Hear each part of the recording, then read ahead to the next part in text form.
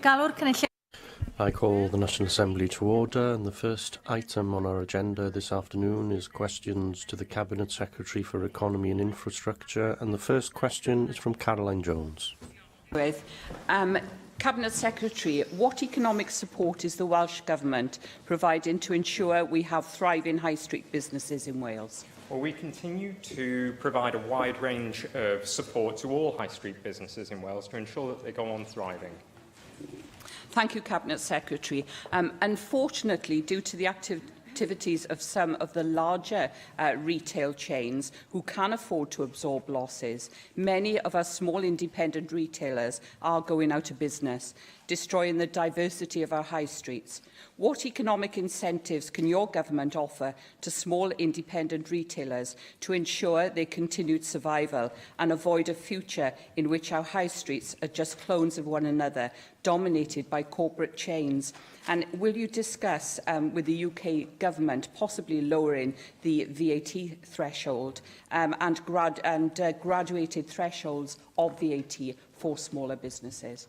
Well, can I thank the member for her question and say that this is an issue that's close to the heart of many members in this chamber. I think just because a small business is struggling to operate doesn't mean that it doesn't have a future in an environment that sees an increasing amount of activity take place online. I think the important factor that will determine the success or failure of a small retailer is whether it's distinct from competition. And in some town centres, such as Narberth, we see a good number and a high concentration of small boutique businesses and retailers in particular. Now, government can act as an enabler, supporting small businesses on the high street through programmes such as the Business Exploitation Programme operated in tandem with Superfast Cymru. We can also assist in terms of offering support through Business Wales, offering one-to-one advice for business growth and how to adapt to modern retail tastes and trends. And also we can support businesses through the development of bids and also town centre champions. And we're doing just this, but I think what's crucially important is that if a small business is struggling to carve out a niche or to survive in a fiercely competitive environment, call Business Wales, seek advice and potentially seek support in the form of a loan or other financial resource. It's essential that that's done as soon as possible. We can also offer advice and support in terms of skills training and management too. Paul Davis. Cabinet Secretary, one way to ensure that we have thriving high street businesses in Wales is to make our high streets as accessible as possible by developing car parking strategies that factor in local nuances around individual town centre layouts. Now, I appreciate that the Welsh Government last year announced a package worth £3 million to help local authorities pilot town centre free parking. So in the circumstances, can you tell us how many town centres and high street businesses and high streets individually have already benefited from this support? I don't have that data to hand. This is a responsibility of my colleague, the Cabinet Secretary for Finance and Local Government, but if that data is already available, then I shall ask him to liaise with you specifically on that. I think it's also important to recognise it's not just car parks that can have an influence over the success or failure of a high street. It's also whether a high street is populated with vibrant businesses. And there's a lot of work taking place at the moment looking at whether high streets can be shrunk, whether businesses or business activity can be consolidated into smaller, tighter areas to generate a greater degree of activity that's concentrated around a central hub. This is something that I'm very keen to explore as part of the place building element of the new prosperous and secure strategy. I think place building is absolutely essential in determining the prospects of a local economy. And within an urban setting, it's essential that a place feels of the highest quality, is accessible and is vibrant, not just during the daytime, but also at night time. And for that reason, I think it's essential that we go on supporting businesses in their diversification and ensure that town centre economies are not just vibrant during the daytime, but also at night. And the member also raised car parks as a means of accessibility into town centres. I think it's essential as well that we go on investing in active travel and in local scheduled bus services, which for many people are an essential, indeed crucial means of accessing high streets and town centres. And I'm pleased that we are maintaining the £25 million for bus services across Wales to ensure that those that wouldn't operate on a commercial basis can still reach out to rural communities and connect them with urban centres.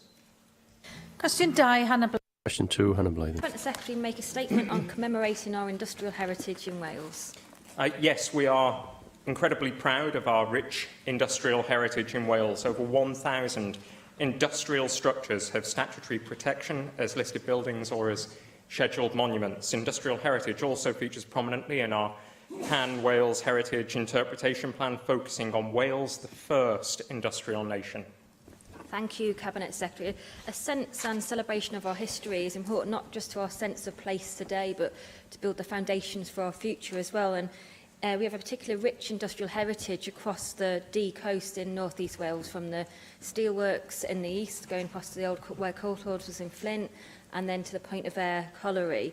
Earlier this year, the Point of Ayre Community Heritage Project received £40,500 from the Heritage Lottery Fund in a grant, and this will enable Point of Ayre to build a miners' trail and a circular walk, which will go meeting with the coastal path and the site of the colliery, and will also link the towns of Funangroy and Tulacra. I was lucky enough to meet with the chair, John Wiltshire, at an event down in the Senedd, and last month I was at the opening of the start of the trail, which was a privilege to be there as the Assembly member representing the area, but it's also a particularly proud moment for me as my tide and uncle and many members of my family worked at the Point of Ayre. Now, on the 23rd of July will be the grand opening of this trail, where one of the old pithead wheels will actually be reconditioned and opened. Cabinet Secretary, will you join me in kind of congratulating the Point of Ayre Heritage Project and John Wiltshire and his team on all that they've done, and also urge others across Wales to learn from the group? And of course, if you were free on the 23rd of July, I'm sure the invitation's open for you to attend. Well, I'd be more than delighted to attend that special occasion, and I too would like to congratulate those volunteers who are investing so much time and energy in promoting their local heritage. I was delighted to meet some of the volunteers with the member recently, and in addition, we know that this particular facility, this site, the Point of Ayre colliery, is of enormous significance for the community of Tulacra, but also for the communities of Mostyn and Funangroy, of Llanasa, Penaford, Flint and Holywell, indeed a crucial tourist attraction for that part of North East Wales. In addition, nearby we have the Brumbo Ironworks, which has received in recent times £110,000 in grants from Welsh Government. Again, a crucially important facility to attract tourists and to bring the community together. And I was pleased also to recently attend the opening of the Rhydymuir tunnels, again in my friend Hannah Blythen's constituency, in Rhydymuir, where it was quite apparent how much value the local community place on that facility. And I'd like to pay tribute in particular to David Hanson. He was honoured for the work that he's done over many years in ensuring it can be open to the public, and indeed to Mark Isherwood as an Assembly member who remains steadfast in support, as does Hannah Blythen, for the community group that made this happen. Mark Isherwood. Coincidental, but thank you for your comment. In the context of the Pontcysylltu Aqueduct World Heritage Site, it's now, I think, 8 years since that was awarded, and I think 8 years since the then Welsh Government first established a regional partnership body to drive forward the regional industrial heritage offer, incorporating potentially Llangollen Railway, the canals, the Ceiriog Valley, Brumbo you've referred to, but stretching across two Flintshire heritage trails, Rhydymuir Valley, Greenfield Valley Trust, and so very much more. But we still haven't got that joined up approach now. We haven't got the through ticketing, which bodies such as Llangollen Railway are proposing. And the concern raised with me has been because the bodies have had insufficient representation from tourism and heritage bodies in the region themselves. It's good that Glandwr Cymru are on board, but where are all the others? Do you agree with me that we therefore need to incorporate better those wider voices so that together they can bring forward the proposals which can at last achieve, I think, the objectives that we both share? I'd agree entirely with the member. I've been keen to encourage movement speedily and with dynamism in the direction that he outlines. I'd like to see more through ticketing, for sure. I'd like to see a greater coordination between and amongst the various organisations that are involved in the culture and heritage sector in industrial North East Wales. And for that reason, I think it would perhaps be very sensible to convene a culture and heritage summit during the summer to bring together those organisations, including Glendower Cymru, who the member rightly identifies as a lead partner in the Pontyclun World Heritage Site activity. And I think as drawing together those various interests, we may be able to make progress. Cwestiynau nawr gan Lefan. Questions now from the party spokespeople to the Cabinet Secretary. Plaid Cymru spokesperson Adam Price. Cabinet Secretary, this week in a written reply to me, you accused the company behind the Circuit of Wales of many material gaps and inaccuracies in the information they have provided to you. Now, that's a fairly extraordinary claim for anyone to make, let alone a government, about a counterparty with which you are just weeks away from making a decision about a £425 million project which you've been discussing for over 6 years. Isn't it the case, Cabinet Secretary, that it's your government that's been inaccurate? You promised at that dispatch box in February a 4 to 6 week process, which is the standard timeline for confirmatory due diligence. What you've done is conduct a forensic audit with the express purpose, it seems to me, of finding some excuse, any excuse at all, to justify saying no. And isn't it also the case, Cabinet Secretary, that having first delayed the decision until after the May local elections, you're now delaying it beyond June the 8th? Not because of any gaps in information, but because you don't want to be open and honest with the people of Blaenau Gwent, who you've strung along with false hope and empty promises for 6 years. Not at all. The member is completely and utterly wrong. He asked a series of questions. I gave a series of honest answers. Never before have I seen an opposition spokesperson criticise a minister for giving honest answers. My duty is to ensure that projects that can create jobs, that are sustainable, get the support of this government. My job is to make sure we invest our resources where there are employment opportunities. I am excited by this project, but I will not short-circuit the due diligence process, unlike the member who would have signed it off last year with, incidentally, another £80 million of public funding guarantees. You accuse the company of misleading you. And you say you give honest answers. But isn't it the case that if anyone has been guilty of misleading people, it's your government? In the Auditor General's report, he refers to a press release that your government issued on the FTR acquisition, which he says, in terms, was both incorrect and misleading. That's the Auditor General's verdict, not mine, on this government. Now, in your response to the Auditor General's report, you said that you were shocked and disappointed at its release during the pre-election period. Yet, isn't it true, Cabinet Secretary, that the Deputy Permanent Secretary was informed of the intention to publish on March the 10th, almost 6 weeks before? As the Auditor General has said in a letter to me, and I quote, "Although I can understand why the Cabinet Secretary has expressed disappointment regarding the timing of my report, I find it hard to understand how officers could express shock in this respect." You're blaming the company, blaming the Auditor General, blaming everyone else. But isn't it true, Cabinet Secretary, that it's you and your government that are to blame for the fact that here we are 6 years on, still waiting for a decision? I'm astonished again that the member used the term misleading. The Auditor General used the term misleading. In the context that he did. The member should retract that, because what I stated in those written answers was true and factual. True and factual. And I say again, my job is to ensure that projects that can gain government support, that are proven to be sustainable and to create the jobs that they purport to be creating for the communities that they must serve. My interest is with the people of Ebbw Vale. Yours seems to be with political self-interest. There is a big difference between ambition and recklessness. I will not short-circuit the due diligence process. Where do you think the Auditor-General would have you if you were to propose short-circuiting a due diligence process if you were in my position? Do you think the Auditor-General would support you in that?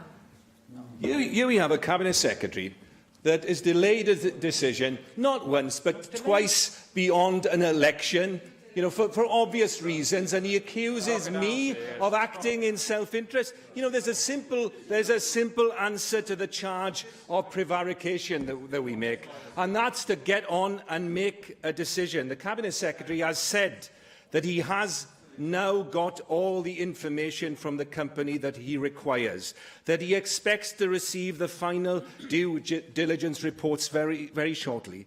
So can he confirm there is now no impediment, no barrier, no excuse left which would prevent you from making a decision and an announcement before June the 8th. Can I remind the Cabinet Secretary, the Cabinet Office guidance and Westminster general elections state clearly that devolved functions should continue as normal. His predecessor, Edwina Hart, made a decision on the Circuit of Wales in the middle of the Assembly pre-election period. If she was honest enough to do so, then why should you and the First Minister be cowering behind this excuse of pre-election purdah instead of being honest with the people of Blaenau Gwent that put their trust in you? I should just suggest you keep digging yourself in, because what you're essentially saying is that we should again ignore the due diligence process. The reason that there have been delays is because the information has not been fully populated in the data bank. That is the reason why. That is the reason why. Do not blame government for failing to provide the information that the developer is required to provide. We remain excited by this project. We want to... Well, there we are. There we are, and there's the point. You're here to scrutinise me, but you don't wish to listen. You just wish to give lectures about how to dodge due diligence. That is not your role. That is not your role. Your role is to ensure that you scrutinise the information that is presented to you, but you don't wish to do that. You don't wish to do that. What you wish to do... Can we hear the Cabinet Secretary's reply, please? Thank you, Presiding Officer. What you do is you wish to butterfly move from one policy and project decision to another. For example, how would a £12 billion World Expo help the people of the valleys if it was to be based in Cardiff? That was another of your suggestions, which presumably would come with a huge debt burden. And there are many. There are many. I think you've amounted to £1 billion of debt per month since this Assembly was elected. That is not responsible. That is reckless. That is not ambitious. It's delusional. Our job is to create lasting work for all people in Wales. And right now we are doing that. We have record employment in Wales as a result of this government, our interventions, our investments. We now have low unemployment that is below a level the previous governments at Westminster could ever have dreamed of as a result of our interventions and our investment. Our job now is to tackle those structural problems within the Welsh economy that have deprived too many people of work for too long. But we will do it by making sure that our investments go into work that is sustainable. And I will not dodge any due diligence process in ensuring that the taxpayers' money is invested in the right and proper way on behalf of the people of Wales. Be honest. Llefarydd y Ceidwad. Welsh Conservative spokesperson Russell George. Diolch, Presiding Officer. Keeping on the theme of supporting the Welsh economy, I'm sure you will welcome Theresa May's pledge to... Can we move on to the next question? Yeah. Russell George. Thank you, Presiding Officer. Cabinet Secretary, I'm sure you will be welcome with Theresa May's pledge to abolish the Severn Bridge tolls once ownership has transferred to Highways England next year, bringing, of course, at least £100 million to the Welsh economy per year. Far more immediate timeframe than the one, perhaps Joyce Watson will listen to this, far more in the timeframe in Labour's manifesto, which merely promises we will work with the Welsh Government to scrap the tolls on the Severn Bridge. Given that a Conservative government on the 8th of June would open up Wales to even more economic prosperity, when will the M4 Relief Road get started to support the significant increase in traffic this will bring? Well, can I thank the member for his questions? I'm delighted by the somewhat U-turn approach of the Conservatives at Westminster. Nonetheless, I do welcome their move in the direction that the First Minister, Carwyn Jones, has given a very clear and strong direction on. I am confident that the local public inquiry is proceeding to the timeframe that was outlined. Subsequent to the outcome of the public local inquiry, a decision will be made, and I've outlined how I envisage and intend to ensure that work is carried out subject to the outcome of that inquiry without delay. Well, of course, you'll be aware there's no U-turn, of course, on these benches. We've been very supportive of scrapping the Severn Bridge tolls for some time. And I could hear Joyce Watson as well shouting in the back row, where's the money going to come from? Well, I'll perhaps answer that as well, Cabinet Secretary. The UK Government has provided substantial, of course, funding to boost the Welsh economy, from investing £1.2 billion to the Cardiff capital region, £400 million increase to capital budgets as announced in the autumn statement, on top of the £500 million the Welsh Government will be able to borrow to invest from 2018. Yet the creation of the National Infrastructure Commission, which would oversee, of course, the numerous infrastructure projects that we need in Wales, has been delayed until the end of this year. You will be aware, of course, of the Economy and Infrastructure Committee's recommendation in March, yet you didn't accept the recommendation to establish it as a non-statutory body, with the presumption that legislation would follow, which I think was disappointing, of course, to committee members and many others. Do we take it that this will mean that the Infrastructure Commission will not be a permanent fixture in Wales? No, we shouldn't. The National Infrastructure Commission, the proposals for how it will be composed and the membership that it will comprise of has been clearly outlined. It's our intention to ensure that there is, before the end of this Assembly term, an evaluation of the effectiveness of the Commission based on models that have operated elsewhere. We believe that it will be a very effective means of providing expert advice. I think it's fair to say that one essential element of the work of the National Infrastructure Commission of Wales will be how it interacts with the UK Commission, given the significance of many major infrastructure projects on both sides of the border, not least rail, in the coming 10 to 20 years. And it's my belief that, in terms of the presumption to put it on a statutory footing, it's my belief that we need to ensure that we first of all evaluate the effectiveness of the National Infrastructure Commission before we proceed with any further developments regarding its composition or how it stands. Along with the substantial investment that the infrastructure, the UK Government's industrial strategy has provided key opportunities for regional economies. I note the Welsh Government has responded to the industrial strategies consultation, as so have the Welsh Conservatives. Can you commit to publishing your consultation response to Assembly members immediately, and if not, why not?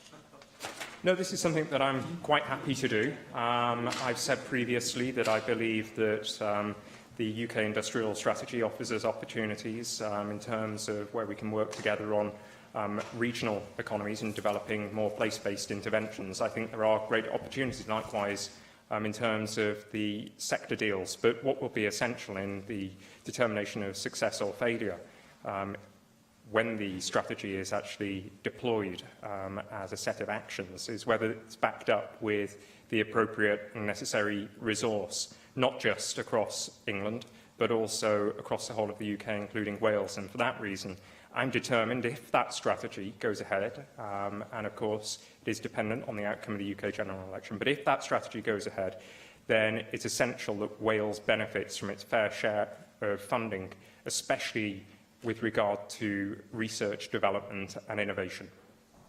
Llefarydd UKIP, David. UKIP spokesperson David Rowland. Lewis.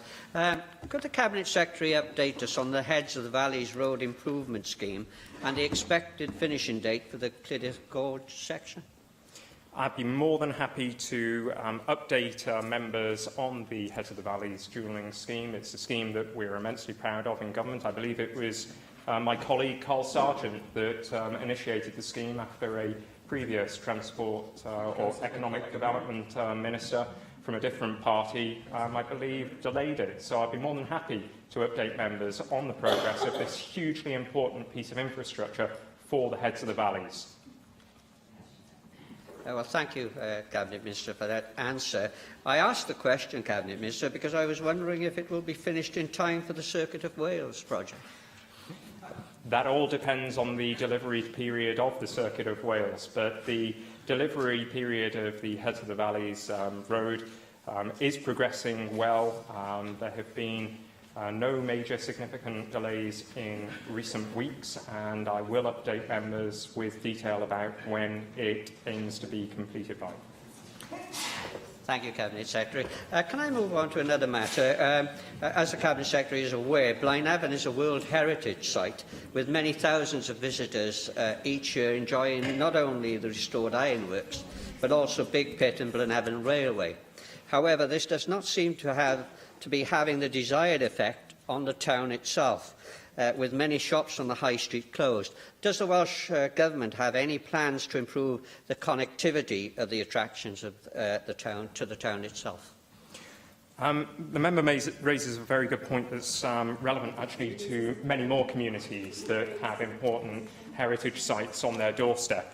As a consequence of the work that's been taking place by the steering group looking into the Historic Wales policy pledge, there will now be far closer interaction between those who manage Big Pit and the Blaenavon ironworks. And I think as a consequence of that, there will be a greater focus on accessibility and outreach programmes.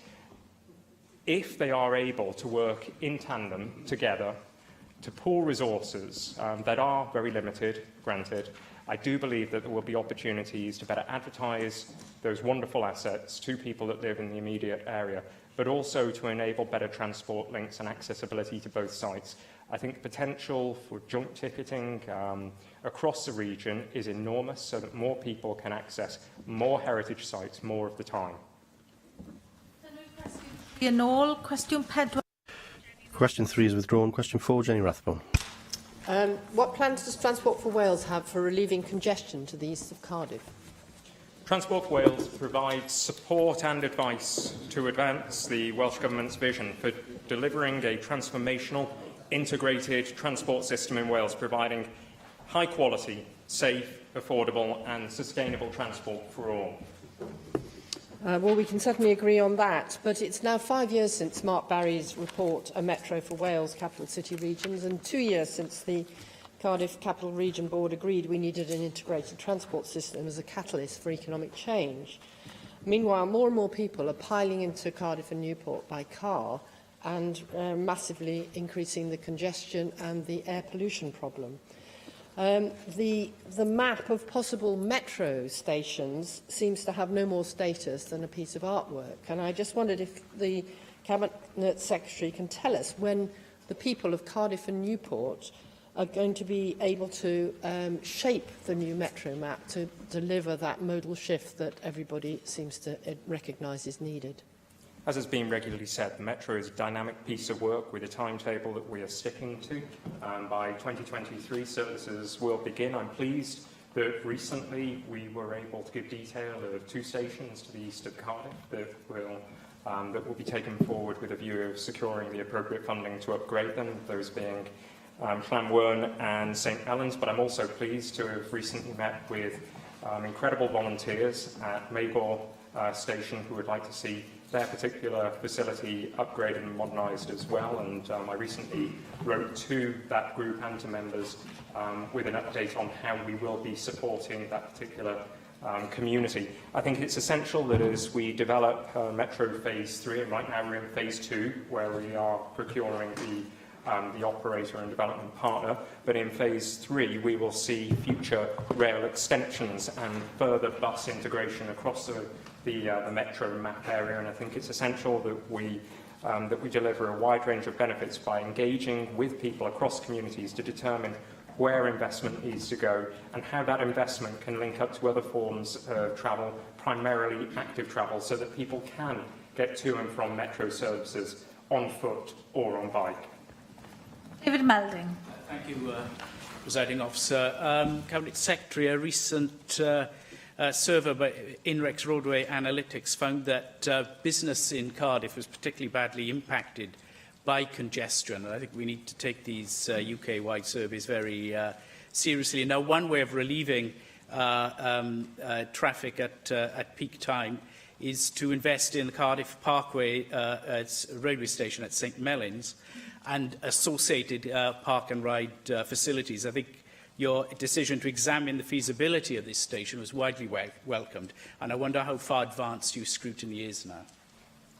I'll provide information in writing to members on the stages at which all of the projects that we're now taking forward are currently at. But certainly with St Mellons, the creation of a significant park and ride facility will reduce congestion into Cardiff city centre, but it will also ensure that the businesses can continue to grow against a fiercely competitive environment just across the border. We know that between congestion on the M4 and the existence of tolls at Severn Bridge, there is a significant factor working against our interests in driving economic growth. We wish to remove both of those. I'm pleased that political parties in London have now recognised the need to remove the Severn Bridge tolls. It's now essential that we resolve the congestion problems on the M4, but that won't just be delivered via an M4 relief route. It does require considerable investment in the infrastructure that will enable people to take public transport and indeed participate in active travel into and around the city centre. Question 5, Neil. Question 5, Neil Hamilton. Will the Cabinet Secretary make a statement on superfast broadband provision in Mid and West Wales? £48.6 million in providing 171,498 homes and businesses in Mid and West Wales access to superfast broadband connectivity, delivering average speeds of over 73 megabits per second. I thank the Minister for that. I acknowledge the role she's played in rolling out this programme and improving the accessibility to broadband throughout Mid and West Wales. But she'll be aware that we've still got quite a way to go.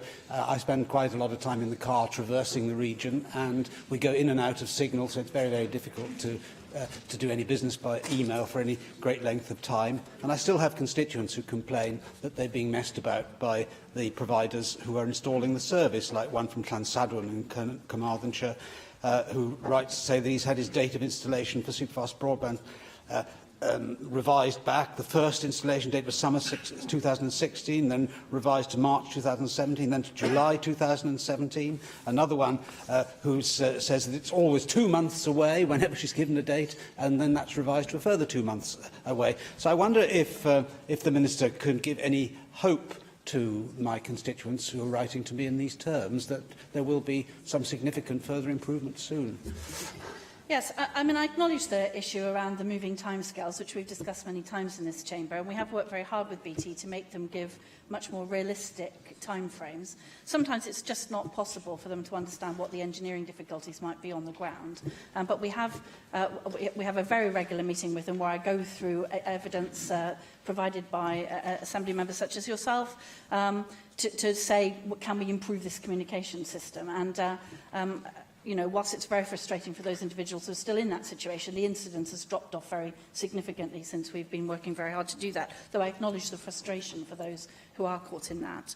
We have done extremely well in terms of coverage. At the moment, we've got 80% completion in Pembrokeshire, 75% completion in Carmarthenshire, 63% completion in Ceredigion, and Powys is over 71% complete. And those figures will improve as we go towards the end of the project. So just to reiterate, the Superfast Cymru project will end in June. All the work that will be done under the project must have commenced by June. It will be complete by December. Very shortly, in June, I will be making some announcements about the future programme to get to the remaining numbers of people. We are looking at an enormous number of innovative ways of getting the last few percent up into superfast speeds. We'll be investing in excess of £80 million in doing that. That's dependent on what the clawback is on the current contract. So, as usual, I encourage all AMs to make sure that where Superfast is available, people are buying the service, because obviously everything over 21% take-up, we get a gain share for that, and that enables us to invest that money further in improvement. You did also mention the mobile phone connectivity.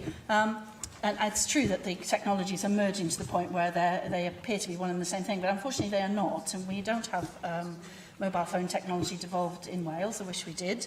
But we are working very hard with the mobile phone operators on a series of measures that will help improve connectivity. And I will also be making a statement about the number of roundtables we're having on improving that connectivity. We are acutely aware of it. And the last thing to say on this is that we will be looking to see what we can do about the rollout of 5G, so that people don't have to climb up the steps. They can leap from where they are now up into the best possible provision. And that's an ongoing conversation with all of the mobile phone operators as well. Russell George. Minister, I've got two letters from you here, one dated March and one dated April. The one in March says that officials have spoken with BT colleagues who have confirmed the rollout of superfast broadband will take place in June. Then a month later, the very same property, you write again to me saying, since the update, information has now changed and it's no longer available. And unfortunately, this particular property is going to be too far from the Cabinet. Now, the issue here, of course, is that I hope you will agree it is completely unacceptable, because this particular property in this area has an opportunity to take part in another technology solution. And on your advice in March, they turned the other solution down. So, no, that's fine, because we've got superfast broadband coming in June. We don't need it, sorry. And then only a month later to get yours. But then it was too late, of course, to take part in the other technology solution. Do you agree that this is absolutely unacceptable? And what are you going to do to make sure people get accurate information in the first place? Yes, I accept the frustration of that. The letters do also say, of course, that dates are always subject to change depending on the engineering works and so on. We do try to give the most accurate information, and I absolutely acknowledge the frustration for those caught in a situation which changes in that way. So we work very hard to make sure that information is accurate, and the number of instances has declined very seriously. But I absolutely acknowledge the frustration of people who are caught up in that, and I'm very happy to work with you on an individual basis to make sure that those individuals do get the best solution. Question 6, Steffan. Question 6, Steffan Lewis. What have recent currency fluctuations had on Welsh exports? Well, in general, a lower value for sterling would be expected to help support exports by reducing the prices of exported goods in overseas markets. However, export levels are affected by a wide range of factors. Irrespective of the currency position, the Welsh Government engages vigorously in a range of programmes to promote Welsh exports, and these efforts will be redoubled as the UK leaves the European Union. I thank the Cabinet Secretary for that answer. I'd be very interested to hear specifically what redoubling actually means. I think it's fair to say that when negotiations begin between the UK and the EU on our withdrawal from the European Union, that there might be market volatility, there might be further currency fluctuations as every angle of the negotiations is analysed, and the potential for leaks. When I asked the Welsh Government what specific support was being provided for the agriculture sector in terms of mitigating currency fluctuations, the response was that currency fluctuations were beyond the control of the Welsh Government, which was a very helpful answer. The Irish Government has established a €150 million agriculture cash flow support loan scheme, making funds available to farmers at low cost to help address the impact of currency and exchange rate volatility. I wonder if the Welsh Government might consider an equivalent scheme in this country to support exporters more broadly for potential volatility in the financial and currency markets.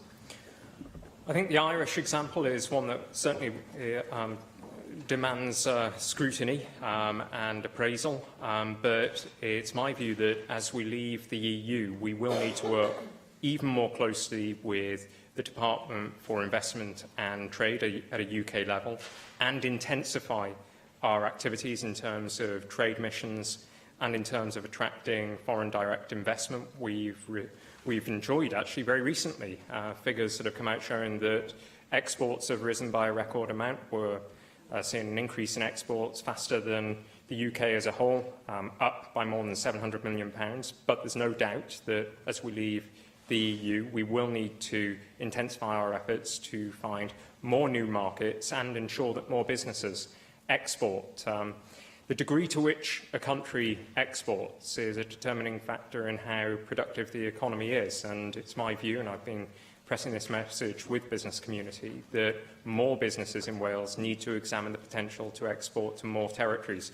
For that reason, we're looking at more trade mission opportunities and at more engagement programmes to ensure that businesses, large and small, are given every bit of support from Welsh Government they can get to enable them to export.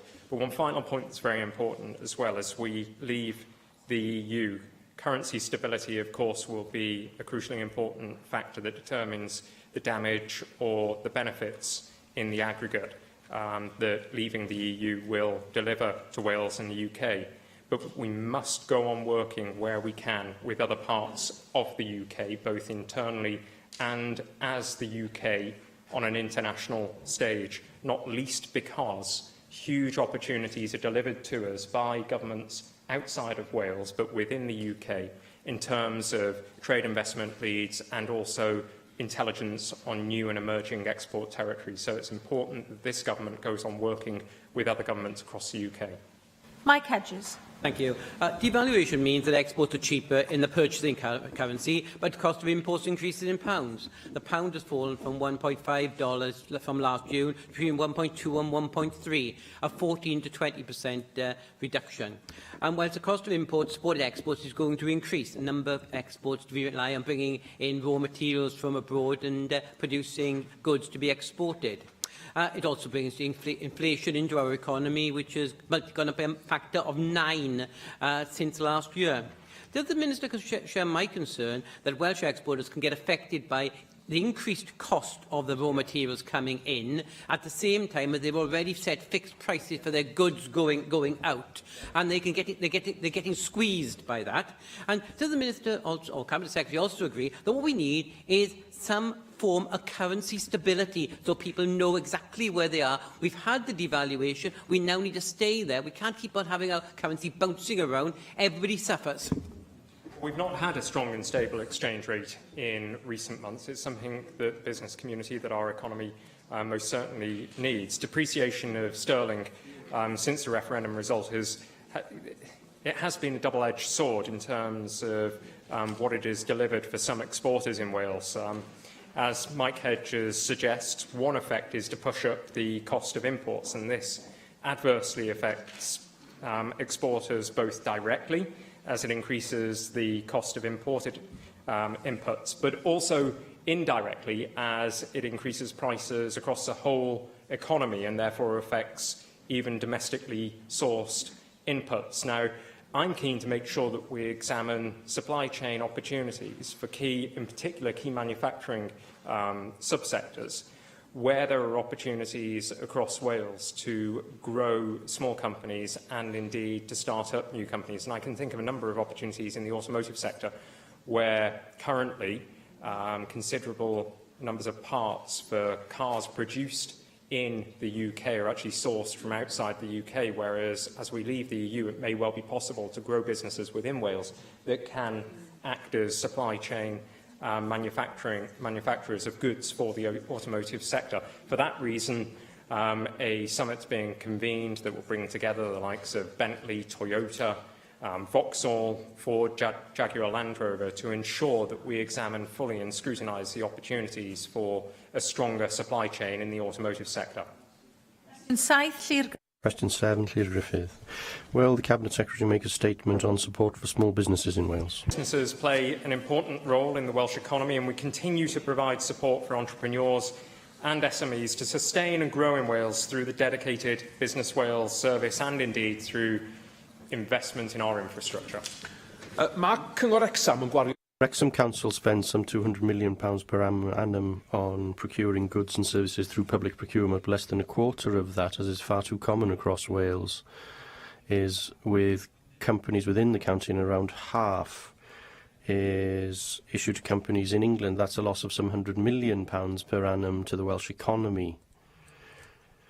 Now, there are potatoes for school dinners coming from Rochdale, although there is a potato distribution company in the town. There is bread for school lunches coming from Liverpool, although companies such as Village Bakery are more than able to provide that produce. So, with new councils being formed across Wales over the next few weeks, what's your message to Welsh councils in terms of improving the very disappointed record that we have at the moment in terms of public procurement in Wales? I think it's very important that councils scope out opportunities for their business community in their respective areas to ensure that that businesses are registered on the CELTA Wales database. At the moment, it's got something in the region of 34,000 registered suppliers. It's essential that we go on building the database, and that local authority economic development units and the procurement units work closely with business organisations, with Business Wales in particular, in disseminating information about the opportunities that are there at the moment and which could emerge in the coming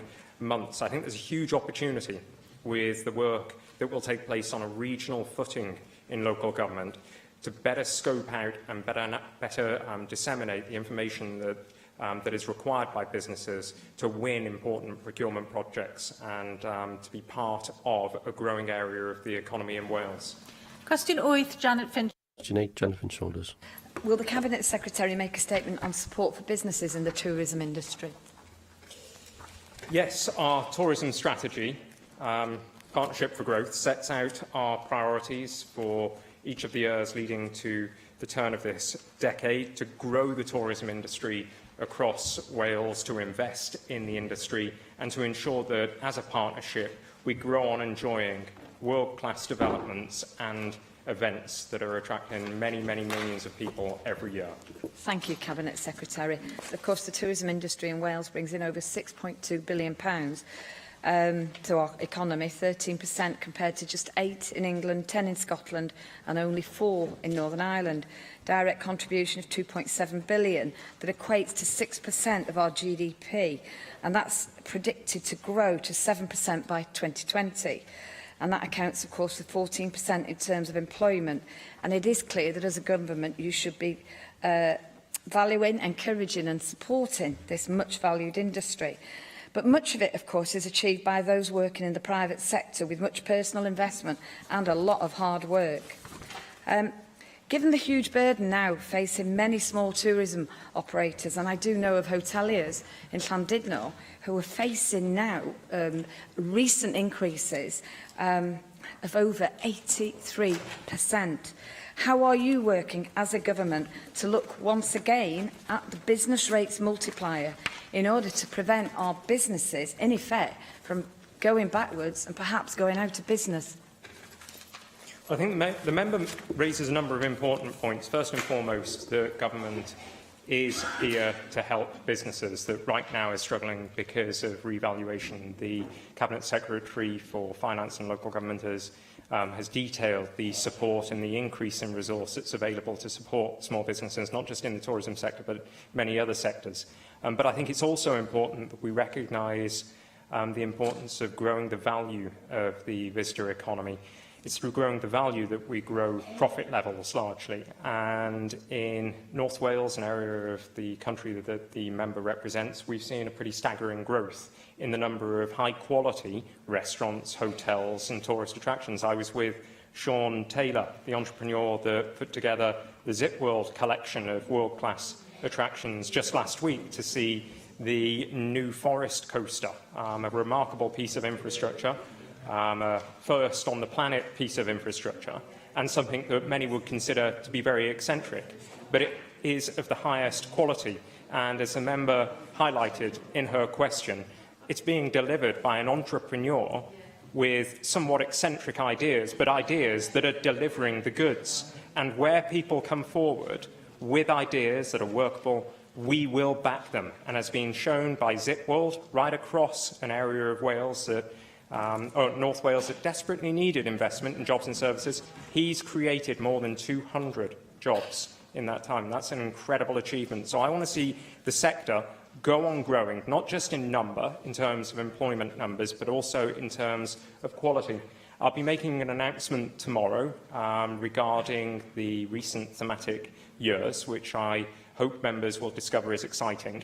But I'm also intent on making sure that we use our resources through the Tourism Innovation Fund and the Tourism Investment Support Scheme to continue to develop world-class, reputation-changing attractions that bring more people in Wales, spending more money, driving up the value of the economy and making sure that those visitor economy-related businesses are sustainable in the long term. Ac yn ola cwestiwn. And finally, question 9, Lynette Morgan. To make a statement on how rural Wales can boost its economy.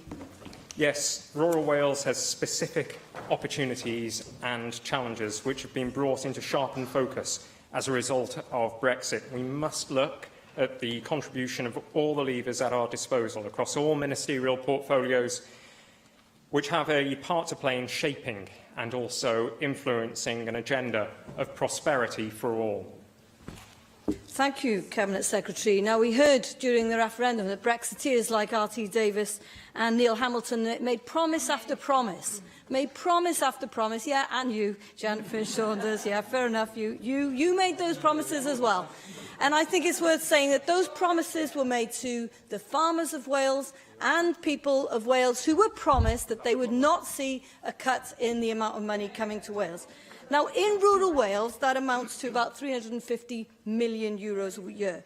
Now, one thing's clear to me, and that is, whichever way we leave the European Union, hard or soft, we'll see the end of the CAP.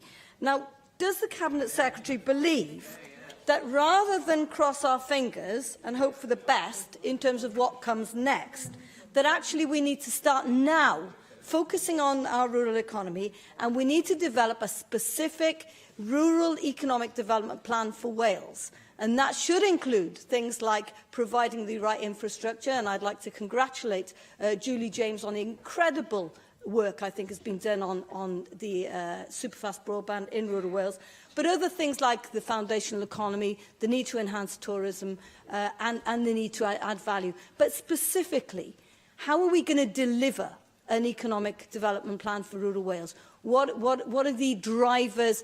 Who is going to deliver it? Because the massive pressure on local authorities means that it's very, very difficult for them to deliver without support from the Welsh Government. Can I thank the member for her question, and also thank the member for recently hosting me at one of our forums, the Mid and West Wales Economic Forum, which I found incredibly interesting and which certainly has contributed to my thinking in regard to the new regional place-based economic development agenda, which I have talked of previously in this chamber and at other venues. I think it's absolutely essential that the agriculture sector in particular gets continued support from Welsh Government as we leave the EU, but there is also a need to recognise that challenges faced in rural Wales, across rural Wales, can be unique and require bespoke solutions. And for that reason, I'm keen to go on working not just with the member through her economic forum, but also with my colleagues across government, and principally the Cabinet Secretary for Environment and Natural Resources, to ensure that as we succeed in spite of or because of Brexit, regardless of which it is, we do succeed, that all parts of Wales benefit from economic growth in the future. Not all parts of Wales have benefited equally from economic growth in recent years. It's this government's intention to ensure that in the future there is prosperity for all. Diolch i'r ysgrifennydd. Thank you, Cabinet Secretary. The next item is questions to the Cabinet Secretary for Health, Wellbeing and Sport. And the first question is from Caroline Jones. Diolch, Llywydd. Will the Cabinet Secretary provide an update on progress the Welsh Government is making in reducing waiting times for diagnostic tests? Thank you for the question. I understand, Presiding Officer, you've agreed for questions 1 and 5 to be grouped. The number of people waiting over 8 weeks for diagnostics at the end of February 2017 was 41% lower than February 2016. This is the lowest figure since June 2011. The latest median waiting time for diagnostic tests across Wales is 2.6 weeks. Thank you, Cabinet Secretary. Regretfully, far too many people are still waiting far too long for diagnostic tests. We still have nearly 2,000 people waiting more than 24 weeks for diagnostic and therapy services. Diagnostics are the central pillar of our health service, and we must do more to improve access to testing and eliminate waits over 24 weeks. What is your government doing to ensure that no one in future has to wait half a year for diagnostic tests? We've made real and significant progress, as I outlined in my earlier answer. I'm clear that the progress is significant and sustainable. In particular, a number of health boards, Howell, for example, has no one waiting over the relevant target time. The challenge will be for the numbers that are left, primarily in South East Wales, and how they are resolved. I've been very clear with both executive officers, but also in particular chairs of health boards, that I expect people to meet to make further progress in this year. Because whilst I celebrate the progress that is made, I'm never complacent with the fact there is more progress still to be made, as some people do wait too long, and I'm determined the NHS Wales will continue to deliver and improve. Darren Miller. Diolch, Llywydd. Cabinet Secretary, access to diagnostic tests and treatment is particularly important in emergency situations. So I was wondering whether you could comment on the fact that in a recent coroner's report, following a tragic case of a lady who waited 7 hours in an ambulance outside Glenclwyd Hospital, who passed away shortly afterwards in hospital, he actually said, "It's of grave concern," and I quote his report here, "It's of grave concern that my statutory duty requires me to report these concerns by way of Regulation 28 reports on a very regular basis." So this isn't a one-off, this is something which has happened on a regular basis, a very regular basis, according to the coroner, outside that particular hospital. This poor woman, this 56-year-old lady, was unable to get access to the tests and treatment quickly enough that she needed to get access to, and that may or may not have resulted and contributed to her death.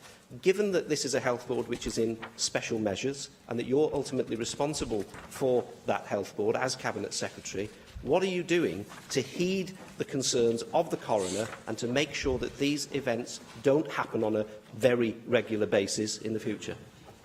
Well, as I said, I've described the improvement that's been made, but I should start by recognising that a wait of 7 hours outside any hospital department is not acceptable. We need to be clear about not just the level of improvement we've made, but equally what we don't find acceptable within our healthcare system, so we're clear about the improvement that is necessary. I'm confident that with the improvements that have been made, and in fact Betty Cadwell out for diagnostic tests, they've made significant and sustained improvements for diagnostic weights. The challenge about how our whole system joins up is one that is not complete. I know that in some of the sites across North Wales, the waits outside hospitals are much prompter than others, so I expect this to be a continued focus of attention. Not just the individual case you highlight, but understanding the broader picture. So we do have a position that is generally acceptable in providing the high-quality healthcare that each citizen in Wales is entitled to expect. David Rees. Cabinet Secretary, I welcome the reduction in waiting time waits for the diagnostic test that you've identified, and it's very important that we get people through as quick as possible. I also welcome the investment in the hub at the Royal Glamorgan Hospital that's been put into place to ensure that diagnostics work with clinicians on site to improve the service for people. Will you be doing more of these hubs across Wales? And if so, can I put a bid in for Neath Talbot Hospital, which is ideally situated for such hubs? Well, I recognise that he is the local member for Aberavon. Look, there's been real progress made in every single health board. And again, Abertawe Bro Ganab Health would have made real and significant progress in this area. The diagnostic hub to be based at the Royal Glamorgan is part of the South Wales programme, the development of a more joined-up service, understanding where those tests could and should take place. As we recognise in any, whether it's unscheduled care or scheduled care, having diagnostic certainty is hugely important to then make proper treatment decisions. I'll decline from indicating I'm about to locate or advance the case for a diagnostic hub to be based in anyone else's, particularly local hospital, but I expect the whole service, the plan for, the demand that we know exists now, that we know will exist in the future, of a system that is properly geared up to meet those demands that are utterly predictable. We do, though, know that will require some reform in the way we organise our service. There needs to be a properly mature conversation about that in the future. And obviously, I hope the Parliamentary will help to advance that cause. David Melding. Cabinet Secretary, you know that the vast range of new diagnostic equipment is very expensive and very, very effective, leading to more investigations sometimes. And it's using the new equipment as efficiently as possible is a key to reducing waiting lists. And I mean in the evenings, for instance, and over weekends, which often provides more convenient appointment times for people who are in work, for instance. I recognise fully the made, as does the service. We invest significant amounts of capital in providing the latest diagnostic equipment. It is important we make best use of it and understand what it is potentially useful for. For example, I visited equipment that was required for one purpose, but actually able to deal with different diagnostic tests. So it's well understood in the service, and that's part of the broader point about what reform does mean. It doesn't just mean reorganising the physical location of services in primary and secondary care. It also means making best and most efficient use of the assets that we already have, those are the staff and the equipment that we have. So your point is well made and well understood by the service. Cwestiwn 2, Eluned Morgan. Question 2, Eluned Morgan. Cabinet Secretary makes a statement on how the Welsh Government aims to provide the health services that the people of Wales need in the light of current economic challenges. Thank you for the question. As a direct result of the UK Government's commitment to austerity, the Welsh Government budget will be 9% lower in real terms by the end of the decade. Despite the cuts imposed upon us, the Welsh Government continues to invest in NHS Wales. That means that in the first 2 years of this Government, we will have invested over £500 million of additional funding into NHS Wales. That's very good to hear, but it's also worth, I think, underlining the point that it's not just economic challenges that the NHS is facing. There are particular problems in terms of recruitment.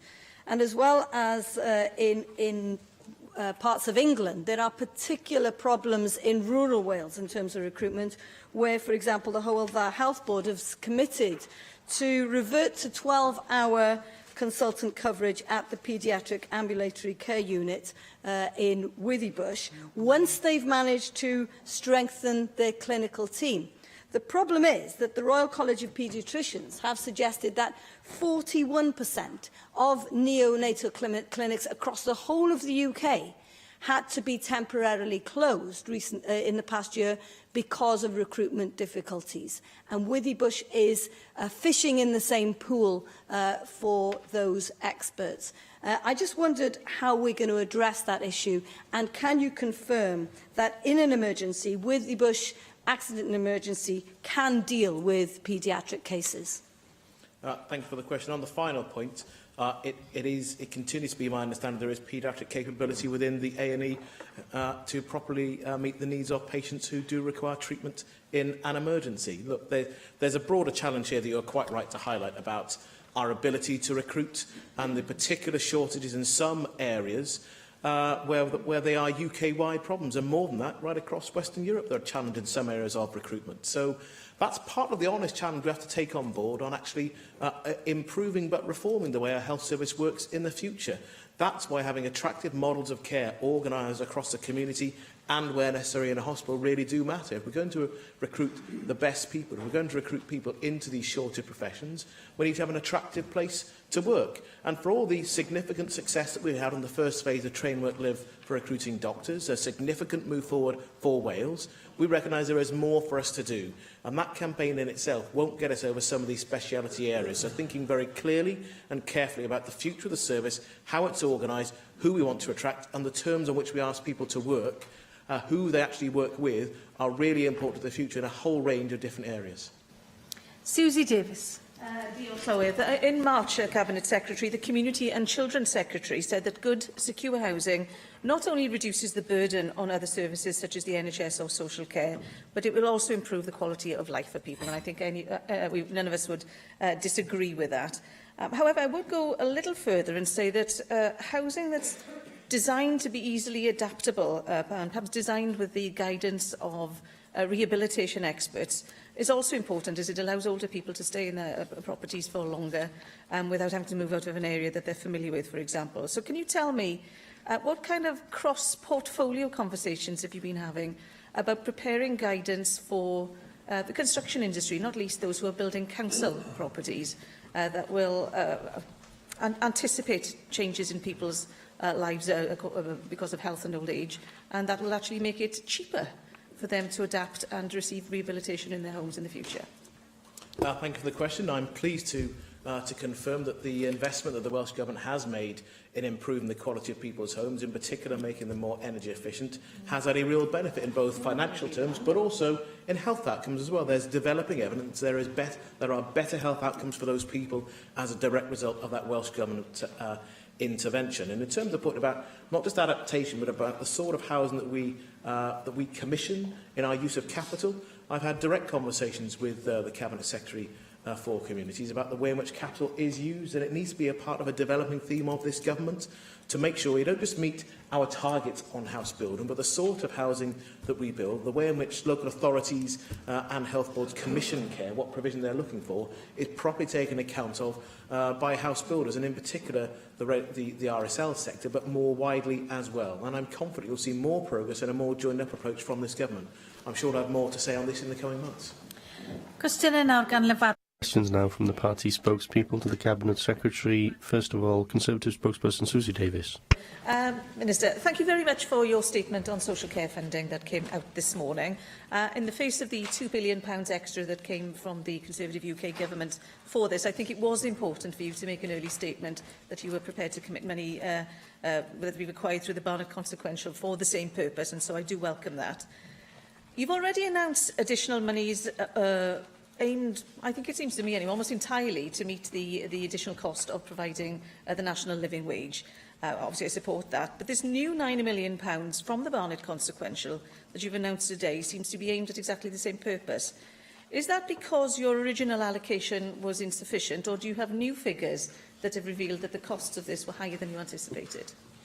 I thank you very much for the question and for the warm welcome that you have given to our additional funding and additional investment in social care in Wales. And just for the benefit of members, the additional funding that I announced today did include that extra £9 million to help meet the pressures of the national living wage within the sector, but also a further £8 million to support work to prevent children from entering care and improve outcomes for those who are in care, and also £3 million to local authorities to support respite for carers, given the crucial role that we know that carers play as well. So the domiciliary and residential care workforce has a crucial role in society, and we have been concerned at the level of turnover within that sector, which is around 30% in some areas at the moment. So the aim of the funding is to allow local authorities to invest and providers to invest in their workforce, to raise the pay, obviously, that their workforce receives at the moment, but also to look at what more we can do to keep people in the sector as well. So it's investing in skills, investing in the individuals more widely as well, ensuring people don't have to pay for the clothes that they wear to undertake their role and so on. So the additional funding was made because we were able to do it, because of the extra money that we have had through the consequential funding, and it's welcomed by local authorities. I'd add as well that we have written to local authorities because this is grant funding in this first year, so we've set out quite clearly to local authorities what we will be expecting them to achieve for the sector through the additional funding that we've made available today. Well, I'm very grateful to you, particularly for the last part of your answer there. As I say, I'm more than happy to welcome everything that's in the statement, but obviously I'm going to be scrutinising you on how well you are watching how that is spent. The £3 million given to local authorities for respite, obviously, particularly in view of what we were talking about here yesterday, is very important. It's an area where provision is particularly weak, and I'm very keen to know what you're going to do to make sure that that is spent on frontline respite provision, and that it doesn't get eaten up in procurement or commissioning processes, which do have a tendency to eat up money for, and in particularly when it comes to respite for social care, where we need every single penny. I prioritise respite for carers because it's one of the areas that carers repeatedly tell us that they need more support in, and we need to look after our carers to ensure that they're able to continue to look after the people who they care for in return. So I'll be working up the specific details in terms of what we will be requiring for local authorities with regards to the funding for respite care particularly. And again, that will go out through grant funding with specific requirements on local authorities as to what we would expect to receive and to see for that money and for support for carers locally as well, because we absolutely are clear that this has to make a difference for carers on the front line who are receiving or who will be in receipt of respite, and to, as I say, enable them to continue the important role that they do. Oh, well, for that very reason, I'm very pleased it hasn't gone into the revenue support grant, so I do thank you for that. Could I ask you, do you welcome the Prime Minister's announcement of a statutory right for leave for those with caring responsibilities? When you initially see that there's a right for carers to have statutory leave, fantastic. Then you see it's an unpaid year off work, and then you realise that that is going to be completely out of the reach of most people who are carers, unfortunately. I don't know many carers who can afford to take a year off work, and it just seems, again, that it's a Conservative policy from the UK government, which is an empty promise, but which also benefits those who have, and so benefits the few, not the many, in the sense that only the highest earning people and those who are in families which are already wealthy are going to realistically be able to take a full year off work completely unpaid. So in that sense, I don't think that it will be taken up by huge amounts of people in Wales. So what we do need to do is ensure that the respite care and the things that are in our gift in the Assembly to deliver really does meet the needs of carers right across Wales. And actually we know as well that carers find it very difficult to find employment anyway. So many carers are out of work because of the nature of the caring responsibilities they have. So there's a role for us as well to look at what we can do to make employers in Wales more carer-friendly, more flexible, to allow carers to return to work. And we're also looking at interesting projects to see how we can perhaps look to whether carers are available to, or carers are able to access some kind of accreditation for the caring work that they do, so that it might be that at a point in future they're able to use their experience and expertise that they've gained as carers to take that step then into paid employment in the caring field. Llefarydd UKIP spokesperson Caroline Jones.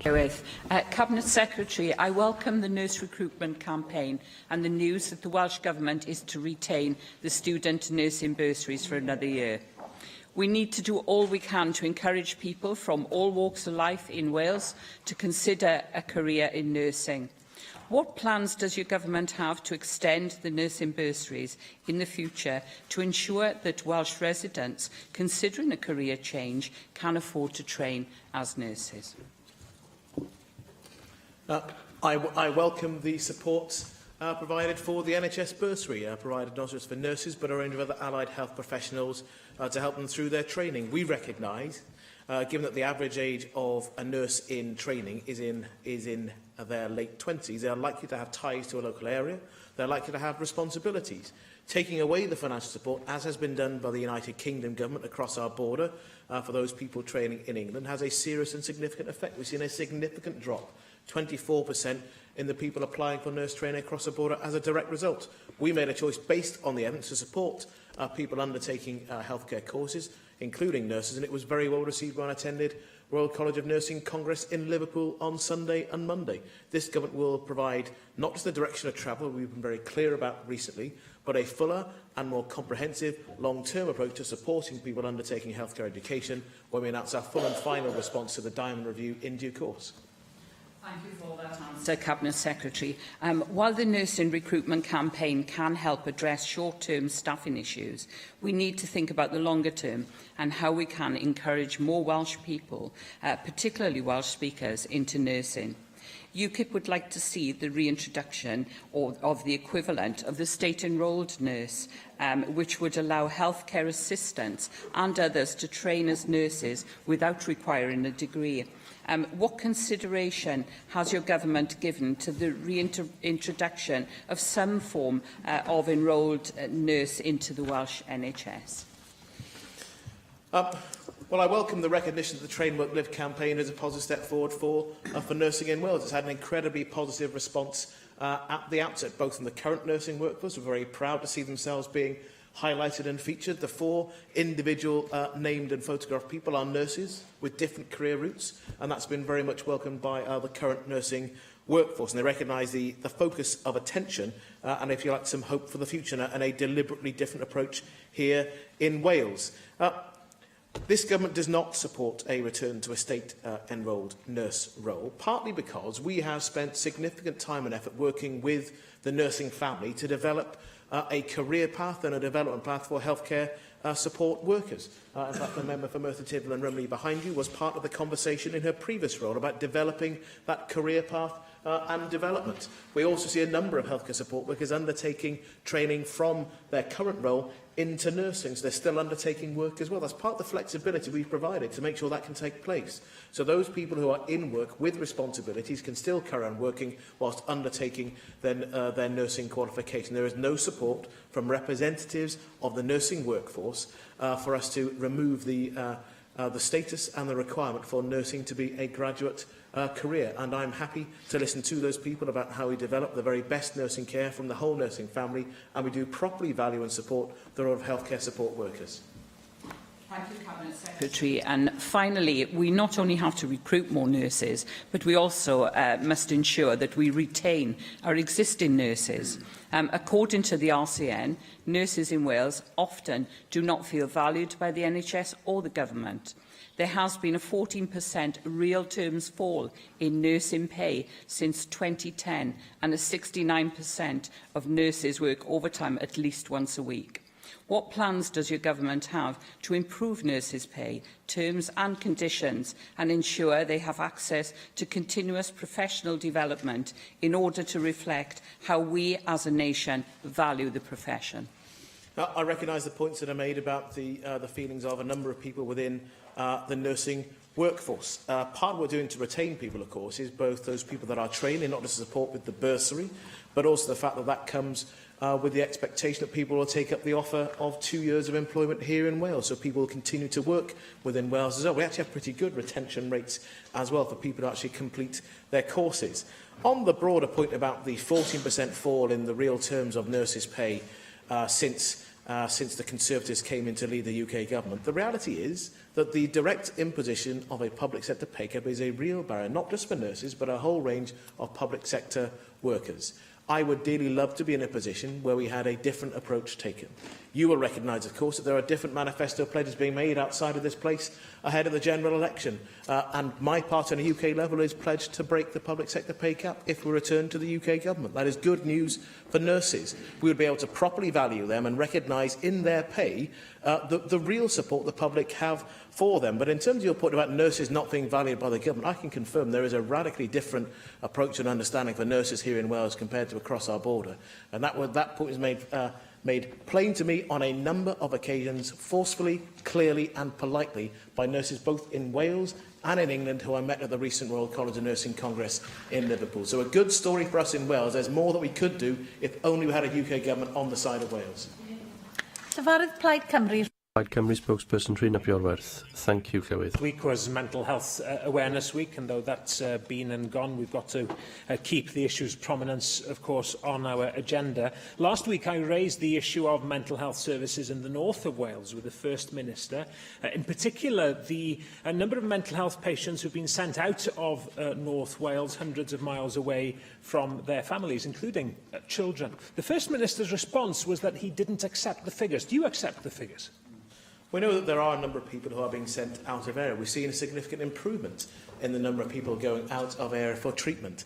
Some of those people will go out of area because they require specialist support that is not available in Wales. We don't have the numbers or the ability to commission and provide that care directly in Wales. Some people are still going inappropriately out of area. But we've made significant progress on this issue over this year. So, for example, there are now single-digit numbers of children going out of area for placements.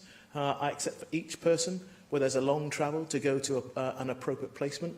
That will be a real issue for them, their family and their loved ones. The point is, though, there is real progress that has been made over this last year, and we expect further progress to be made in the years to come. So you keep telling us.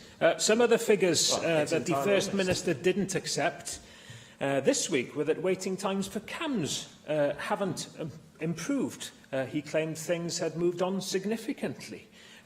We all know that if you want to demonstrate improvement, you simply take the months where figures were at their worst as your starting point and compare with more recent ones. Unless performance is worse, the maths will show an improvement. That's what the First Minister did yesterday. In reality, an honest look at CAMHS waiting time shows that prior to July 2013, the percentage of children waiting over 26 weeks never went above 10%. Then waiting times skyrocketed to 36% waiting over 26 weeks in September 2015, before, yes, recovering to the current level of 20.5% in February this year, which is when we have the most recent figures. An improvement in a period of time, but not overall. Do you accept that this is a more accurate reflection of the performance of CAMS? And when will you accept that the First Minister or yourself simply standing there saying that targets are being met is a long way from the reality faced by desperate staff and desperate patients who share with us as Assembly members their experiences? Well, I would hope that we could have a searching but reflective conversation about this. And I'm disappointed by the tone that is struck. I don't try to avoid scrutiny at all. But the reality is that when looking at the period over the last few years, we've seen a significant rise in the number of referrals and the ability of our system to cope. There was a time when people were waiting significantly longer than they should have done. Some people do still wait too long. We have a backlog to clear. But we have made undeniable, real and significant progress. The investment decisions made over the last couple of years have made a real difference for families entering into the CAMS system. The additional focus on the support that should be available outside of the CAMS network as well. The progress of Together for Children and Young People. There is real progress being made. And I don't deny your right to scrutinise me. I don't deny your right to ask difficult and awkward questions. But I do wish there could be a more reflective and a more accurate picture of the progress that really is being made. And when we see, we'll have figures out tomorrow across a whole range of NHS services.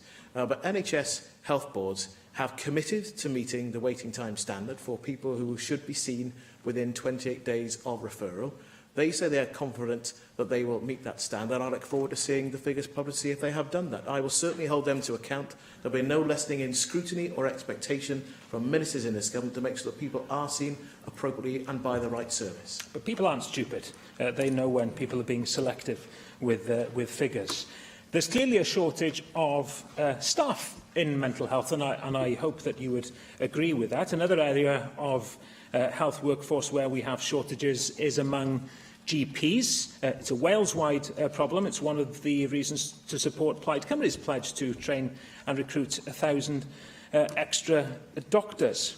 Now, patients in Bury Port are the latest to hear that they have to leave the area to see a GP due to the closure of a surgery. The member for Llanelli is being typically lively on the backbenches today. I do understand that local Labour politicians are protesting against this.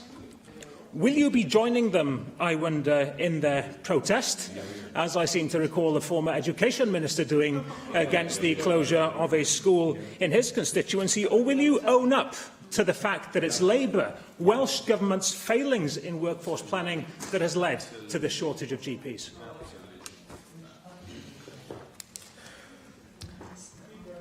The honest and mature approach that I thought we would have to discussing healthcare in the future that was signalled by the Parliamentary Review, of course, doesn't exist when it comes to ministerial questions. The reality is we are recruiting more GPs, we are training more GPs in Wales. We have a more successful approach than in the future. The Train Work Live campaign has been significantly successful in us actually having more GPs coming into Wales. I expect to see, as we make commission decisions in the future, we'll properly take account of the workforce plan that we need to do in a much more joined-up way. There's been real improvement in this area. Now, when you then talk about the 1,000 extra doctors as the answer, well, that's what we politely call an aspirational target, not a real or an achievable one. And in this position in the government, you have to commit to things that will make a difference. That's what I'm doing in this job, and I'm proud of the fact we're making a real difference for people right across the medical workforce here in Wales. And I say that every member is entitled to stand up for their local community and ask awkward questions of health boards and myself. That includes a member for Llanelli who is standing up for his community and asking what arrangements will be in place for the future of primary care. I don't complain about that from any member in this place, and nor should I. That's people doing their job. I just wish we could have a much more honest and grown-up conversation between ourselves in this chamber as well as outside of it. Question 3. Question 3, Simon Thomas. Thank you, Llywydd. What discussions have taken place between the Cabinet Secretary and the UK Government regarding the effects of air pollution on public health?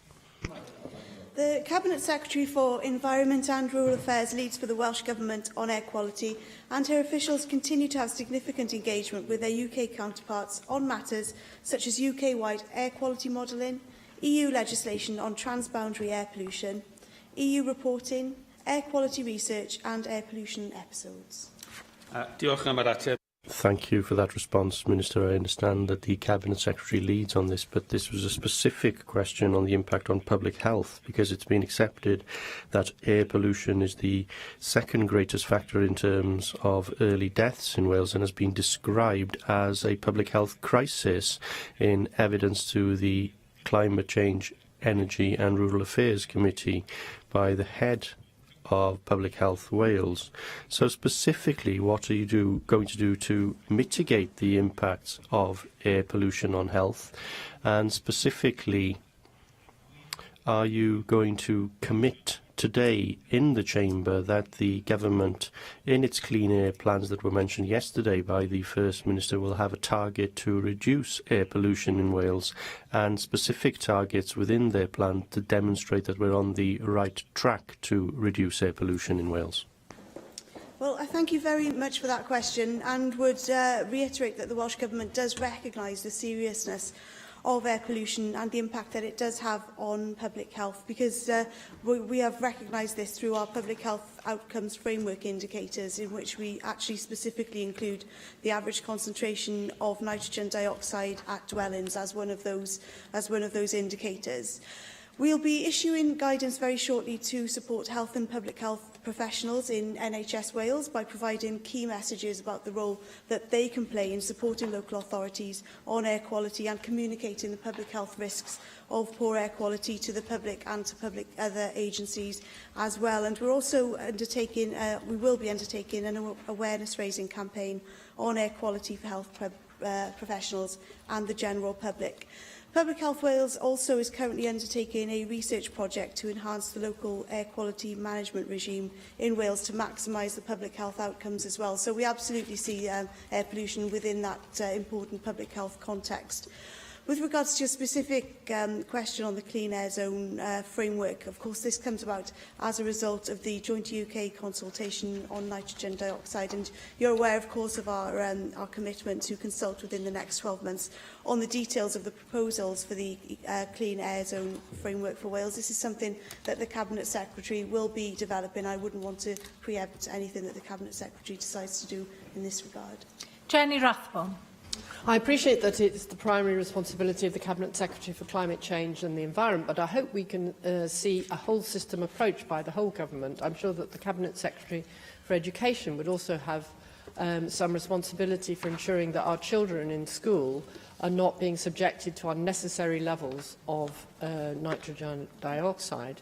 And therefore, what would the advice be to schools from public health experts as to whether it's safe on particular days for children to be playing outside?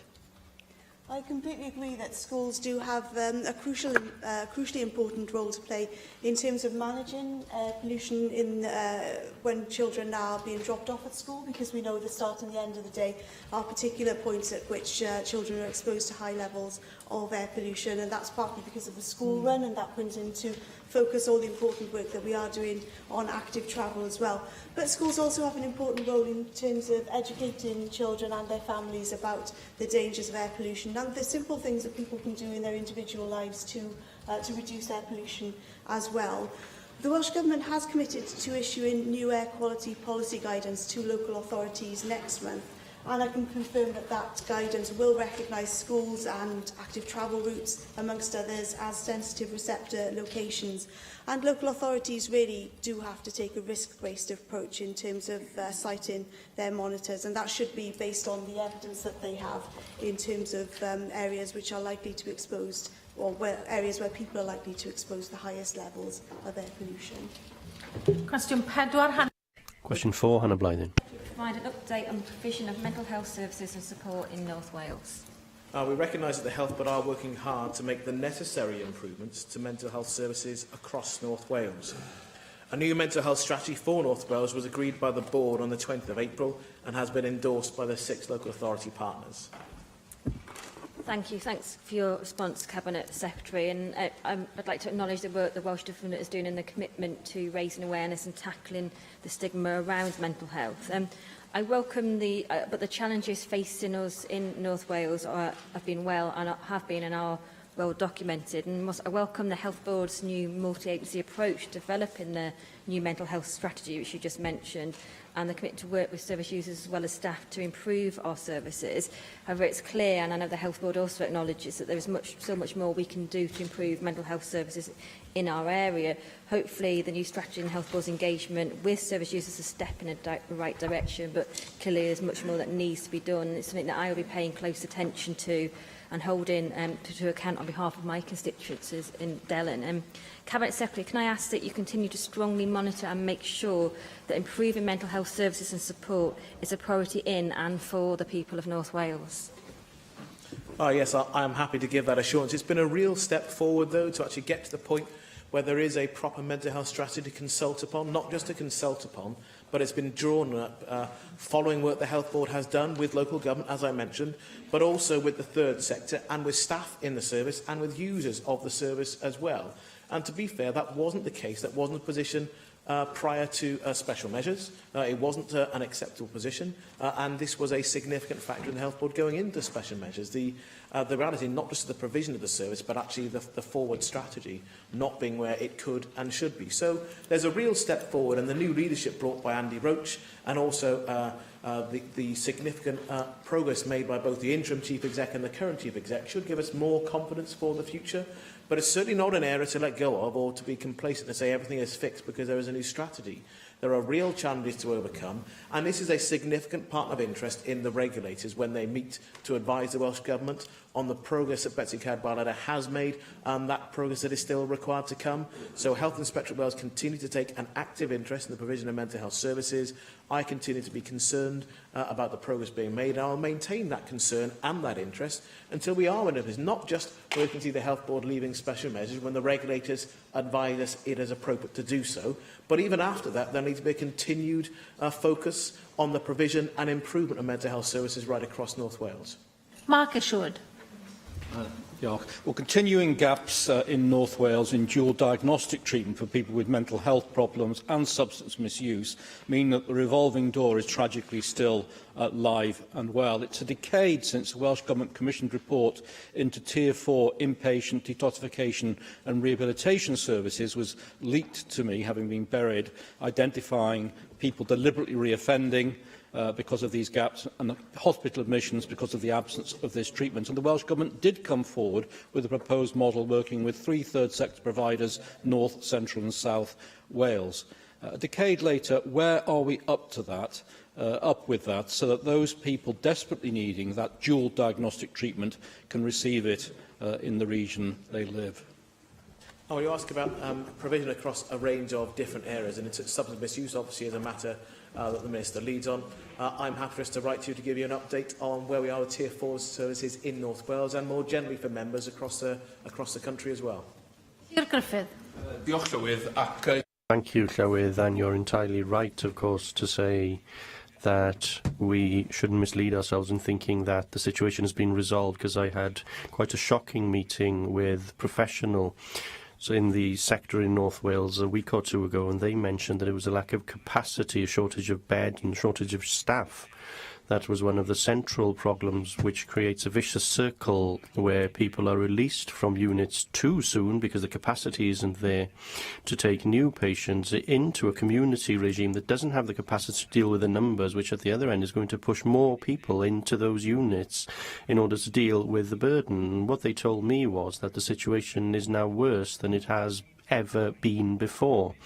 Now, I accept what you say in terms of a long-term strategy in looking to the future, but the reality is, of course, there is 2 years now since the Betsy Cadwallader Health Board was put into special measures, and as you said, one of the reasons for that was the deficiencies in mental health services. So I'm sure you will acknowledge that the situation as it currently exists is not acceptable, but what people want to know is, what is the plan to deal with these difficulties now, today, whilst of course moving forward to longer term plans in the future? Thank you for the question, and I recognise that the challenges that are faced by the service in North Wales are about a proper understanding of capacity and demand and need, but also how the service is organised. That really does make a difference in making sure that the resources that are available to it are properly used and organised. And look, there is something about having a proper, clear strategy to understand what we're trying to achieve and why as well, and there's a really significant step forward that has been made. But objectively, the provision of mental health services in the round is in a better place in North Wales than it was a couple of years ago. But as in every other service, if you're at the front line and you're in a busy and a difficult and demanding job, you may not be able to take a step back and think this is better than where we were a year ago, 24 months and 36 months ago. That's part of the reason why we have an objective process with the regulators. They don't take my word for it about the progress made. The regulators come up with a rounded assessment, independent of government, and they then give us advice about the progress through special measures. Whatever happens with special measures, there will be a need to continue to look at, as I said in answer to Hannah Blythen, the provision of mental health services, the quality and the outcomes delivered with and for people in North Wales. I am under no illusion whatsoever of the progress we describe must be honest, but I must also recognise there is more still to be done, both in the here and now, in the immediate period, as well as for the medium and longer term future. So I certainly don't try to deny the challenges, and I'm sure I'll get many more questions in this chamber about where we really are. Question 6. Question 6, Darren Miller. Cabinet Secretary make a statement on access to mental health services in Wales. The Welsh Government is committed to continuous improvement of access to mental health services in Wales, and to support this we've increased funding for mental health services to £629 million in this financial year. There's been a lot of concern already expressed about mental health services in North Wales, and I can tell you that my postback is just as bad now as it was before the towel van scandal emerged into the public domain. One of the concerns which has been raised with me is about capacity, and Llŷr has already picked up on this, but that capacity problem that we have in terms of inpatient beds is requiring some vulnerable people to having to sleep on sofas in open lounge areas. Some vulnerable individuals are being put into inappropriate male wards, young women, for example, and others, of course, are having to be transferred hundreds of miles to other inpatient care settings, all of which I'm sure you will agree are totally unacceptable. Given that this is a health board which has been in special measures for almost 2 years now, and that these things are happening on your watch, Cabinet Secretary, what are you personally doing to make sure that these sorts of bad and unacceptable practices are stamped out immediately in the health service in North Wales? I thank the member for his follow-up question. I understand you've directly engaged with the Health Board on a number of these issues. And as I've said in response to previous questions, it's important that we do see real improvement. The change in leadership has been a step forward. We recognise, though, that the way in which some of the services are currently organised is not as we wish it to be, and that does mean some people don't receive the service that we would wish them to. On the point about people being where vulnerable people are placed for a period of time, on the particular point about sofas, my understanding is that that is a conversation that takes place with that service user, that person, now what their preference is, because they've been often in some occasions a transfer, they've declined that to stay in that particular place. And it is a temporary measure until they're moved to an appropriate setting. But it is not an appropriate long-term position to be in where that is happening to any of our patients. It should be an extreme measure than a regular one. So I've made clear, and our officials are making clear with the Health Board, the current practice isn't appropriate, and they do need to move on and improve it to have the appropriate capacity in the appropriate place to deliver on the needs that exist. So, as I say, in answer to other questions, I won't try and dodge the reality that some parts of the service are not delivering as they should do, and I expect there to be improvement, and that for improvement to be sustained as well. Bethan Jenkins. Thank you. I'm very pleased to hear about the £500,000 that's going into transition for eating disorders between CAMS and adult services via the Plaid Cymru and the Labour Party negotiations on the budget deal. I've heard from people who came to the last cross-party group saying that that's where they wanted the money to go because they recognise the change in structure of treatment from a more family-type provision of service to the adult provision. And so I just wanted to clarify whether whether that funding would be recurrent, ongoing, and whether you are in discussion with specialists in the field of eating disorders about training up current levels of staff for that new provision, and also with regards to the recruitment of new staff that would be able to come into the field of eating disorders in relation to this new funding. I think it will go a long way to making sure that these services are much more effective in future. I'm pleased that there's a general welcome for how that money is being utilised within this year to improve the service.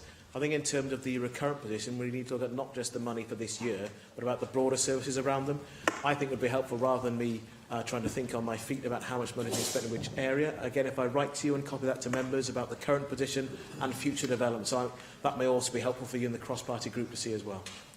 Question 7, Gareth. Question 7, Gareth Bennett.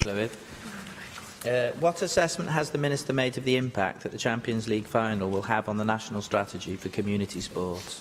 Thank you. Major sporting events can provide a step in the journey to a healthy and active nation. The UEFA Champions League final is one of the biggest and most prestigious sporting events worldwide. The FAW Trust is working with partners using the event to inspire more people to play football and sport, thereby supporting active communities. Thanks for your answer, Minister. That is encouraging. And we did touch on this with the First Minister's questions yesterday. There's a broader issue of the connection between professional sports clubs such as our professional football clubs, and their activities to promote grassroots sport to improve health targets and things like that. So I wondered what reflections you had on the progress the Welsh Government is making in that area. I thank you for that question. I do think there will be some really tangible benefits from hosting the UEFA Champions League final. For example, there'll be a maxi pitch, which is a gift from UEFA to the City of Cardiff for hosting the event, and that will be in Grangetown. It will be free to use for communities. I think that's really important. We'll also have the floating pitch out in Cardiff Bay, and that's going to be used to host a Legends match. And it will also be used by local community groups and teams, including refugee teams, deaf squads, women's and girls teams, teams for people with a learning disability, walking football and youth teams, amongst others as well. So there's the opportunity there to really support and promote grassroots football as a result of this particular sporting event. And in addition as well, it's inspired the creation of a whole new set of specially designed cross-curriculum materials by the Football Association of Wales, which has been disseminated to 1,300 schools across Wales in the run-up to the event. And that certainly will enhance the curriculum and engage well over 136,000 children as well. So using the power of sport to really engage with children and to help learn as well. And I'm also really looking forward to the women's final as well. We have a festival for women on the same day, so 2,500 women and girls will be participating in that football festival on the day of the final as well. So lots of opportunity there to engage people who perhaps haven't tried football before with that particular sport. And I'm also really encouraged by the work that's going on through the UEFA Champions as well as part of their volunteer programme. So using the power of sport and the enthusiasm of the final as well to help people develop skills that are transferable beyond football as well, in terms of volunteering in their local communities after the event has been and gone. Ac yn ola, cwestiwn. And finally, question 8, Russell George. Will the Cabinet Secretary make a statement on the Welsh Government's priorities to improve health outcomes in Montgomeryshire? We continue to work with the Health Board and other partners in Wales to take a range of actions to improve access to healthcare services that are safe and sustainable and as close to people's homes as possible with the highest quality. I'm very pleased to hear that answer, Cabinet Secretary. You'll be aware of the work that's going on in Swapshire in regards to where emergency services should be located, either in Shrewsbury or Telford. The overwhelming view of my own constituents is that those services should be located in Shrewsbury. That's where emergency services should be located. I've not met any constituent that says otherwise. The Welsh Government had previously been silent on its preferred preference, but I was very pleased when the First Minister confirmed a few weeks back to me in the Chamber that his preference would be that emergency services should be located in Shrewsbury. Can I ask, have you made representations to the Trust yourself, and have you been directly involved in the consultation? And I'm very keen that you respond yourself as the Cabinet Secretary, rather than just via through the Powys Health Board. Thank you for the question and the invitation to get involved directly in the process. I don't think it is appropriate for me to get directly involved in writing to or trying to take part in the process that is ongoing. There's a very difficult process ongoing with the Future Fit programme. There are essentially diametrically opposed views between two different actors and clinical commissioning groups that are equally balanced in the decision-making process. That's bad news for residents in Shropshire, Telford and Wrekin, but also for Welsh residents who rely on the services that are provided there. I think there's a real challenge here for the UK government acting as a government for England to resolve in how this process is actually resolved and the evidence base that is provided. But they are directly making representations on behalf of Welsh residents who use those services. And what the English services need to consider in this is not just from an altruistic point of view, the impact upon Welsh residents using those services, but to understand they're services that are being commissioned and paid for by Welsh residents. And if those services move, then that financial flow may disappear as residents are directed elsewhere. And to be fair, Powys have been upfront about the fact they may have to make different decisions if a different choice is made about the location of services between Shrewsbury and Telford. It is a difficult issue, but it is primarily a difficult issue for NHS England to resolve with the Secretary of State for Health in the UK Government. From our point of view, we will continue to make sure that Powys Health Board safeguard and represent the interests of Welsh residents that you represent in this place. Thank you, Cabinet Secretary. The next item is our topical questions, and the first question is from Eluned Morgan. What assurances can the Cabinet Secretary give that the IT infrastructure in Wales is protected to ensure that continuity of care for Welsh patients following the cyber attacks on the NHS in England? I thank the member for the question. As you know, the First Minister issued a written statement yesterday regarding the ransomware attack which affected organisations globally last week in the UK, primarily NHS England and NHS Scotland being the focus of attention. Whilst we have been unaffected on this occasion, we must continue to be vigilant to ensure that our systems are resilient as possible against future attacks on the network, which are sadly inevitable. Thank you, Cabinet Secretary. I think the incident last week has raised many questions, most importantly how we are going to protect our patients in the NHS. And as you say, the reports have suggested that 47 trusts in England have been affected and 13 in Scotland because they'd failed to apply recent security updates that might have protected them. And I think it's worth noting that the impact is not just one of disruption and inconvenience. This actually potentially has life-changing and threatening consequences. If you think about the impact on individuals waiting for scans, for cancer treatment, I think the impact could be incalculable, and such an attack by cyber terrorists is morally, I think, indefensible. Now, the joined-up nature of the NHS in Wales and the £11 million computer investment meant that there were fewer vulnerabilities in Wales. But I think, of course, we've got to point out that there's no room for complacency. But I think it would be remiss of us not to acknowledge the efforts of the National Wales Informatics Service and the IT teams across the whole of the NHS in Wales for protecting us from this latest attack. That's not to say that we should be complacent. It may happen again. But they protected us on this occasion, and I think we should salute them. I quite agree. I'm very happy to publicly acknowledge and thank staff in the National Wales Informatics Services, not only for the way in which they have made the case for and then applied the additional cybersecurity measures that we've provided across the service, and not only that they did actually uptake the security updates that apparently did not take place in NHS England, but the fact that over the course of the weekend and at the start of this week, they looked for vulnerability within the system. They detected areas where the virus had been intercepted by the measures we put in place, and they're able to actually resolve some of the risks that existed. That, for example, included closing off parts of the NHS to external emails, the right thing to do to make sure that our system was not compromised. But that professionalism is there to be vigilant constantly, because this is not an issue that will go away this week and we can suddenly skip away and say there won't be a problem next week or the week after or next year as well. And there's a challenge here about making capital investment decisions as well. It's not always very popular investing in areas like this, but it is essential. It makes a real difference to patient care. So we can thank our good fortune and the sense that we have made of being one step ahead by making investment choices in cyber security.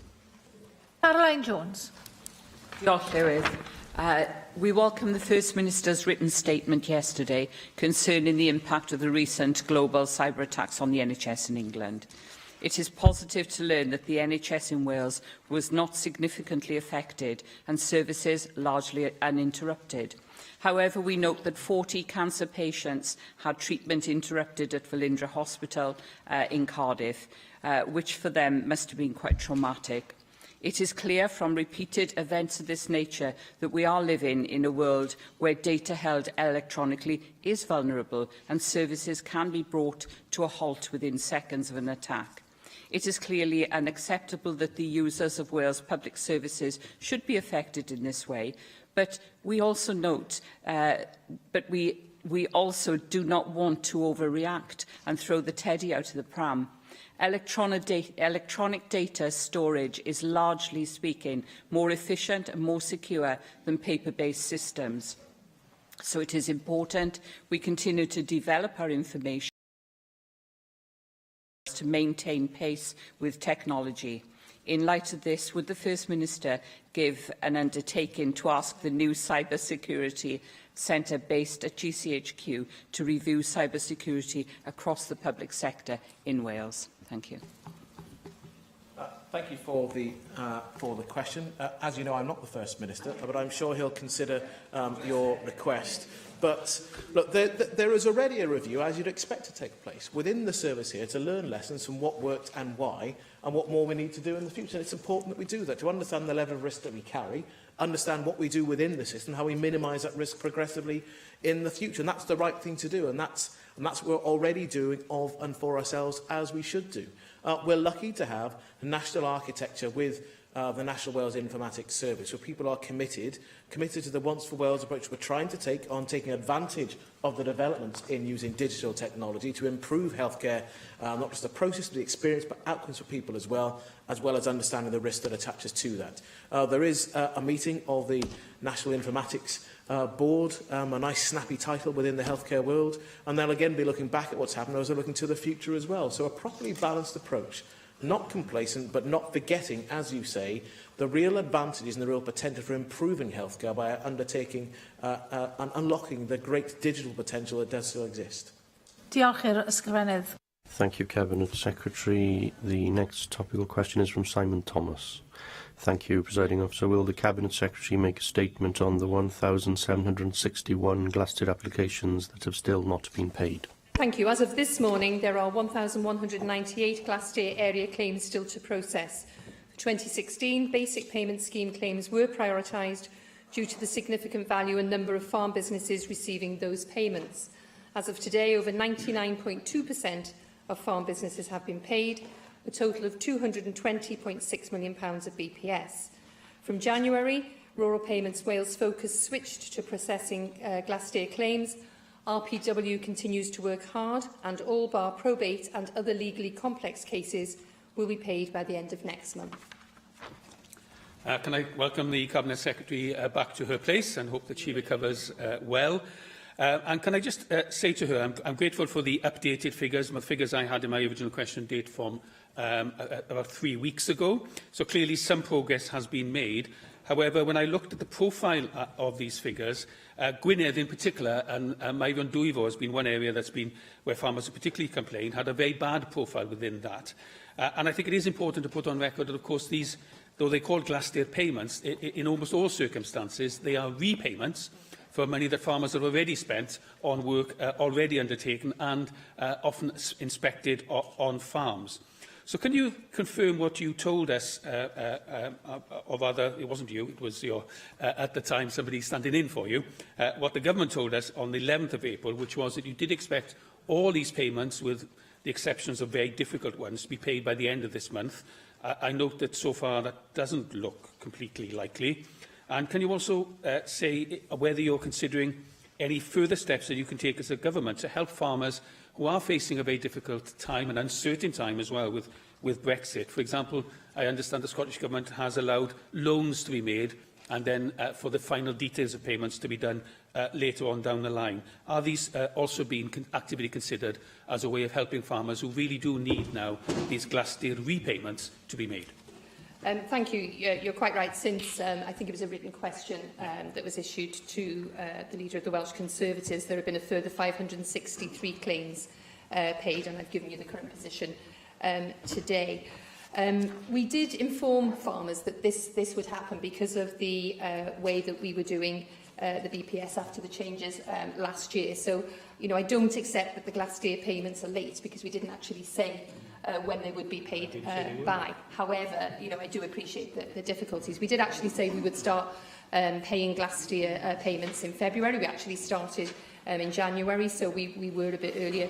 And as I've said today, they will all be paid by the end of June. You asked about loans, and I am aware that the Scottish Government were doing that. I mean, any loan scheme would likely fail EU state aid rules, and I think that would then increase the risk of us being penalised financially. I also think it would take time to establish, and quite frankly, I'd rather RPW staff be out there getting those claims processed as quickly as possible. Paul Davis.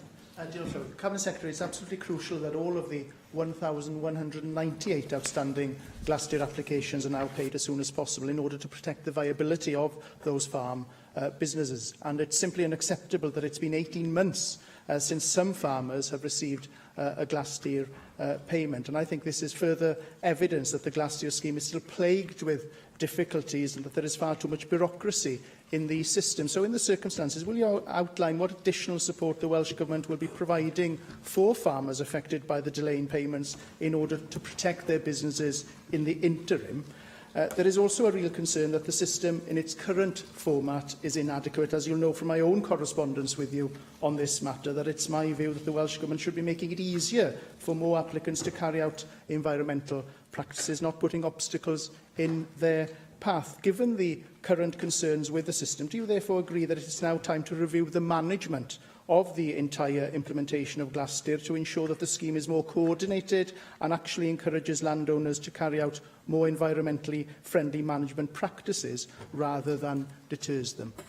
I actually think this Glassdeer has been incredibly successful. In fact, this year we've had an increase in the number of Glassdeer contracts and claims to process. We've had I think it's an additional 543 successful Glassdeer applications. So I actually think it's been a very incredibly successful scheme. You also will appreciate that the EU CAP simplification meant we had to have additional checks were introduced for Glassdeer. We needed to bring those in line with BPS. We've also had complications with MAPIN 2016 Integrated Administrative Control System inspections, and that again will have impacted on Glassdeer. I'm always very keen to look at how we can simplify any process, and you'll be aware of the new farming business grant scheme that we've brought forward, and I've been very keen to make sure that's as simple as possible. But I do assure everyone all payments will be made by the end of June. Neil Hamilton. I also welcome the Cabinet Secretary back to her place in this Assembly and hope that her health will continue to improve. The Cabinet Secretary, I'm sure, will share my disappointment that some farmers, as Paul Davis just pointed out, have been waiting 18 months for their payments, given that by this time of the year many farmers experience cash flow difficulties at the end of the winter, and that we must certainly try to ensure that what are described as annual payments are just that, and not payments made every 18 months in future. I appreciate that no administrative scheme is going to be perfect and foolproof, but we should certainly do our best to ensure that what is described as an annual payment should be just that. When farmers ring the customer contact centre, they're given no idea about when their payments might be made, and I wonder whether there might be some improvements made in the information which can be given to them, even if it's only of an approximate nature, through that, because it is a worrying time for many farmers, how they pay their bills, and they're beginning their business plans for the remaining part of the year.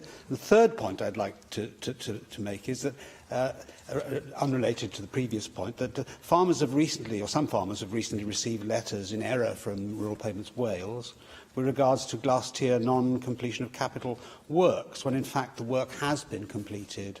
And can you confirm that Rural Payments Wales will contact them directly as quickly as possible to confirm that the letter was sent in error? Thank you. Yes, as far as I'm aware, all people have been contacted already, and probably a couple of months ago, to say they were sent in error.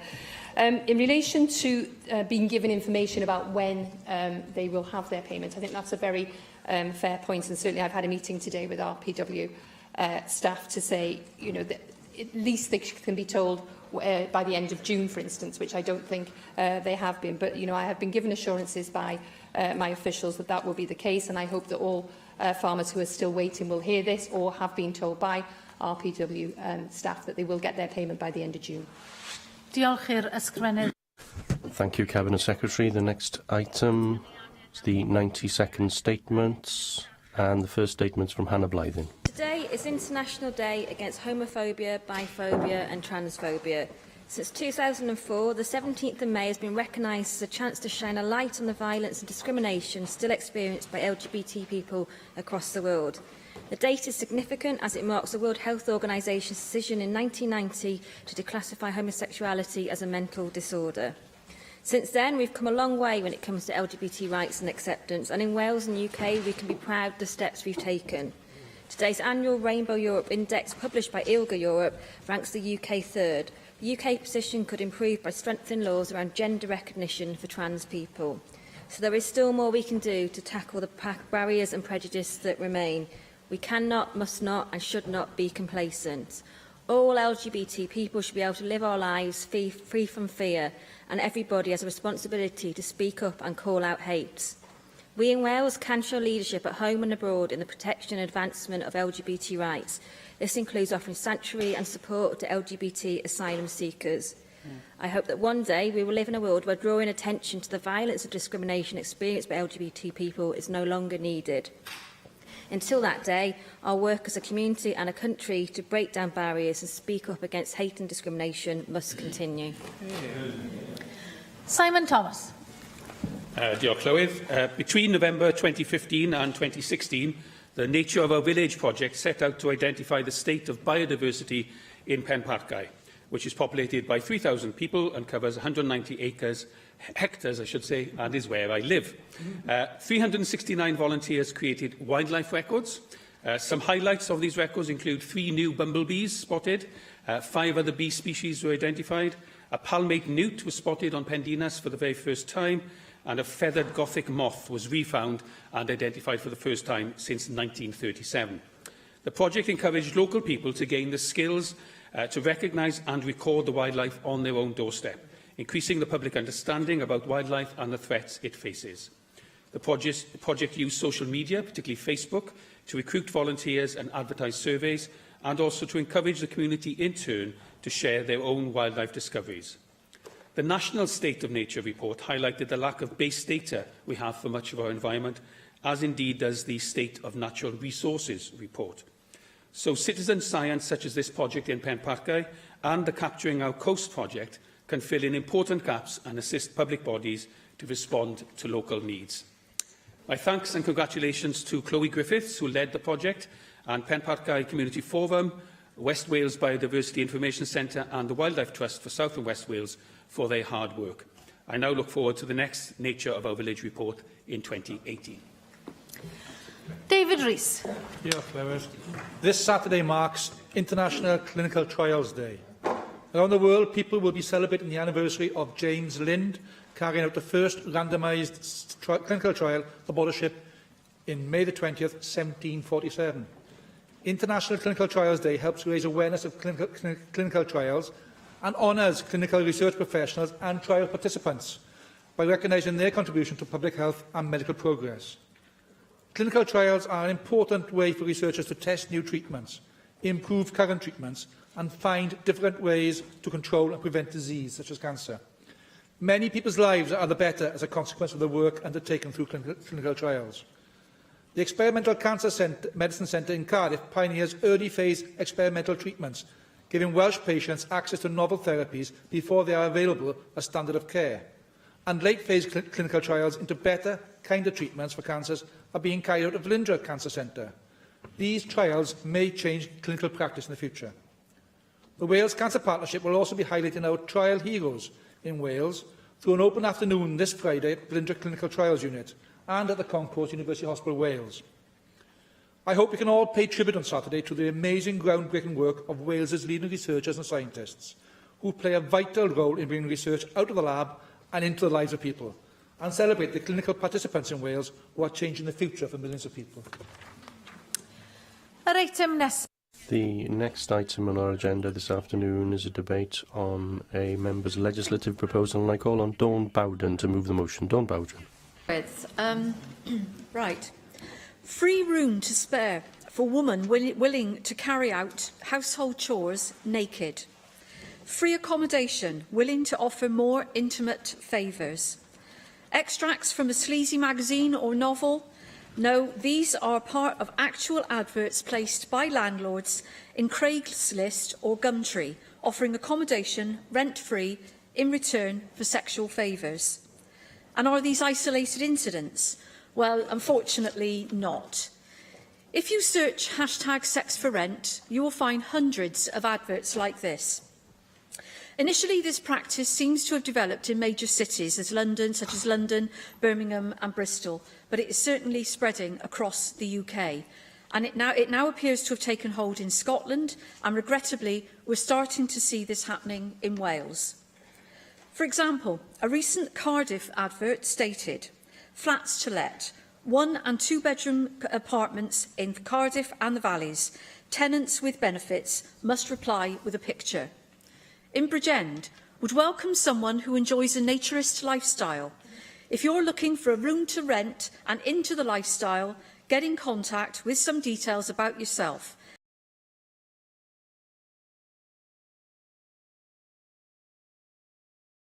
Services required.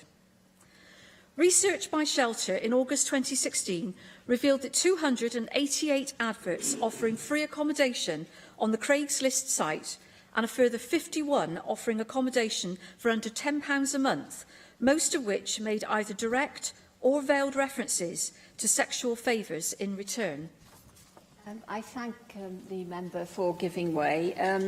When one of my constituents heard about this debate, they approached me to say that they wanted attention drawn to the fact that properties are rarely let for free in return for sex, but are often at a discount, which I think the member has just referred to. And in her experience, this is what happened in London very often, that it was at a discount, properties were let. So would she agree that that is a practice? I think that is certainly the information that we have found, and even some of the advertisements that we've seen in Cardiff are actually offering rent at as little as £1 for each month in return for the accommodation, but to go along with sexual favours. So why are we suddenly witnessing a spread of what can only be described as a vile and exploitative practice here? I think there can be little doubt that the homelessness problem, which affects many areas of the UK, but which is more prevalent in cities and deprived areas, has allowed unscrupulous and predatory landlords to exploit some of the most vulnerable in our society to satisfy their own sordid behaviours. We saw this happen in Paris during the height of its housing crisis in the previous decade, when the practice of accommodation for sexual favours became commonplace, and the government there was forced to act with a major programme to deliver affordable housing, which they'd highlighted as the main contributory factor.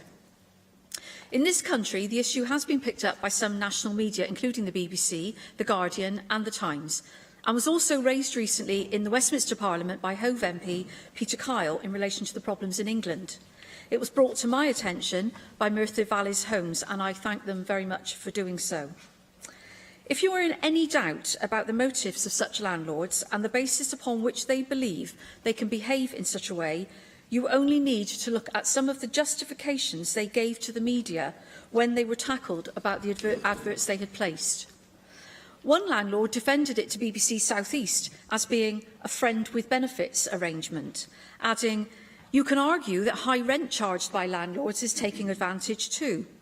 There's no compulsion on anyone to do this. Both sides have something the other person wants. I see it as a win-win situation." I bet he does. But there can be no doubt that these landlords are exploiting vulnerable people who cannot afford spiralling rents by enticing them with the sex for rent deals. They would no doubt argue that tenants have chosen voluntarily to enter into these arrangements. The trouble is, when you have a vulnerable person who then becomes exploited, the concept of choice disappears, and this is tantamount to a form of modern-day slavery. Through these adverts, these men, and in all cases identified it is men, are intentionally targeting desperate women and sometimes men who feel that they have no other options, women and men who may already have experienced sexual or domestic violence. Research has shown that a large proportion of rough sleepers, a significant target for these landlords, have experienced some form of domestic violence, something that I can testify to from what I discovered during my time as a volunteer in the Merthyr Night shelter over the winter of this year. But it's not just the exploitation that occurs when the vulnerable person moves into the property under such an arrangement. Many of the adverts mirror the one in Bridgend, which I referred to earlier, and require a respective tenant to meet up with the landlord beforehand to be checked out. This in itself exposes that vulnerable person to further risk. So my greatest concern is that this practice will become more prevalent unless action is taken to prevent it. And whilst the coverage of this issue by the national media is welcome, it does of course run the risk of making more unscrupulous landlords aware of the practice, perhaps encouraging them to behave in the same vile manner. But neither can we ignore the fact that this is all set in the context of the impact of the government's programme of benefit cuts.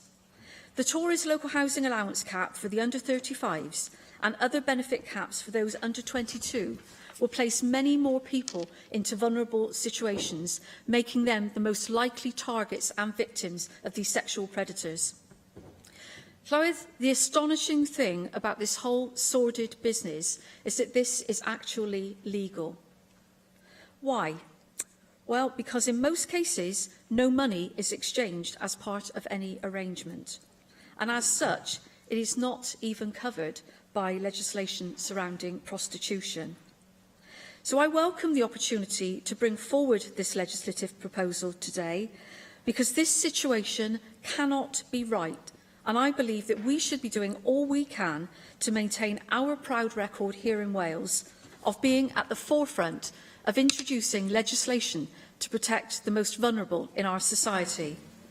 I'm sure that every member of this Assembly will share my disgust at the sort of practice I have detailed here this afternoon, and will join me in asking the Cabinet Secretary and Welsh Government to consider any amendments to the Housing Wales Bill which would make Wales the first nation of the UK to outlaw the practice of advertising free or reduced rents in return for sexual favours.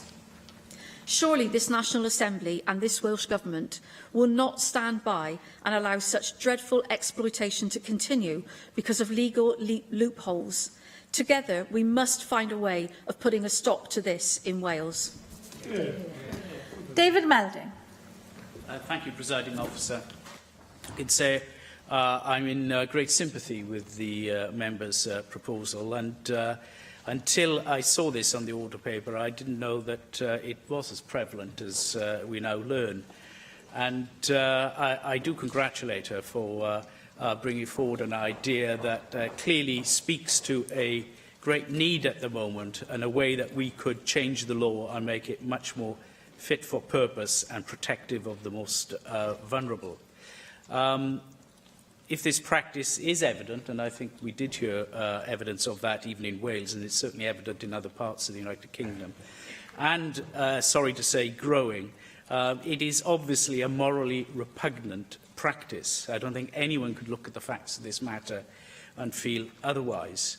As Dawn said, the law may be ambiguous in this area and therefore should be clarified, but that such practices are exploitative is beyond question. And I think it must put some people in a terrible position where they are vulnerable from the start, from any whim or change in that situation, potential for abuse and violence, it really is no situation for anyone to go in. And of course they wouldn't go in freely. I think that is quite obviously the case. I think Dawn was right to talk about the wider issues, particularly the problem of the housing crisis. And we do have a terrible shortage of affordable homes. And I was interested to hear about the approach taken in Paris, that they saw that as the root of the issue, and that's what they sought to tackle. And I've called in this chamber for a long time for greater ambition in terms of house building. And I do think that is very, very important. I think our generation has lost sight of this. I don't make a party point here. I think it's true of all parties, about what an essential need housing is. Now, after the Second World War, people realised that, obviously, in those shocking circumstances.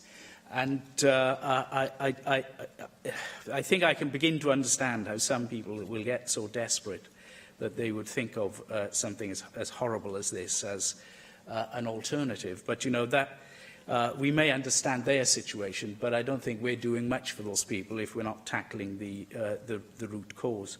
I thought Dawn was very apposite as well in looking at the way modern media and advertising platforms have made this sort of activity more feasible, I guess. And again, I think we need to be very aware of the fact that there are, amongst all the people out there that, are good landlords, and a small proportion may be tempted into this sort of vile behaviour. And now, unfortunately, the means to achieve these nefarious purposes are more readily available. And if it was much more difficult to do this, then they may not be tempted in the first place. But at the moment, I think we have to face the fact that modern media and advertising does open the door to this sort of exploitation.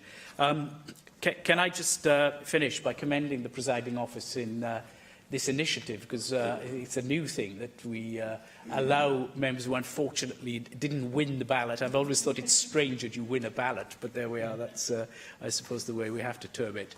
And of course, it's just serendipity if you do win and are able to take your idea forward. But I think debates like this allow members who have come up with key ideas to talk about them. And, the government is listening, and other parties are listening in terms of forming their next manifestos. And I do hope that we will see at some point a change in law that did start from this sort of debate. Thank you very much. Thank you very much. Sean Gwenllian. Diolch. Thank you. Plaid Cymru supports this proposal. Clearly, it is entirely unacceptable that landlord provide accommodation free of charge, expecting to be paid, in quotation marks, with sexual favours, and I truly hope that there is a way of preventing this. Unfortunately, as we have heard, there is evidence that this is happening in London, Bristol, Birmingham, in Scotland, and unfortunately now here in Wales too. There is some evidence that it is happening across the world, and there were reports recently of people in a number of countries advertising accommodation free of charge for sexual favours, be they a flat share or a spare room. Now people are forced into these unacceptable situations due to a combination of reasons, including high rents and high house prices in cities, and the fact that most young people have to live in these cities in order to start their careers. Now, I do hope that this amendment to the Housing Act can prevent this from happening if the motion is approved, but even if the practice is prohibited, then it will be difficult to take action against those who break the law because of the hidden nature of the crime. First of all, people who rent a room or rent a room out in their own house don't get captured under the landlord licensing system, and victims could decide not to report the offences to police because they would fear that they would be evicted by that landlord, thereby being made homeless. The Metropolitan Support Trust report states that reporting on the offences will create additional concerns and anxieties for many victims, so there is no assurance that including this amendment in legislation and the change to legislation would lead to the change that we all want to see. Therefore, what would make a real difference ultimately? Well, as David Melding has mentioned, part of the solution certainly is to provide more affordable housing. If there are more appropriate houses available at affordable rents, then fewer people will be forced into these unacceptable situations. We also need to ensure that there are homeless prevention services and shelters of an acceptable standard so that people feel confident in leaving situations where they are facing abuse. But perhaps there is a social, moral question at play here too, in terms of gender equality and the use of sex as a weapon by one person over another, and more often it's a male using that weapon on a woman, but that's a broader issue perhaps for discussion on another day. To conclude, therefore, improving legislation could help. Discussing the issue here today and raising the profile of the issue is sure to help too. But I also believe that we need to address those long-term issues if we are to see real change and the scrapping of this practice once and for all. Thank you. Lynn Neagle. Thank you, Deputy Presiding Officer, and can I thank Dawn Bowden for tabling this very important motion today. I think it's really positive that this has been brought to the floor of the Senedd and that we're all having the opportunity to discuss it. It is a very serious issue, and my fear is that it will become a much higher risk here in Wales as some of the changes that we are seeing start to bite. We know that we've got more welfare reform that is hitting us, and that we're likely to see large groups of people, particularly those aged 18 to 21, excluded from claiming housing benefit, and also restrictions on those under 35 who will only be able to claim housing benefit in a room in a shared house. And I believe this could well lead to a rise in unregistered landlords, allowing vulnerable women and men to stay with them in accommodation owned by them rent-free in exchange for sex. And because some of these people are so marginalised and vulnerable, and because this group of landlords will not be registered under Rent Smart Wales, they are possibly going to be very difficult to find and to protect from this practice. I think it's also important to bear in mind that at a time of shrinking budgets in local authorities, there's likely to be a decline in enforcement action in this area, making it harder to seek out and find such landlords. So we do need to be very vigilant about that as well. So I do hope that the Welsh Government will give very serious consideration, and I too welcome the fact that the Presiding Office is giving us this opportunity to have an early debate on this issue. I did speak to Llamai, who, as the Cabinet Secretary will know, has a very strong track record of working with vulnerable young people and women before this debate, and I know that they have expressed support for this kind of measure, and I hope that the Welsh Government will go out now to consult with organisations working in the field to get their views on how such an initiative could work in practice. And I hope too that Dawn's very valuable action in bringing this to the floor of the Senedd will raise the profile of this issue and warn people of the risks that are out there. Thank you very much. Thank you very much. Gareth Bennett. Thank you, Deputy Presiding Officer. Like David Melding, I wasn't really aware of this issue until I saw what appeared on the agenda for today's plenary session. So I've looked at the adverts from Craigslist. They were a bit of an eye-opener. I was somewhat surprised to see discounted rent being offered fairly openly for sexual favours, and clearly this is a regrettable development that we have, caused by issues that other members have raised, such as lack of housing, shortage of housing. So clearly it's happened in London first, where they have the biggest demand for housing, but Dawn has pointed out that it is in danger of becoming a widespread practice in Wales. So if we can take action to prevent this development, then I think that would be a good step to take. Of course, in reality, there have always been a certain number of landlords, a small proportion of landlords, who have taken a keen interest in doing viewings and in personally screening prospective tenants, and offers have been made of this kind of nature, perhaps in a slightly more veiled way. But of course, these offers are often declined. This is anecdotal evidence. You know, this has been a practice, but only affecting a small number of tenants and landlords. So obviously, we don't really want the development of social media advertising, as David Melding pointed out, to actually make this practice more widespread. So in UKIP, we do believe that openly encouraging mainly young people, mainly young women, although some men as well, encouraging them to become involved in a form of prostitution just because of their housing needs, it is obviously very reprehensible, and we do support the proposal. Thank you very much. And now call the Cabinet Secretary for Communities and Children, Carl Sargent. Thank you, Deputy Presiding Officer. I'd like to begin by thanking Dawn for giving us the opportunity to express our concern at this practice. That landlords, or more commonly those taking in lodgers, should be advertising accommodation rent-free in return for sexual favours, and is abhorrent to us all.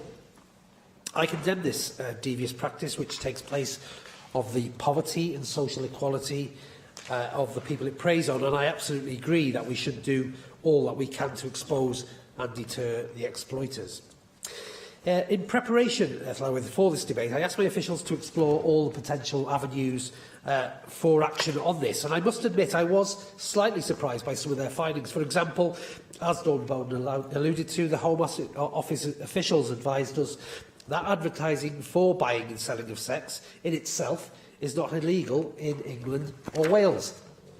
Whilst many of the associated activities, such as exploitation, could well be a criminal offence, they claim to have very little evidence that actual exploitation is taking place in these specific cases. And of course, this may well reflect in a level of underreporting rather than the absence of exploitation. And I pick up on Sean Gwethian's point on that issue around the individuals who are entrapped into this scenario should never be afraid to report. And while the issue may be not unlawful, exploitation is, and I would encourage all who find themselves in this space to use the Live Fear Free helpline that we have in place. Let me be clear, Llywydd.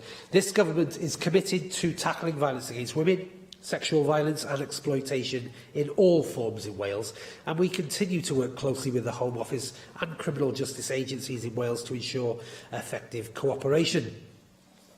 This is a complex issue, and this goes far beyond how we regulate housing and exposes some worrying social trends.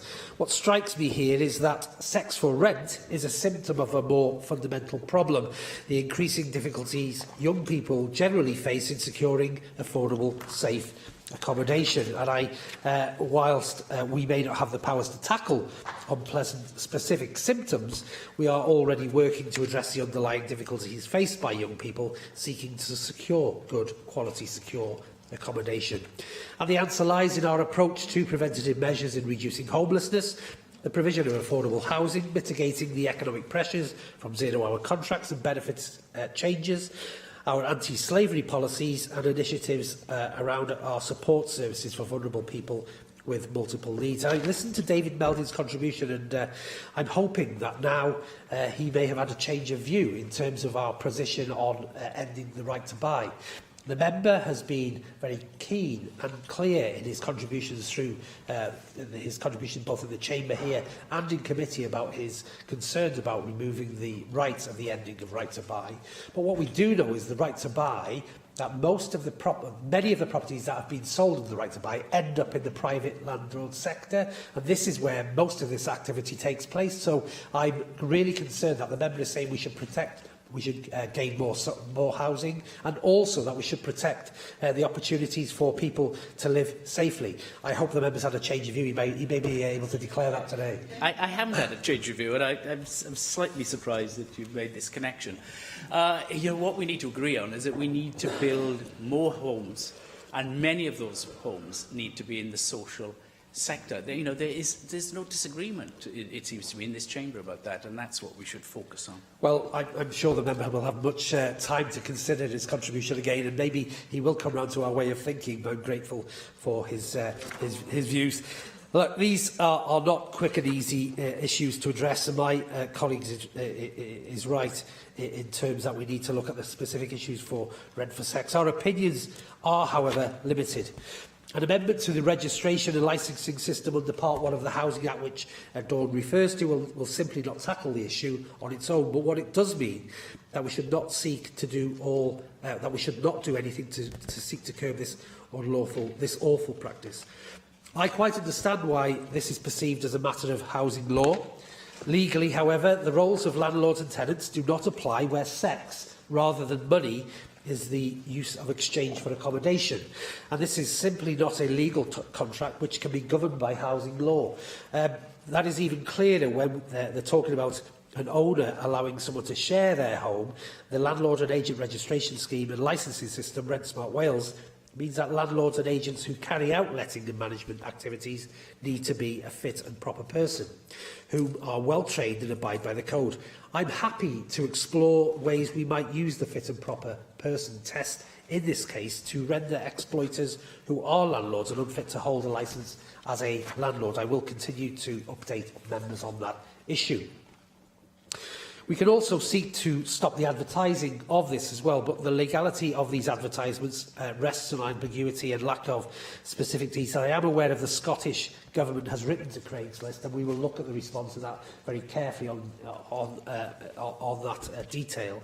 I intend to write to the Home Office to flag our concerns of this debate today and what should be done to assess what can be done to address the issues in a more proactive manner. I simply do not believe that the cases raised in the press and others like them do not amount to exploitation or any other criminal activity. I will follow that up also. I've already started discussions with the police and to see where that will lead us.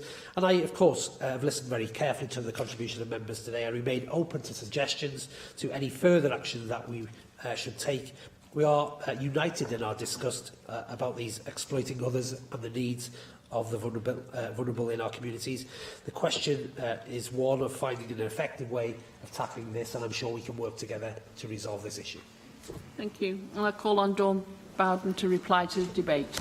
Thank you, Chair, and can I, and can I thank all of those who contributed to the debate. And I think the responses were fairly consistent in the debate in terms of looking at some of the issues that are responsible for this. The spread of this type of exploitation. David Melding quite rightly acknowledged the vulnerability of people that allows this kind of exploitation to take place. And actually the Cabinet Secretary took the words out of my mouth in terms of the housing crisis that we are now facing. And I do welcome the initiatives that Welsh Government have put in place to try to deal with that, the affordable new homes and so on. And I think it would be too simplistic just to talk about the housing crisis in the wider sense without looking at the historical reasons for that. And I think you were absolutely right, Cabinet Secretary, to raise the history behind the right to buy and what that legacy has left, meaning that we are left with the limited social housing that we have and the inability to provide affordable housing. I think we also have to acknowledge, as was acknowledged by David Melding and by Sian Gwenllian, that, and indeed Lynn Neagle, that we are also seeing the effects of changes to the benefits system, and that is not going to change anytime soon, as long as we end up with a Conservative government in Westminster. I'm afraid that just happens to be a matter of fact. So, and can I also thank Gareth Bennett for the support of UKIP in terms of the proposal as well. In relation to the government's position on this, can I thank again the Cabinet Secretary for his offer to work with any organisations that can find a way to try to deal with this issue. I'm not a lawyer. I don't understand the legislative constraints, but I know that you are advised by legal experts. But I think I would be safe to say that there seems to be fairly a fair amount of cross-party support for what we're trying to achieve here, which is in somehow shutting down this legislative loophole that allows people to put adverts like this on internet sites or elsewhere that are perfectly legal, and whether we can access or change the way in which we can address this by using laws around exploitation. I think I would welcome the Cabinet Secretary doing that, either by writing to the Home Office, having discussions with the Scottish Government that clearly seem to be trying to deal with this, or looking at any other way in which the Welsh Government can legislate to try to stamp out this exploitation. Thank you. Thank you. The proposal is to note this proposal. Does any member object? Yeah. Object. Therefore, we'll defer this voting on this item until voting time. We now move on to the Welsh Conservative debate, Child Safety Online. I call on Darren Miller to move the motion. Thank you, Deputy Presiding Officer. I'm pleased to have the opportunity to open this important debate this afternoon, and I move the motion in the name of Paul Davis on the order paper today, recognising the multitude of risks which children face using the internet, noting the importance of taking action to ensure children's safety online, and calling upon the Welsh Government to respond to concerns from the NSPCC and other organisations so that we can get things right in terms of having this as a priority going forward. Now, before I get into my speech, I just want to say that we will be supporting both of the amendments today which have been tabled by Plaid Cymru. We think that they do complement our motion, and they recognise the need for a joined-up approach here by all governments across the United Kingdom and, in fact, around the world in order to address some of the very real issues. The cyber-attack incidents that took place over the weekend showed in very stark terms, I think, just how reliant we have become as a society on the internet and digital technology. And there's no doubt in my mind that very often we're over-reliant on these things.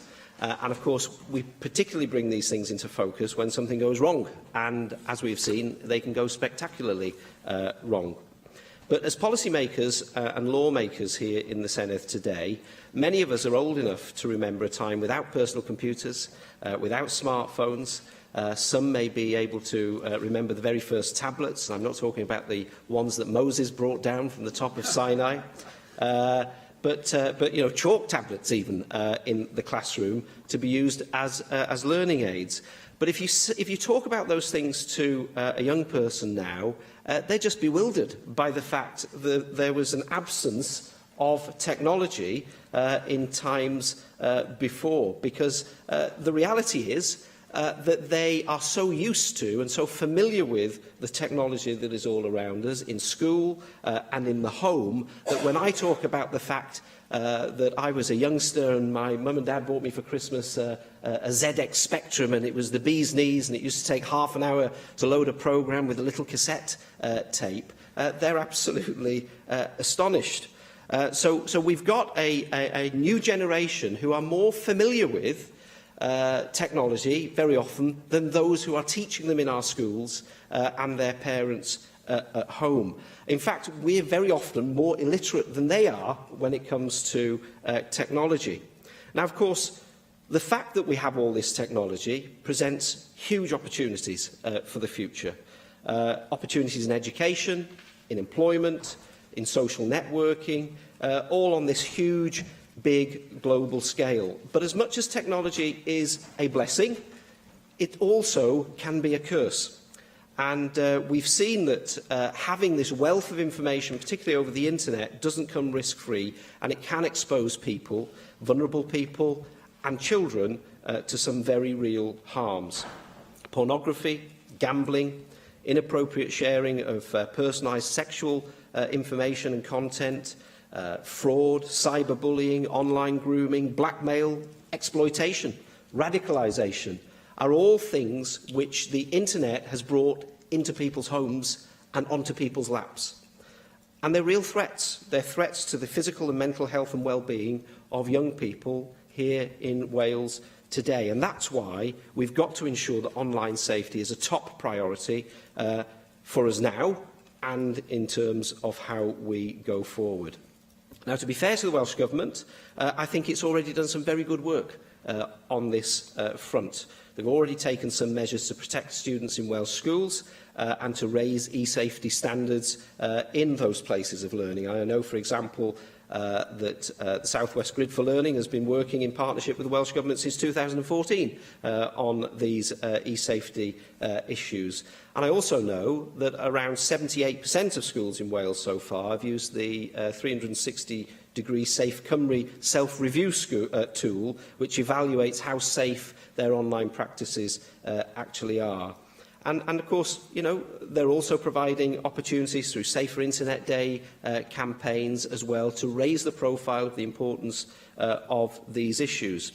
I'm very pleased also to see the Welsh Government strongly supporting Operation NetSafe, which is a programme in conjunction with the police and the Lucy Faithfull Foundation, which aims to stop the creation, viewing and sharing of indecent images of children online. And I'm very pleased to see the recent report of the Internet Watch Foundation, and I should have declared the fact that I'm actually an Internet Watch champion on behalf of that association at the start of my speech, but I was very pleased to see that the UK now hosts less than 0.1% of child sexual abuse images worldwide. And that's because of this zero-tolerance approach that has been taken by the UK government and by all of the devolved administrations on that particular issue. And it's great that we're making that progress.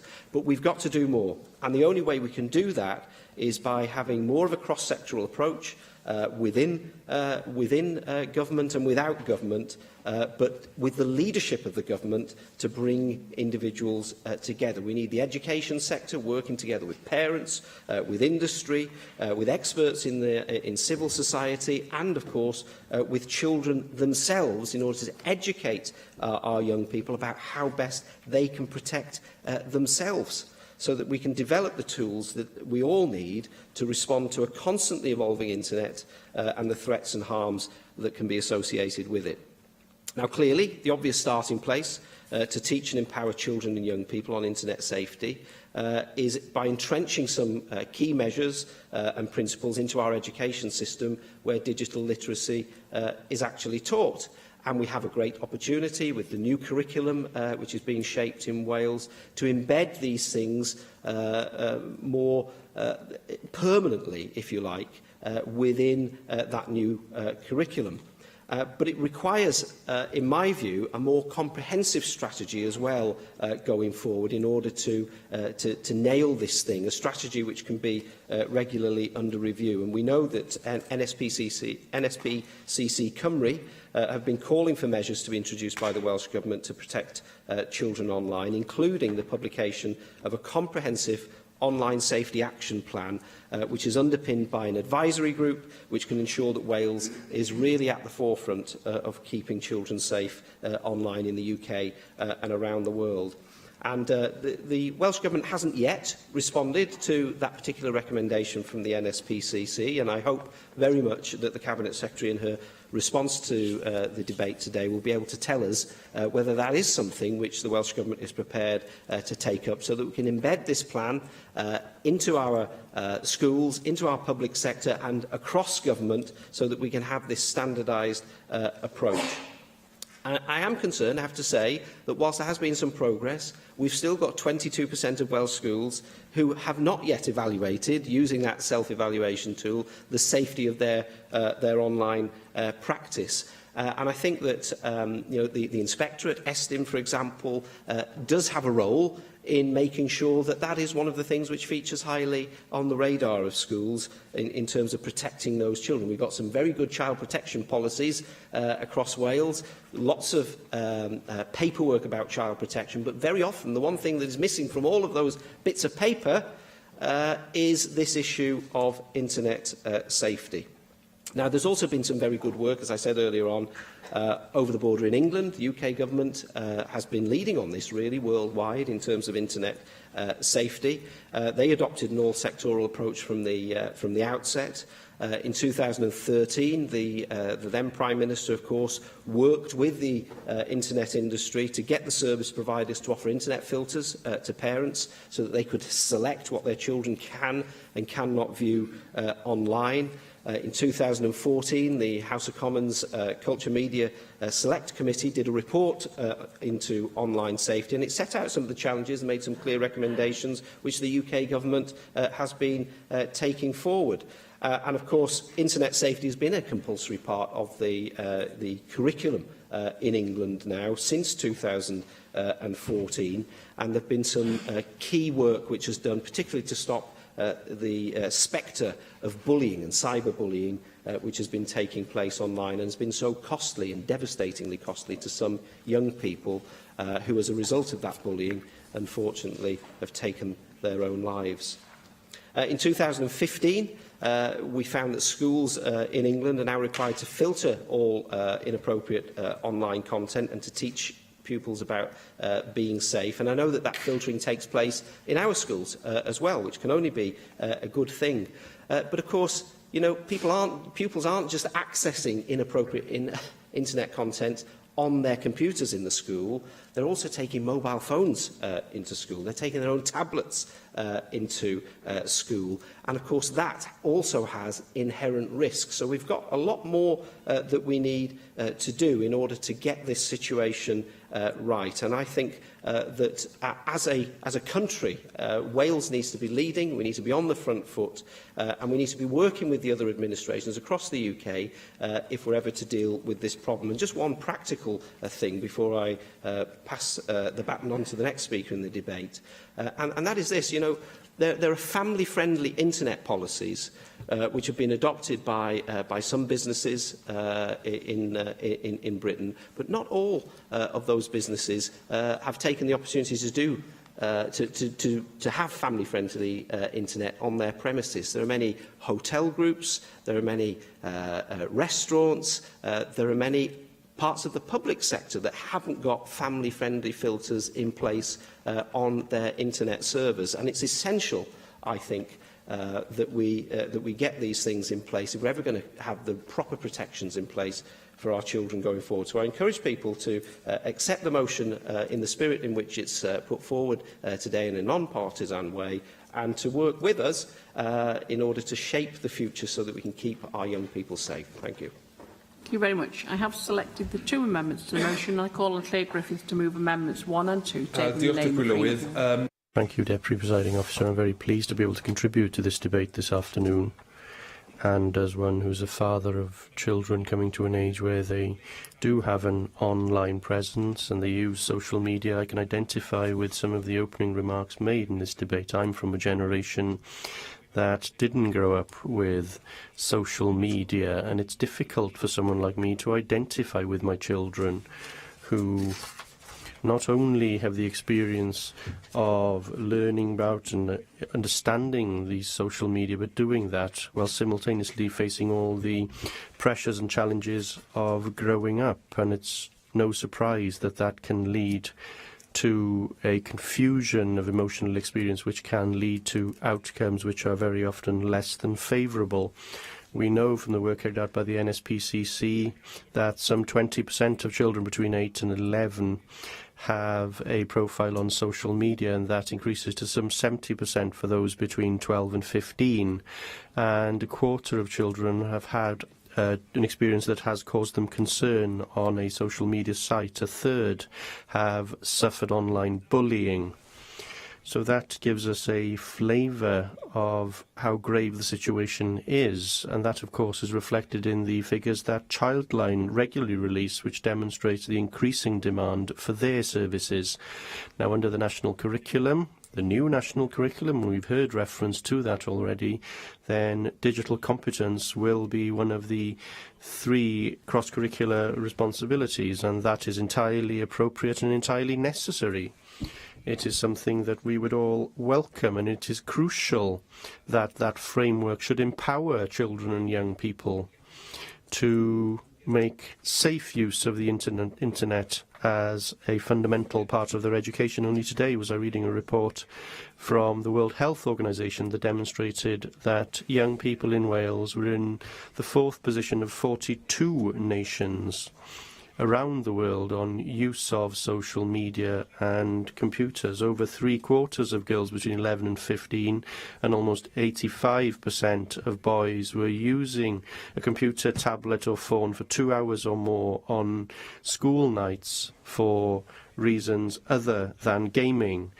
Now, you don't need an expert, although they do endorse that message. You don't need an expert to tell us that that presents a grave health risk in terms of mental health, without a doubt, because of the threats of cyberbullying, but also some impacts on physical health in terms of obesity, type 2 diabetes in the longer term, and so on and so forth. And a recent survey from February last year for Safer Internet Day identified that 1/4 of teenagers had suffered online hatred in the past year.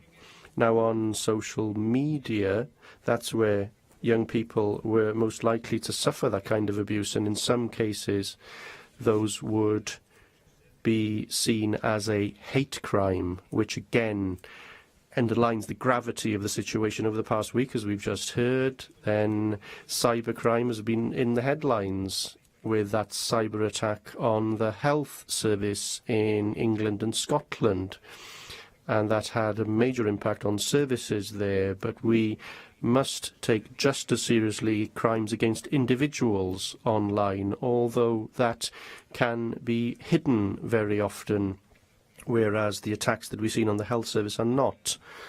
Just last year, the ONS started to publish experimental figures on cybercrime, and those figures were far higher than anyone had expected, with 5.8 million crimes in England and Wales in the year up to July of last year, and that is enough to almost double the crime rate here in Wales and England. An increase in harassment crimes, including new crimes such as malicious correspondence online and misuse of social media and so on, increased by 90% from 82,000 cases to 156,000. And therefore the scale of the problem is becoming more and more apparent. And the scale of the response needed is also a crucial issue. Now, girls suffered twice as many threats to kill or attack them physically. According to one study, there was 66 cases on social media, but only 10% of the girls who had suffered abuse or harassment online reported that to police, and therefore there is a very serious challenge facing us there too.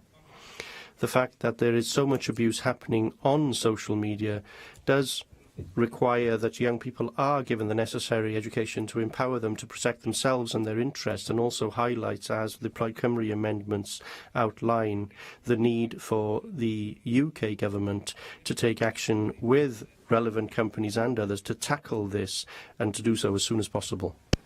Thank you. Paul Davis. Diolch, Dirprwy Lywydd. Dwi'n falch o... I'm pleased to have the opportunity to take part in this debate this afternoon. Safeguarding children and young people online continues to be a genuine challenge for society, and we all have a duty to ensure that children are protected better from the risks of using the internet. As Darren Miller said, the internet is an extremely useful tool for educating children online. And previous generations can only dream of that. Not only is it an excellent academic tool that can support teaching and learning. It also provides access to the latest entertainment on the press of a button, and it encourages children to develop relationships through the social media. And although each of these areas helps to educate our children and young people, but it can also be a very dangerous place for them. The internet has demonstrated that although it can strengthen relationships, it can put children at risk of cyberbullying, exploitation and abuse, both sexual and emotional. You don't need to look too far to find some heartbreaking stories of children across the world who have taken their own lives because of the bullying and threats that they received online. Just recently in my own constituency, a 14-year-old girl died at home following a hidden battle against cyberbullies, an issue that she had kept hidden from her family. Unfortunately, this young girl is one of a host of young people who suffer in silence at the hands of bullies who have used the internet as a platform to spread hatred and to abuse. We owe a great debt to these victims and their families, and therefore we must do more to ensure that the internet is safer for our children. And I believe that this starts by having a far more open dialogue across society on how we use the internet more safely and more responsibly. We have a duty to ensure that that dialogue happens in classrooms, at home and in communities across Wales, and I would encourage the Cabinet Secretary, and we will do everything we can on this side of the House to support her in considering the establishment of a broad-ranging campaign in Wales, encouraging people to discuss the advantages and risks of using the internet. It's also crucial that the Welsh Government takes the reins by taking action on the NSPCC's demand for a comprehensive strategy which would be supported by a digital support group to ensure that Wales is in the vanguard in keeping children safe when they are online. A public debate on online safety as well as an online action plan led by government would hopefully send a strong message that the safety of children online is a priority for the Welsh Government and that this is something that is being considered in earnest. Now, schools, of course, have an important part to play in terms of safeguarding children and young people, and it's important that children and classroom assistants are given full and up-to-date training on issues related to online safety so that they can better identify those who are at risk of abuse online. And so in responding to the debate today, perhaps the Cabinet Secretary could provide us with an update on the level of training provided to teachers in relation to online safety.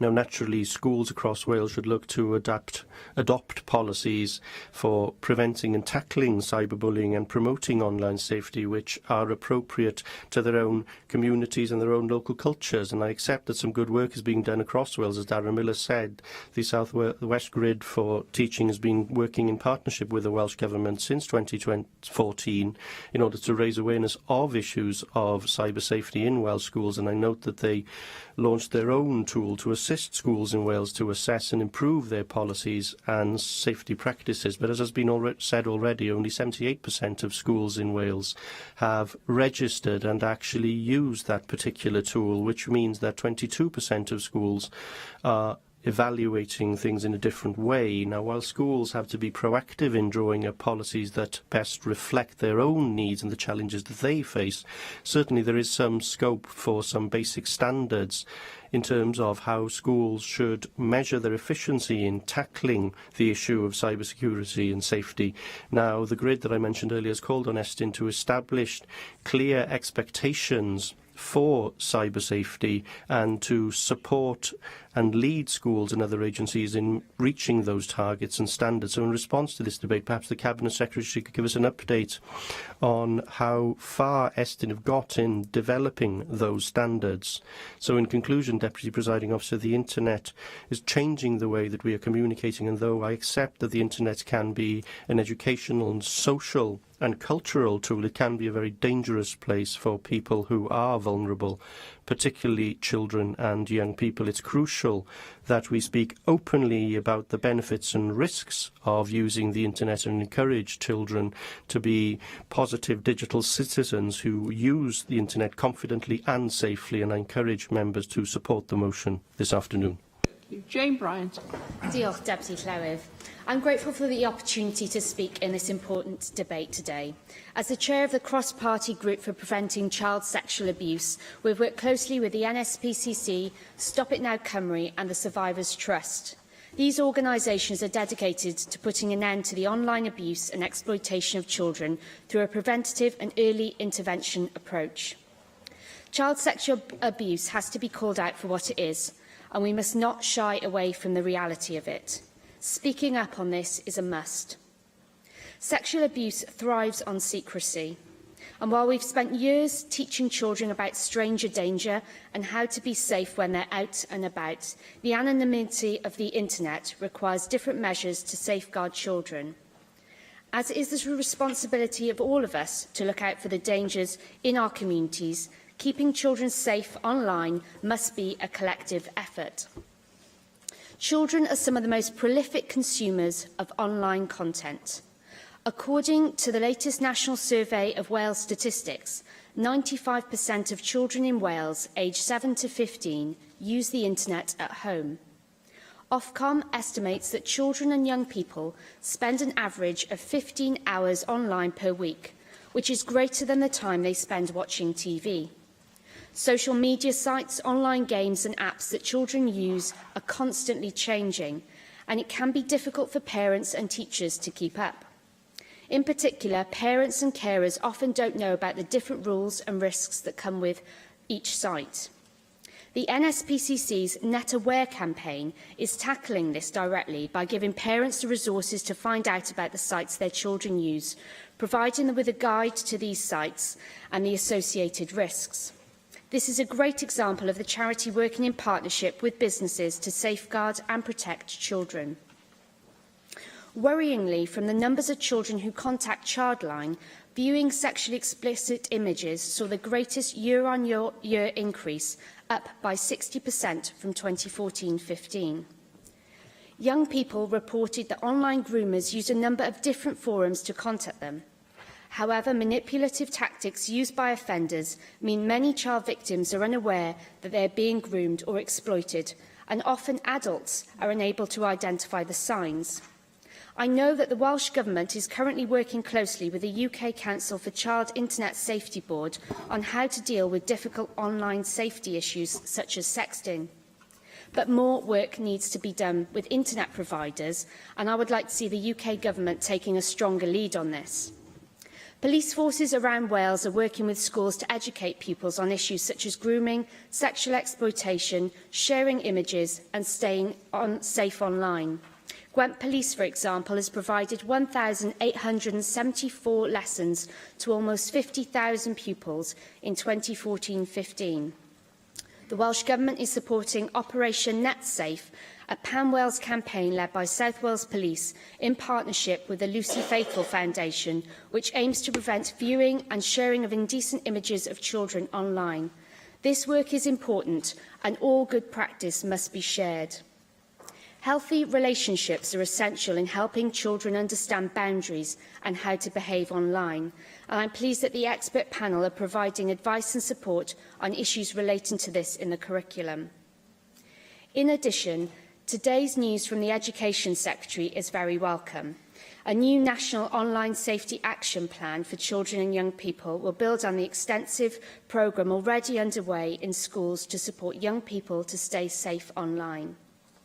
Finally, the cross-party group has an online safety event in the Pierhead in October, and I hope many members will attend to show support and determination to do all that we can to tackle child sexual exploitation online. Mohammed Ashka. Thank you, Deputy Presiding Officer. I am grateful for the opportunity to speak this afternoon on the motion, which I believe deserves cross-party support. This debate is about how we can protect children from the dangers presented by the internet. We are all aware how the internet has brought enormous benefits to our society, whether in the fields of business, trade, education, or simply in the way we seek information. The internet has transformed the way we live in our lives. There is a view held by some that nothing can or should be done to regulate the internet. But the fact is, internet access has a dark side also. Our children need to be protected from the damaging effect of online pornography, which mentioned a lot of our colleagues just now, and illegal images. Our schools,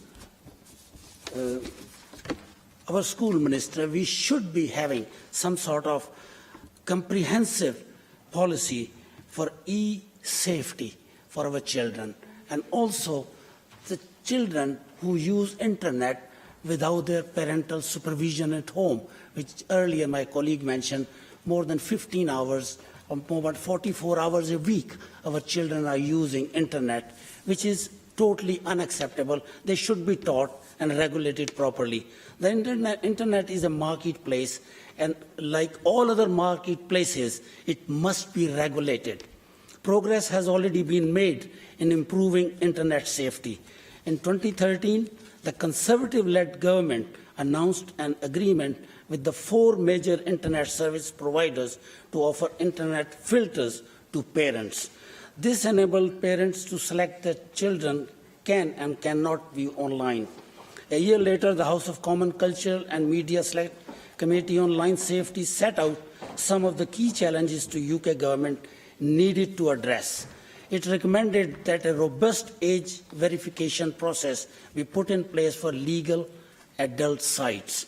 In addition, the committee recommended introducing measures that could make it easier for filters to operate and for search engines not to return the material when operating in safe search mode.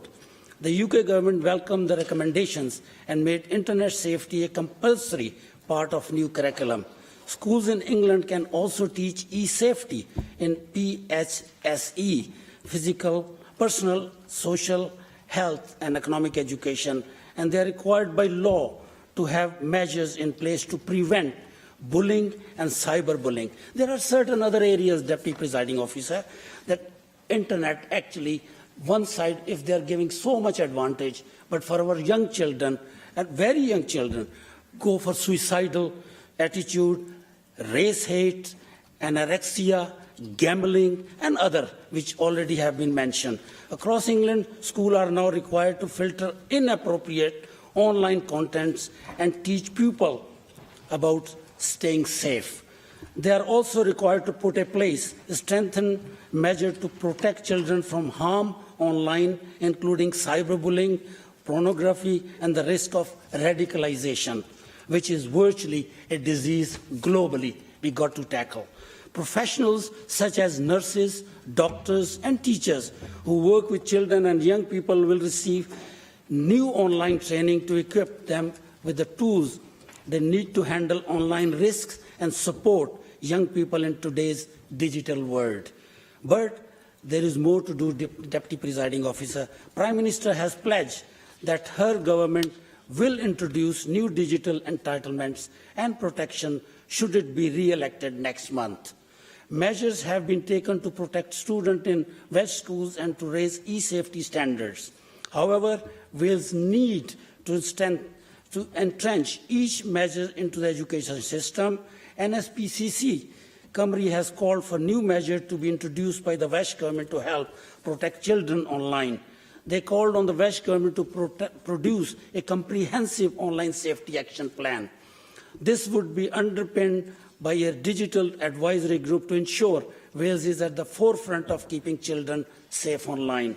I hope Welsh Government takes steps to act upon the recommendation of NSPCC Cymru. Deputy Presiding Officer, protecting our children from internet danger is a cause that should unite this chamber rather than divide it. We can all agree that Welsh Government should prioritise online safety to keep our children safe. I support the motion. I hope everybody does the same. Thank you. Thank you very much. Gareth Bennett. Thank you, Deputy Presiding Officer. And thanks to the Conservatives for bringing today's motion. As their motion states, there are a multitude of risks which children face using the internet these days, many of which have been outlined by the various contributions today, including cyberbullying, addictions to gambling, sexual grooming, encouragement of self-harming, and also, as Leo mentioned, the overall health problems which could develop as a result of young people simply spending too much time on the internet. So all of these things do need to be taken into account, and as the contributors have generally agreed on today, we do need a joined-up approach. It probably does require a comprehensive response that would be timely, as the NSPCC have asked for. And I'm sure, I'm aware that schools and local authorities have put measures in place in some areas, and I'm sure the Minister will give us more information and an update on that. Of course, the problem with this issue is it is developing quickly, and there are new threats emerging even as politicians like us debate these issues. So it's difficult to keep track of it all. And as Darren pointed out in his in his opening statement, often the kids themselves are more aware of what's going on online than the adults, such as people in schools and parents. Now, the focus, almost inevitably, from a government is likely to be on a contribution from schools. The problem is that, although this is to be welcomed, it's not always going to be successful, because, of course, many young people aren't really going to be, they're not going to tend to listen at all times to what they're told at school. So some of these problems won't emerge from discussions at school, and of course they can be missed by parents. But what I was going to focus on slightly was the role of parents in this area. Often, if problems like problems arising from internet use arise, then they are likely to be spotted by parents first rather than schools. So it is crucial that we do have parents who are encouraged to spend quality time with their kids, such as shared meal times, because they need to understand what their children's normal behaviour is before they're able to spot any changes in behaviour. And quite often, if problems are going on online, they will become apparent to parents from their interaction with their children. But of course, they need to have that close relationship with their children to start with. So although we do need to be looking at this kind of comprehensive response that we've all been talking about today, we do also need to focus on the role of parents, and perhaps there is still a role in whatever response we come up with, or whatever response the government suggests. There is a role for educating the parents as to the need for this quality time with their children. Thank you. Thank you very much. Lucy Davis. Diolch, Dir Plylywydd. Now, a few months ago, and I think I might have mentioned this more than once already, so apologies, colleagues and I went to see the Large Hadron Collider at CERN in Geneva. The facility is vast, but less than a speck in the story of the universe. The work, of course, to which thousands of our brightest people from all over the world are dedicated. It's expensive work in which countries are eager to participate and which has transcended war and claims on national purses at times of recession. It's also, of course, the home of the development of the World Wide Web. And that first iteration is still there. You can see it, and it's like the warehouse in the Indiana Jones movie where those top men are hiding the Ark of the Covenant. And, you know, that was just the baby internet. It is entirely understandable that when we consider the risks to children using the internet, that we are completely daunted by the enormity of the task. Not just the recognition that this will probably need a full global response, as Darren said, but by the recognition that for every step we can take at any level, from personal to international, there is someone who can outrun us or outfox us. Well, I don't think that is a good enough excuse. If the world can collaborate to find the God particle, it can collaborate to protect its children from online dangers. And Article 4 of the United Nations Convention of the Rights of the Child demands it, with parties under a duty to undertake all appropriate legislative, administrative and other measures for the implementation of the rights recognised in the present convention. There is a growing body of worldwide research on how states might achieve this. I mean, far too much to go into today.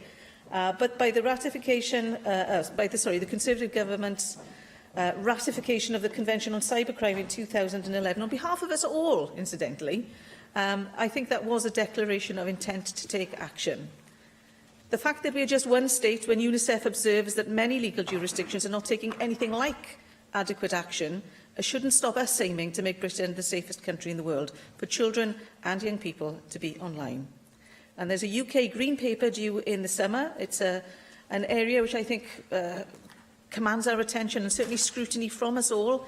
Jane Bryant, I agree with you. This is something we should all be looking at, and something that the UK Government might still be able to do more on. And I hope, actually, we find time to debate its principles here in the Assembly, even though the legislation is coming from another place. This really is something for all of us. But I have to say that sort of legislation, I find this quite a tricky one, actually, because I get a bit queasy at the thought of the state coming into my home. But I was researching this online last night, looking at some of the adverts that have been put out there by various charities warning young people against grooming and online abuse. And to be honest, that made me feel a lot queasier. I've actually found myself agreeing with Claire Perry, the MP, whose Parliamentary Online Protection, Child Protection report came out fairly recently, which advocates default barring of adult content, opt-in filters rather than opt-out, and for households, the simplest one-click parental control. Because I think you can have some control over access to content in your home, but outside the home, we seem to be relying very heavily on educating children and young people, and indeed adults, on how to recognise danger, to avoid it and how to report it. And I've been in a class, a junior age class in Dyffryn Cellwen in my region to see what it looks like in that school, and it was excellent, completely age appropriate. But Gareth Bennett is right. For some teenagers who may in fact absolutely understand the dangers of texting and bullying and date apps and even those less obvious dangers of online gaming, in the moment it all goes out of the window in the face of a compliment or a dare. I think we might also need to face up to what's becoming the addictive nature of social media. That idea that parents are all sitting down around a table to discuss things with their children is disappearing when we're now looking at families, even if they're all in the same room, all on their individual devices, all with their individual things in their ears, and all in individual worlds. And like all addictions, it has the propensity to alienate you, to distance you from the people who can offer perspective and safety. And so I approve of all these soap operas and dramas that are running storylines on the dangers to raise awareness, but for every oversharer who posts a picture of children's birthdays or sports days or school concerts, they're opening up those children potentially to risk simply from connection with those innocent posts. And of course that runs alongside the type of things we've been talking about, the unmoderated access, the access to unmoderated extremist ideas, gambling, the unusual sexual content, if you like, and of course the malignancy of the charming new cyber friend who makes you feel so very special. That space between the screen and the young brain is small, it is intimate, and it is secret. And I don't think it's one that's necessarily reached by parental awareness.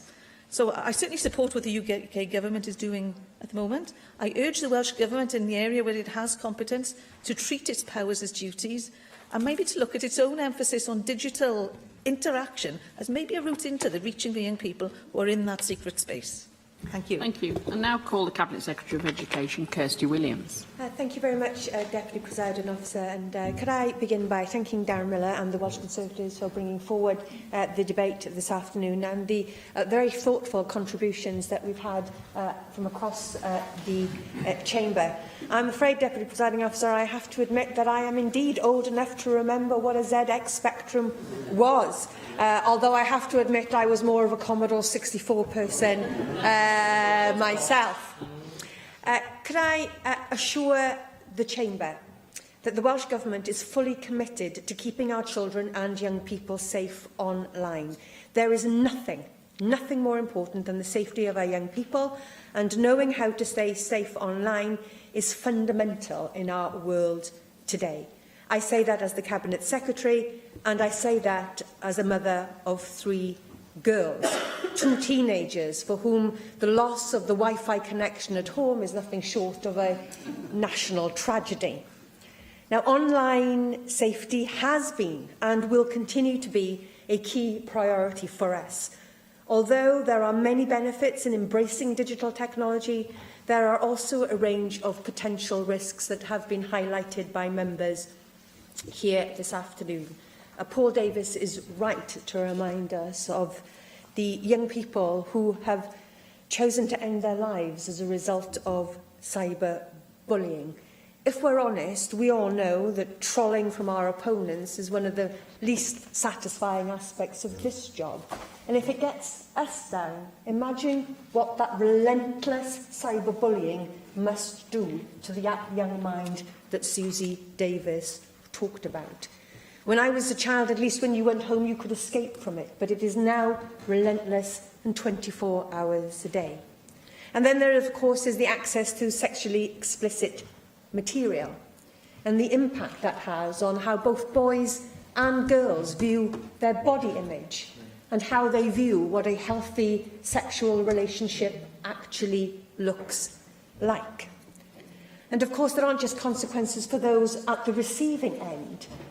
Sometimes those who perpetrate some of these issues have little consequence of what it might mean for them. I'm aware of a young man who was caught up in a sexting incident. When asked by the police why he had done it, he said, well, everybody did it. He didn't realise that the caution that is now on his record will probably prevent him from ever travelling to Australia of the United States because of something that he did without understanding the consequences, something that he did when he was just a 14-year-old boy. So, it is our responsibility as a society to equip our young people with the skills to be able to think critically and navigate the digital world in a safe and responsible way. And there is a significant amount of work that is going on in Wales to help young people stay safe online, and I'm glad that that has been acknowledged here in the Chamber this afternoon. At the beginning of the school year, the Digital Competence Framework, the DCF, was made available. This is the first element of the new curriculum to be introduced across Wales. The citizenship strand of the DCF focuses on developing and applying critical thinking skills and strategies. It will support our young people to become responsible and independent consumers, which is absolutely crucial now and inevitably more so into the future. It includes specific elements focused on online behaviour, cyberbullying and health and well-being. To promote safe and responsible use of digital technology, the Welsh Government, as we have heard on a number of occasions this afternoon, has been working with the South West Grid for Learning charitable trust since 2014. The online safety project has seen many successes to date. This includes the development of 360-degree Safe Cymru, a bilingual online safety self-assessment tool that, as we've heard, allows schools to benchmark their current online safety policies and provision against national standards. The tool also provides guidance and support with practical suggestions to improve and enhance online safety. Over 85% of schools in Wales have already registered, and I am actively working with the regional consortia to ensure that all schools are aware of the benefits the tool can offer and our expectation that they should be engaging with it. The Welsh Government has also developed and published the Online Safety Resource for Wales. This is a collection of practical resources and lesson plans to support schools in the delivery of online safety in our classrooms. These resources are designed to empower learners to think critically, behave safely and participate responsibly when they are online. At the beginning of this academic year, we published 3 safeguarding training modules on Hub. These modules have already been accessed over 7,000 times, and we will shortly publish 2 further modules specifically focusing on online safety. Online safety training sessions have been delivered across all local authorities in Wales to upskill teachers and governors in preparing them to deal with issues young people may encounter online. And this year, the Welsh Government are building upon this by offering a range of additional training opportunities. And these will focus on specific issues such as the safe use of social media and cyberbullying. I'm also aware that a number of schools have operated their own training sessions after school for parents, inviting parents into the school so that they can find out more on how better they can support their children. On Safer Internet Day earlier this year, I launched the new Online Safety Zone on the Hub. This has been developed to support education stakeholders, including young people, in this critical area. The dedicated area hosts news, events and a range of resources on online safety issues. And these resources include materials which have been developed with a range of third sector partners. The zone also signposts those dealing with the effects of cyberbullying towards appropriate support services. And I'm pleased to see that since its launch, the zone has had over 40,000 page views. Of course, we need to do more, and myself and the Cabinet Secretary for Health are working collaboratively to see what more we can do to help schools and teachers build resilience around well-being and mental health issues, and we hope to make an announcement later on in this year.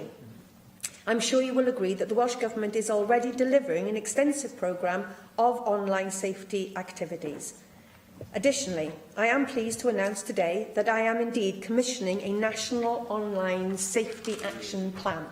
This will provide a strategic overview of how we will continue to enhance online safety support in Wales, and further information will be provided as this work is developed. Can I once again thank everybody for their contribution to this afternoon's debate. The Government will support the amendments and the motion as amended. Thank you.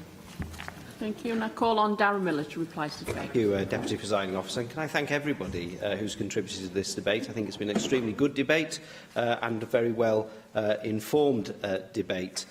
Many members have spoken about their own personal experiences of technology and indeed have given us some of the very stark facts about online abuse, online exploitation and indeed some of the problems that has caused, including for individuals in circumstances like Paul's constituent who unfortunately took their own life.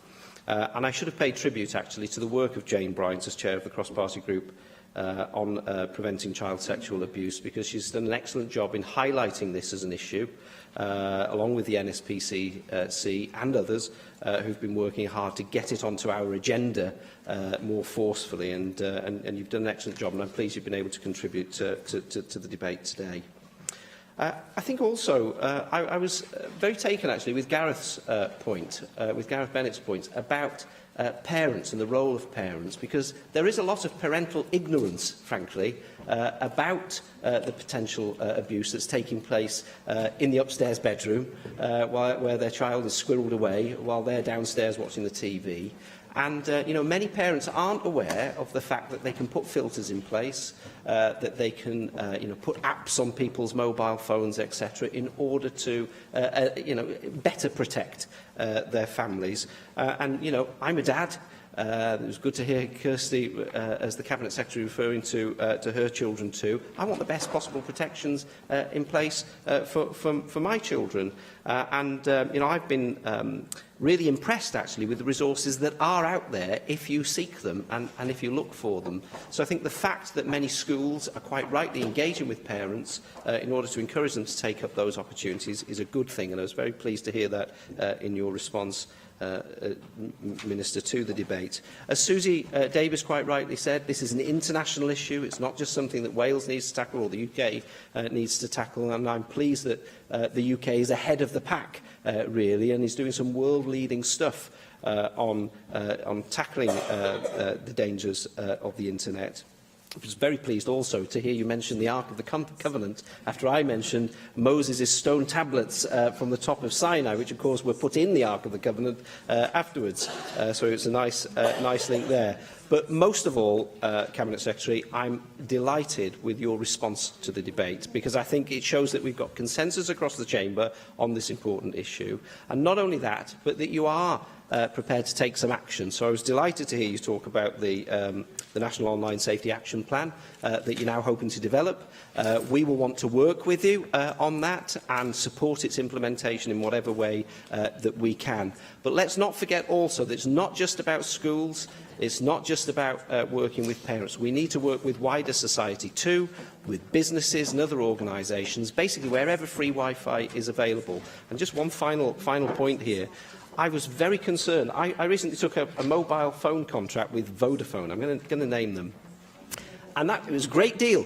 However, one of the problems with the contract was that it came with automatic internet safety filtering, which was great.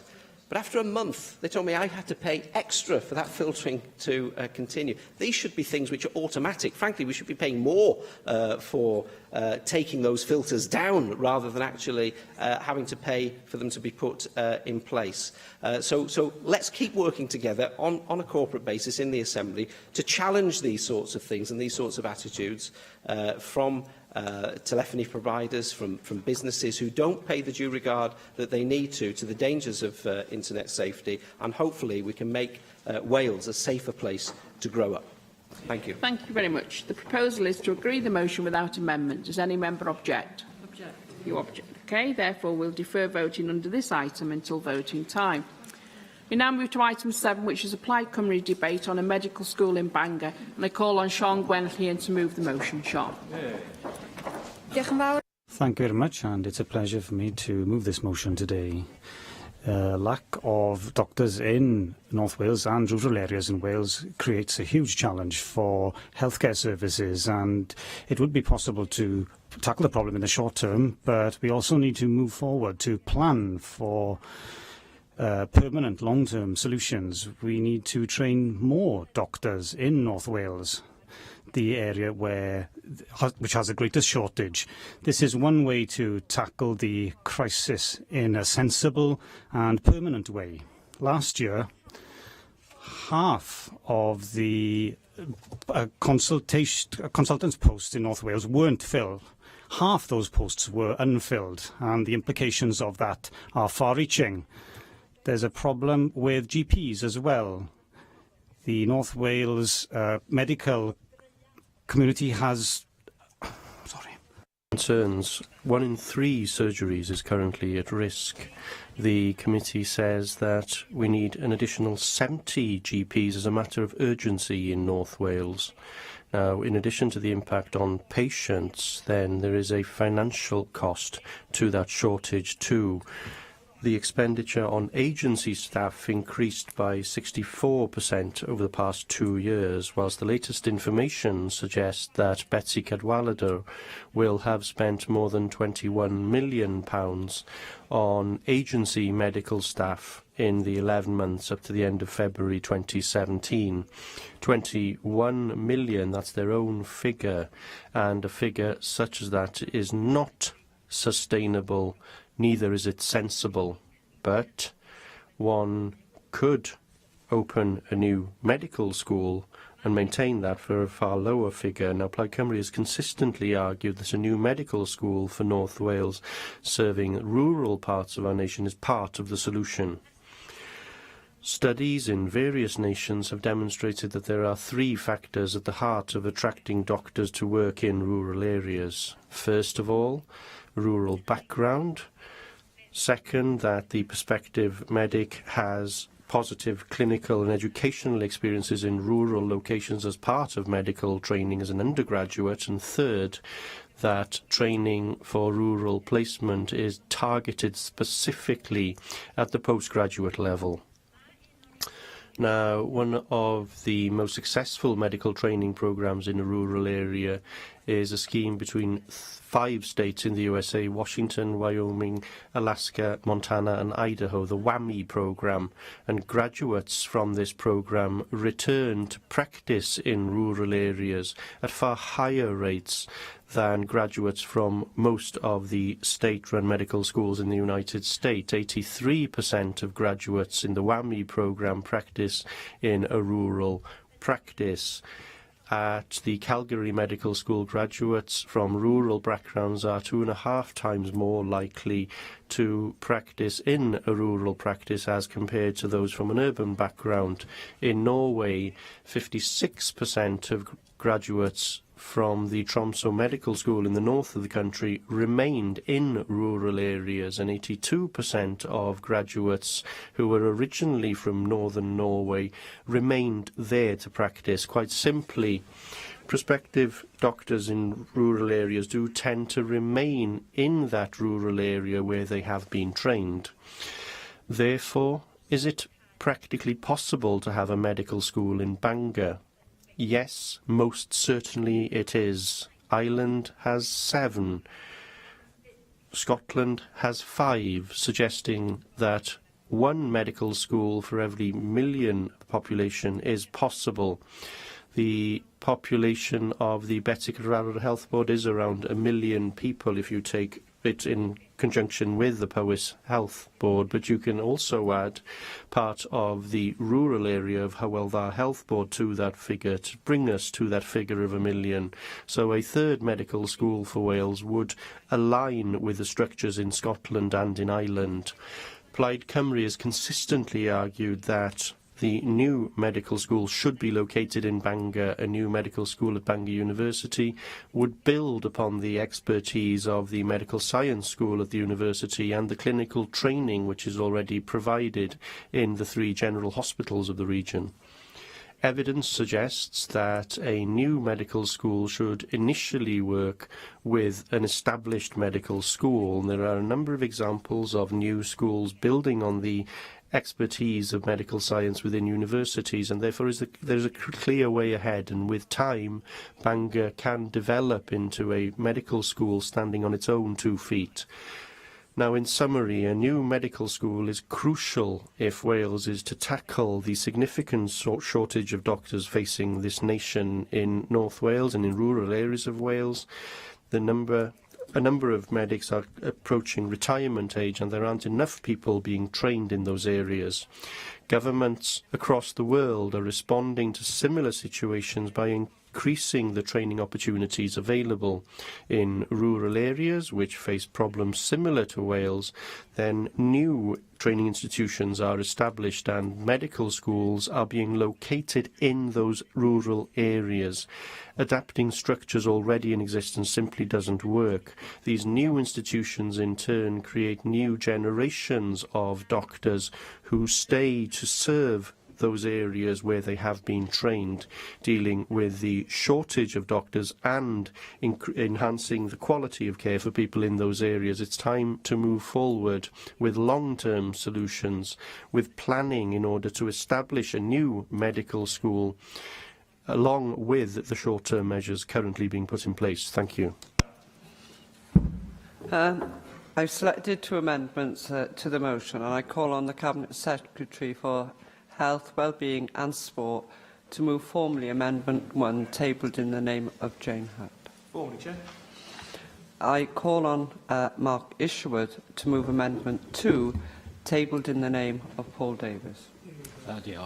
Well, we support this motion's call for the development of a medical school in Bangor as part of an all-Wales approach to increasing training, recruitment and retention of doctors in Wales.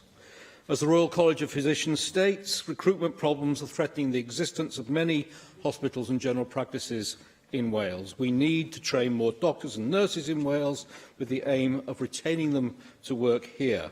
But, they said, a third of core medical training places in Wales were unfilled in 2016.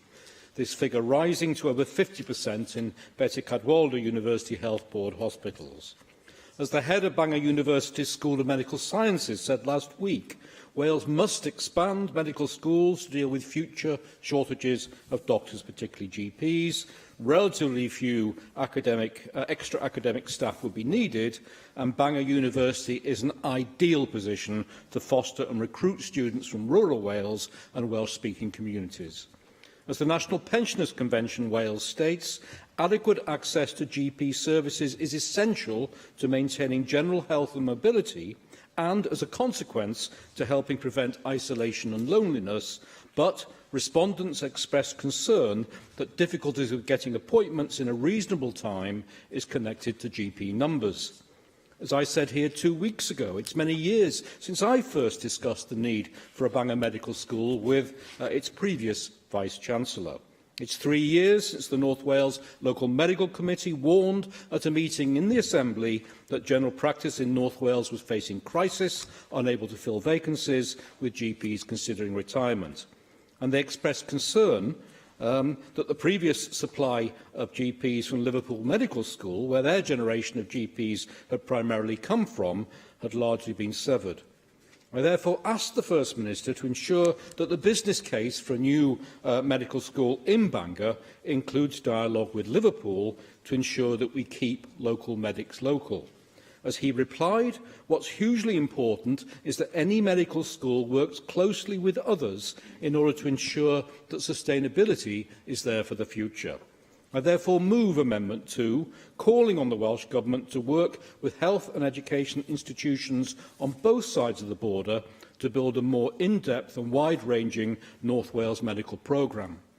Delivering sustainability will require the training, recruitment and retention of doctors locally, and this will require the universities, Betty Cadwaladr University Health Board and Merseyside to work together and build a more in-depth and wide-ranging North Wales medical programme with specialisms being delivered by the relevant major hospitals on both sides of the border.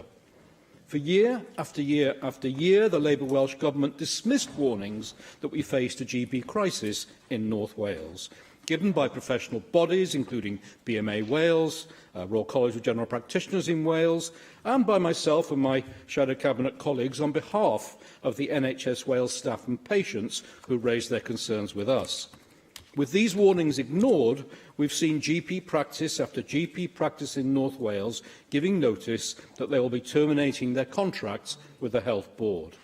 Yet at the BMA Wales conference last year, on the same weekend that another North Wales GP surgery gave notice that they would be terminating their contract with the Health Board, First Minister Carwyn Jones claimed that there was no GP recruitment crisis. Responding to the Royal College of General Practitioners, Wales Put Patients First Back General Practice campaign during the last Assembly, I met a group of GPs in North Wales whose key concern, they told me, was recruitment. Although the average age of GPs in North Wales was over 50, they told me they couldn't get medical students to come and train in North Wales. They told me that there was a particular problem with the way, quote, Cardiff recruits medical students, and that medical students need to be incentivised to come to North Wales, especially Welsh speakers developing homegrown doctors.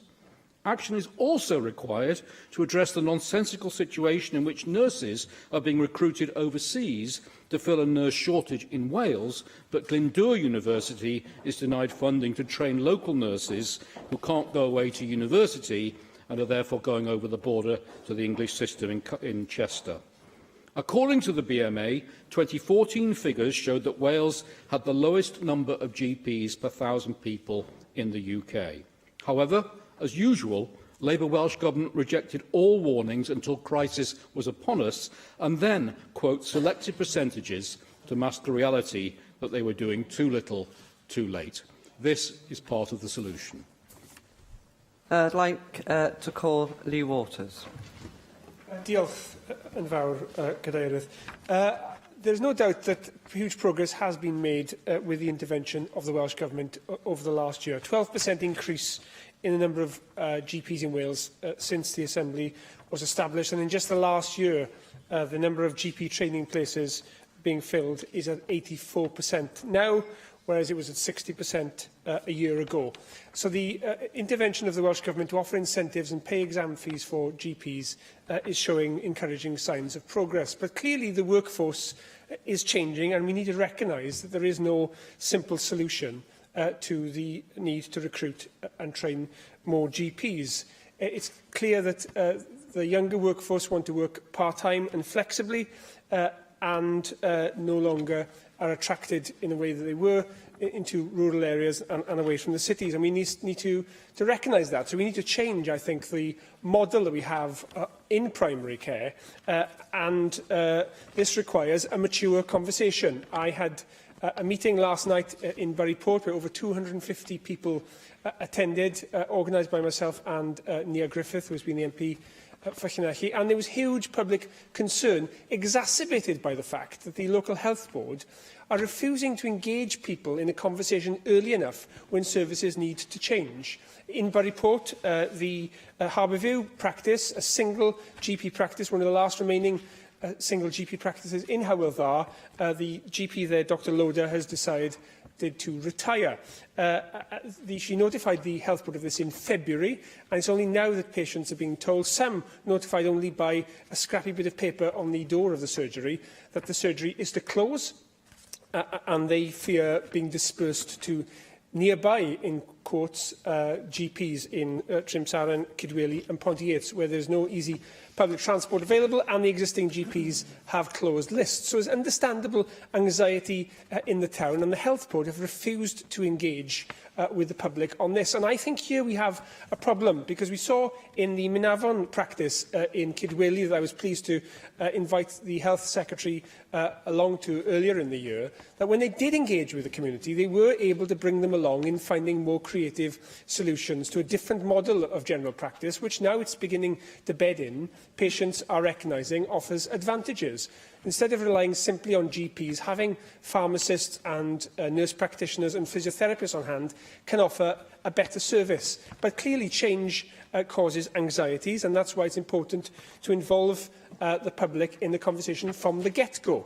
But however, this time, as before, held a private process where a panel led by their deputy chair analysed data of changing populations and so on, and decided in their best judgment that the surgery should close without any alternatives being publicly explored. Now, surely this is a mistake. As part of that initial checklist process they go through, there must be patient engagement, because when you can treat patients like adults and show them what the options are and bring them along in that choice, you can end up with a better solution. They failed to do that in this case. They failed to engage with me as the elected Assembly member and with the other elected representatives in the area. And as a result, we now have great local concern. And I'm hoping that they'll rethink that and will properly engage with the community, because they rightly feel that they deserve a proper service when the town of Buryport is growing and when the needs of the population are changing. So I would urge the government to consider how, when these changes occur all across Wales, the need to engage with communities is hardwired in at the beginning of that process, and we don't have the farce of a situation where the first patients hear of a change to their service is a scrappy bit of paper on a door. Thank you. I'd like to call Michelle Brown. Thank you, Deputy Presiding Officer. I'd like to thank Plaid Cymru for tabling this debate. UKIP fully supports this proposal, but the question that I asked the last time this idea was discussed in this place still stands. Do we not think that more needs to be done to improve and promote the life offer available to professionals in order to have them come to North Wales or not to leave in the first place? We undoubtedly have a recruitment problem in Wales, and whilst the medical school in Wales may result in a number of medical graduates remaining in Wales, hopefully they'll realise what a wonderful place it is to live and work here and remain here, but it isn't a cure-all. I would also like to add that a medical school in North Wales also has a greater chance of attracting and retaining Welsh speakers, so I am fully in support of the proposal. But qualified doctors can pretty much choose anywhere in the world to live and work. So the fact that they moved a couple of 100 miles down the road to train isn't going to be a deal-breaker when deciding whether or not to return to their roots. Labour's amendment shows that they're trying to deny there's a problem.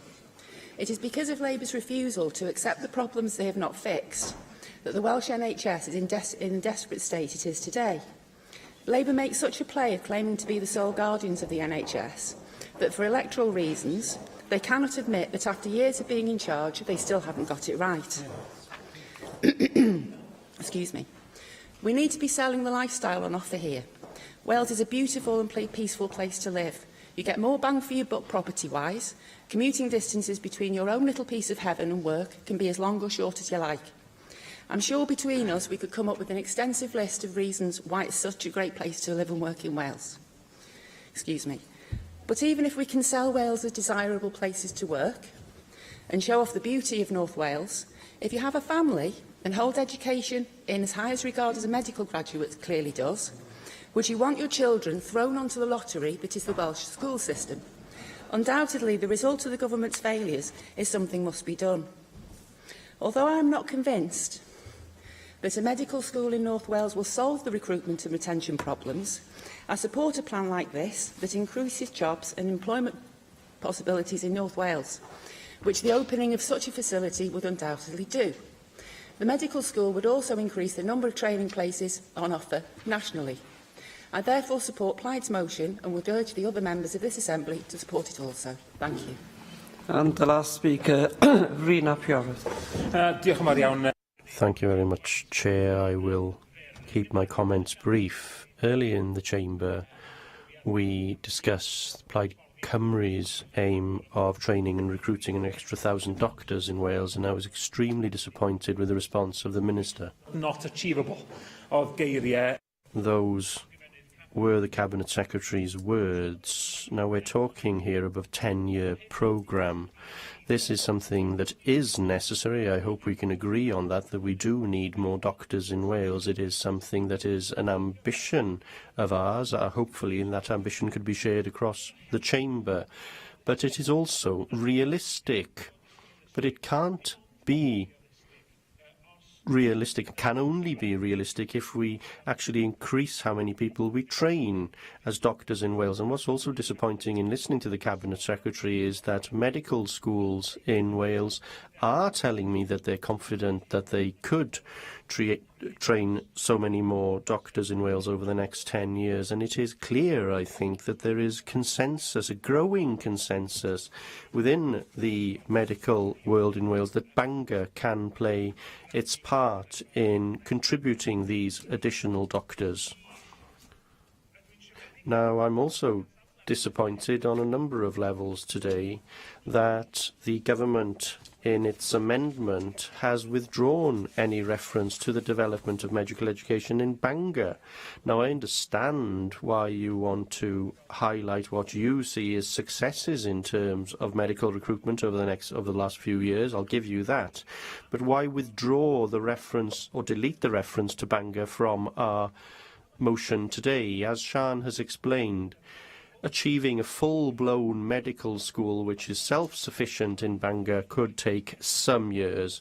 We acknowledge that fully, but that has to be the ultimate aim, and we must move as a matter of urgency now towards having medical students embedded in a medical education department in Bangor. I will refer to Keele University, which has a medical school now, but started as part of the Manchester School of Medicine. There are those kinds of partnership that we can put in place from next year on, working with Cardiff University and Swansea University.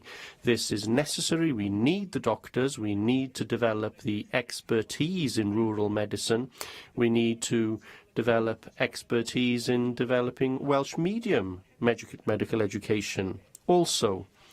Therefore, on a number of levels, I need to see us moving towards a consensus in terms of the direction of travel here. Reference to a couple of points made from Michelle Brown. Does this solve the recruitment and training problem that we have in Wales? Goodness me, no, it doesn't resolve it, but it could be one heck of a contribution to what we're trying to achieve. And to Lee Waters, like yourself, I have spent a career in communication, so I agree with you entirely that engagement is important. You can engage as much as you like. You can send the local health board chief executives round to every single patient's house to explain that there's a problem with the local surgery. But unless you have the doctors coming through the system, you will always be faced with this problem that we have, which is leading to the closure of surgeries in Bury Port and in Porthcawl and in many other places that we're hearing about in Wales. So support this and aim high. Let's get this medical school in Bangor. Wales needs it. Wales's patients need it. I now call on the Cabinet Secretary for Health, Wellbeing and Sport, Vaughan Gethin. Thank you, Chair. I'm grateful to Plaid Cymru for tabling this debate today. As the Government amendment makes clear, since devolution, we've seen a significant increase in the numbers in our medical workforce. But this Government is far from complacent. Despite the successes that we highlight, we recognise there are still challenges for some medical specialities and some geographical areas of Wales, just as there are across the rest of the UK. That's why we committed in our programme for government to continue to take action to attract and train more GPs, nurses and other health professionals to Wales. To deliver that commitment, we launched our campaign to encourage doctors, including GPs, to come to Wales to train, work and live. And we have seen a significant early impact, with GP trainee fill rates at the end of round 1 at 84% compared to 68% at the same point last year. That includes 100% fill rates in Pembrokeshire, North East Wales and North West Wales GP training schemes. Members will be aware, of course, that I launched the second phase of Train, Work, Live for nurses last week. And the initial impact in terms of social media activity has been very encouraging, with our promotional video being viewed 30,000 times and our content reaching over 110,000 people. Now, I know the motion calls for a medical school in Bangor, and Sian Gwenllian has been very consistent in her calls on this issue. As the First Minister made clear in this chamber, in the coming weeks I will make a statement, as I indicated I always would do, on the conclusion of the work that I commissioned to consider the provision of medical education and training in North Wales, including the case for a new medical school. I'm not about to try and sign myself to a commitment one way or another before that work concludes. That's a simple explanation for the government amendment in not making reference to the medical school. It's part of a rounded case that I've committed to deliver on, committed to respond and return to members on, and I will do so. But regardless of the outcome of this work, we know that we need to be flexible and explore all options in terms of education and training in North Wales. Cross-border working already exists in places such as speciality training for paediatrics and subspeciality training posts established for high anaesthesia. So despite the unremittingly negative contribution by Mark Isherwood, I'm happy to confirm that the Government will support the amendment in the name of Paul Davis. And I want to deal with the recasting of the 1,000 doctors pledge. 1,000 doctors over 10 years in terms of what's additional, or in terms of what we currently train now. We already train over 10 years. We'll have trained that number of doctors. But the training of doctors is part of a long-term future for the health service, the amount of time we understand it takes to train doctors. So recruiting and retaining our current workforce is a big part of where we need to be, including those trainee rates, as I mentioned earlier. There is a long-term approach to all of this, and that must take in the models of work that we expect people to come to. It also takes in how we'll actually provide that training as well. If we want, as Lee Waters indicated, to have that broader point of the differing model of general practice, where general practitioners work as part of a wider team, we need to train people to work in that way as well, because the way in which general practice works now is very different to 10 and 20 years ago. And in the next 10 and 20 years, it will be different again. There is always a constant need to adapt. We have to understand what numbers of different medical professionals we need to provide the sort of service that people quite rightly expect. So that's why we continue to invest in the education and training of the wider healthcare workforce that we already do within North Wales and at Bangor University. So courses are commissioned in nursing, midwifery, radiography and pilot courses for physician associates, as well as the courses offered at Bangor's Clinical School. And physician associates are a good example of the development of the wider workforce within healthcare. They're still in pilot phase, but we think they're part of the future. So understanding what Swansea and Bangor provide in terms of that new cohort of physician associates is important to us, as well as the measures that we take to make sure that they're part of our healthcare system in Wales with a real career path in models of care that will make a difference.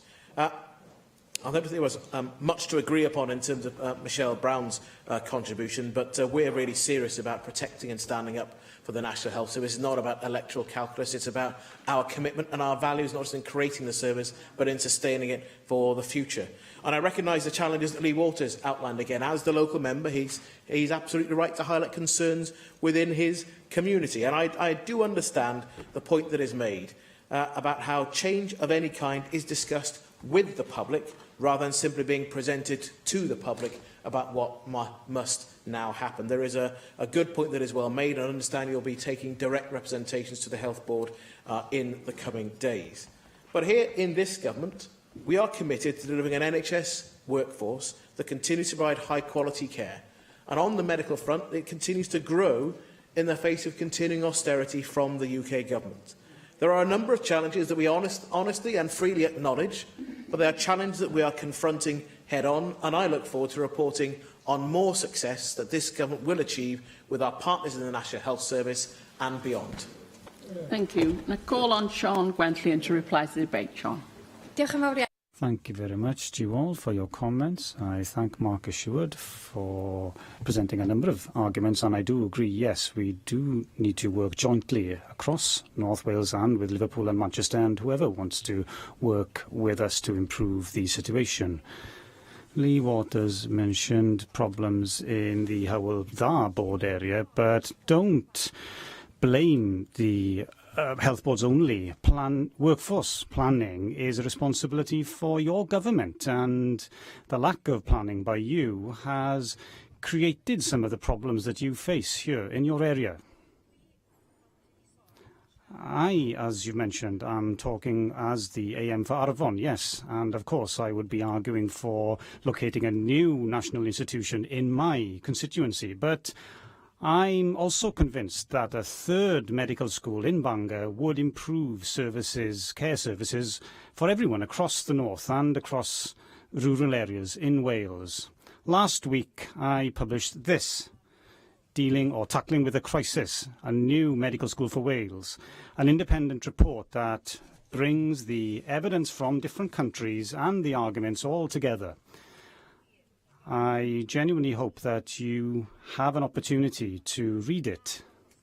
It does set out the case clearly and robustly that the medical school is needed. So I do hope, as the Cabinet Secretary has mentioned, that we will have an announcement soon about this. And I greatly hope that that announcement will be a positive one. The Cabinet Secretary has read it, thank you for that, but that we have a positive announcement soon stating clearly that there is a need for the medical school and that you as a government are going to plan in a detailed way for that very soon. Thank you very much. Thank you very much. The proposal is to agree the motion without amendment. Does any member object? I will defer voting under this item until voting time. The next Plaid Cymru debate is on the economic development in the South Wales Valleys, and I call on Steffan Lewis to move the motion. Steffan. Diolch, Dir Bwylywyd. I'm pleased to move the motion in the name of Creen ap Iorwerth. The former South Wales coalfields, the valleys, have been in a state of economic crisis probably since at least the general strike of 1926.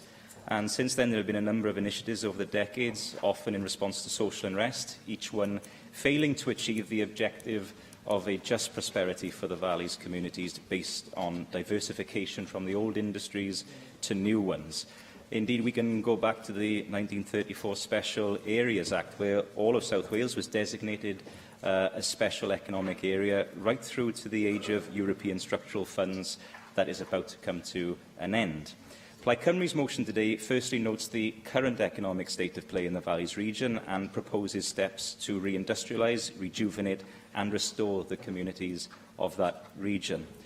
Point C in our motion, we draw attention to the importance of prioritising investment. And this is a very important theme because we can see at a state and sub-state level around the world the impact of a geographically unbalanced economy flowing and stemming from unequal investment.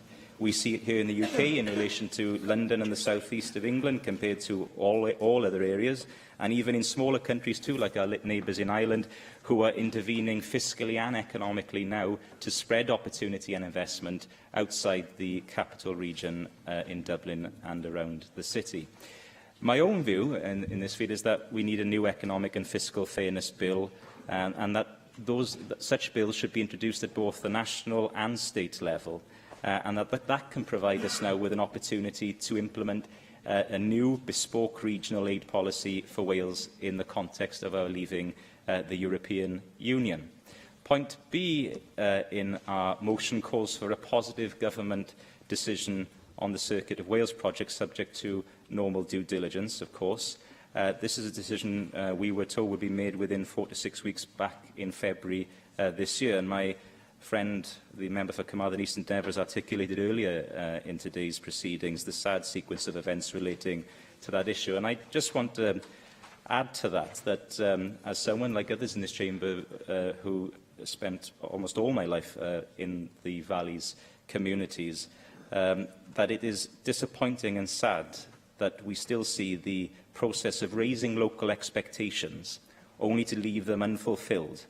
And that this is in great part the reason why so many people, particularly in the Valleys, but not exclusively in the Valleys, are so cynical about politics and politicians and have little hope for the future, that they feel powerless and disengaged. If you want to toss a coin to decide who, I'll give way to the member for... Leo, go second. In regard to investment in infrastructure, would you agree that the Welsh Government initiatives in terms of infrastructural investment around the Metro will make a considerable impact? And also in regard to the austerity programme, in regard to the impact, the huge impact that has had on valley communities, that this is a lever that we really, really need to be working hard to petition the UK Government around? Well, I think the member for Islwyn and I would agree that the austerity agenda has been self-defeating, that it is wrong, and that the poorer communities of the UK, including the valleys communities, have suffered more than any others as a result of it. And of course, the infrastructure project around the Metro is something that we fully support. Where I have an issue with Welsh Government and others is, in terms of the transport infrastructure, absolutely makes perfect sense that we plan that on a south-east capital region basis. In fact, I was a big supporter of SUTA that was abolished under the previous government, because that was a regional transport coordinating body that I think worked effectively. But in terms of economic planning, I am yet to have the reassurance from the current Cabinet Secretary for the Economy that we are going to have a proper place-based approach to economic development in order to maximise the potential of the Metro system. I'm very much looking forward to seeing a pioneering economic development plan and industrial strategy published before the summer from the Welsh Government that is going to designate every part of this country a specific economic stake in the future success of this country, because that is the only way we are going to have a just prosperity for all. Of course, the challenge of the valleys economically deep-rooted, long-standing, and they require more than just one intervention to reverse that trend. That's why we're calling for the establishment of a Valleys Development Agency, suitably equipped and properly accountable. We have recently been taking evidence in the External Affairs and Additional Legislation Committee, some members here this afternoon, on future regional policy in Wales following our withdrawal from the EU, and I would advise all members to look at the evidence that we've amassed. We've had a great deal of useful insight and evidence, not just on what has worked in terms of regional policy in Wales in the past and maybe what hasn't worked so well, but we've also explored some interesting and exciting possibilities for the future. And among the pieces of evidence that we received was a report by the OECD, and they described the shift that needs to occur and that has occurred in many countries in terms of regional policy. And there's one passage that I'd like to quote. They say that in the past, regional policies tended to focus on addressing disparities between regions through the provision of subsidies to compensate them for lower incomes. Policies were designed by central governments through departments of state that delivered narrowly defined economic development programmes. This approach was seen as increasingly ineffective and not sustainable from a fiscal point of view. The new approach to regional policies emphasises a focus on competitiveness and working with regions to unlock growth potential. This approach has significant implications for how government works. Governments need to work in a more integrated way at regional and local level, i.e. not doing things to people and not looking at regions specifically in terms of their competitive disadvantage, but unlocking the potential that already exists within regions and empowering those regions to get on and fulfil their potential. So this amounts to a place-based approach that I mentioned in my response to the member for Islwyn earlier, effectively saying that the days of governments doing things to areas are over, and that public policy must be used to empower regions to do things for themselves. And in studies carried out by the OECD, among others, place-based approaches to regional policies are shown to be effective in improving regional performance in those regions where there is a tangible regional identity. And, the Valleys is a tangible region. We are linked culturally, socially, historically. The Valleys entity is among the strongest in this country. So there is an outstanding opportunity to draw on that shared cultural, historic and social basis to unlock the potential. So there's a basis for prosperity. So let government now give that region the means to realise that prosperity. Diolch yn fawr. Thank you very much. I have selected the 2 amendments to the motion. If Amendment 1 is agreed, Amendment 2 will be deselected. So I call on the Cabinet Secretary for Economy and Infrastructure to formally move Amendment 1 tabled in the name of Jane Hutt. Formally, thank you. Call on Russell George to move Amendment 2 tabled in the name of Paul Davies. Thank you, Deputy Presiding Officer. I move the amendment in the name of Paul Davies. And I have to say, in principle, I and the Welsh Conservative Group can support the Plaid Cymru motion today, which seeks to boost the investment in jobs and infrastructure in the valleys after historic underinvestment, I think, from the government here. Nobody can argue, I don't think, either with the assertion from Plaid Cymru that the economic performance of the valleys has been consistently below the Welsh and the UK average. Now, the motion, of course, does fail to recognise the significant investment and supply chain opportunities created by the UK government through the Cardiff and Swansea City regions. And interestingly, despite significant funding from the EU, the West Wales and the Valleys region have seen very little in terms of tangible improvements to economic prosperity, and perhaps that's why the Valleys voted to leave in such big numbers. People living in the Valleys felt that the EU and the Welsh Government had not delivered as promised. The President of South and Mid Wales Chamber of Commerce has said the Swansea and Cardiff City deals have the potential to transform the economy of South Wales, and I agree with that. So I do. Yes, I will. Yeah. Would he acknowledge that the city deals, rather than the city regions, which I think he mentioned, which of course the Welsh Government set up, are simply displacing cuts in public spending through austerity and the failure of the UK Government to acknowledge the case for fair funding? So when put in the whole context, this bit of funding that is being passed down through the city deals is much smaller than the amount of money that's been sucked out of Wales by the Government. Well, I was just making the point that the area has had significant investment from the EU, but there's no tangible difference. That's in the power of the Welsh Government hands and how that money is spent. And the Welsh Government haven't made any tangible improvements with that. So, I mean, from my point of view, I do, of course, welcome the UK Government support for the region through the City deal, which aims to rise the area to 90% of UK productivity levels. And the Cardiff Capital Region City deal is also a major £1.2 billion investment, which we are told will deliver an extra 25,000 new jobs and lever in an extra £4 billion of private sector investment. So such developments of the Cardiff City region will, I think, improve the opportunities of the South Wales Valley. So I do find the government's amendments highly hypocritical on a number of levels. It calls for the Westminster government to invest in valleys communities while ignoring the levers that the Welsh government has at its own disposal to stimulate economic development in the region. We're yet to see, of course, an economic strategy over a year after it was first promised, and that's in contrast to the UK government, which has set out its ambitious industrial strategy, which focuses on regional economies, which will provide stability and direction to British industry. Furthermore, not only does the government's amendment ignore the substantial investment proposed by the UK government on large-scale infrastructure projects, including increases to the Welsh Government's capital budget, but it also calls for the use of procurement levers to stimulate the creation of meaningful employment in areas of economic need, such as the valleys.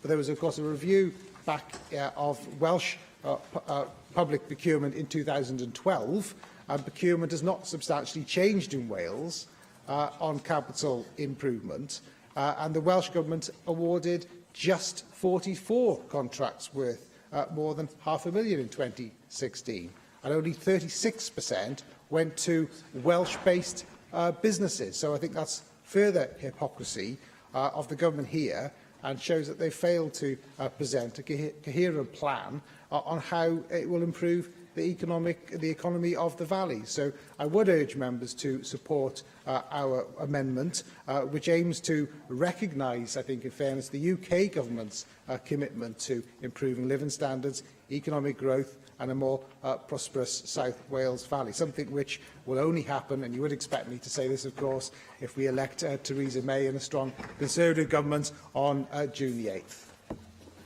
Thank you. Jeremy Miles.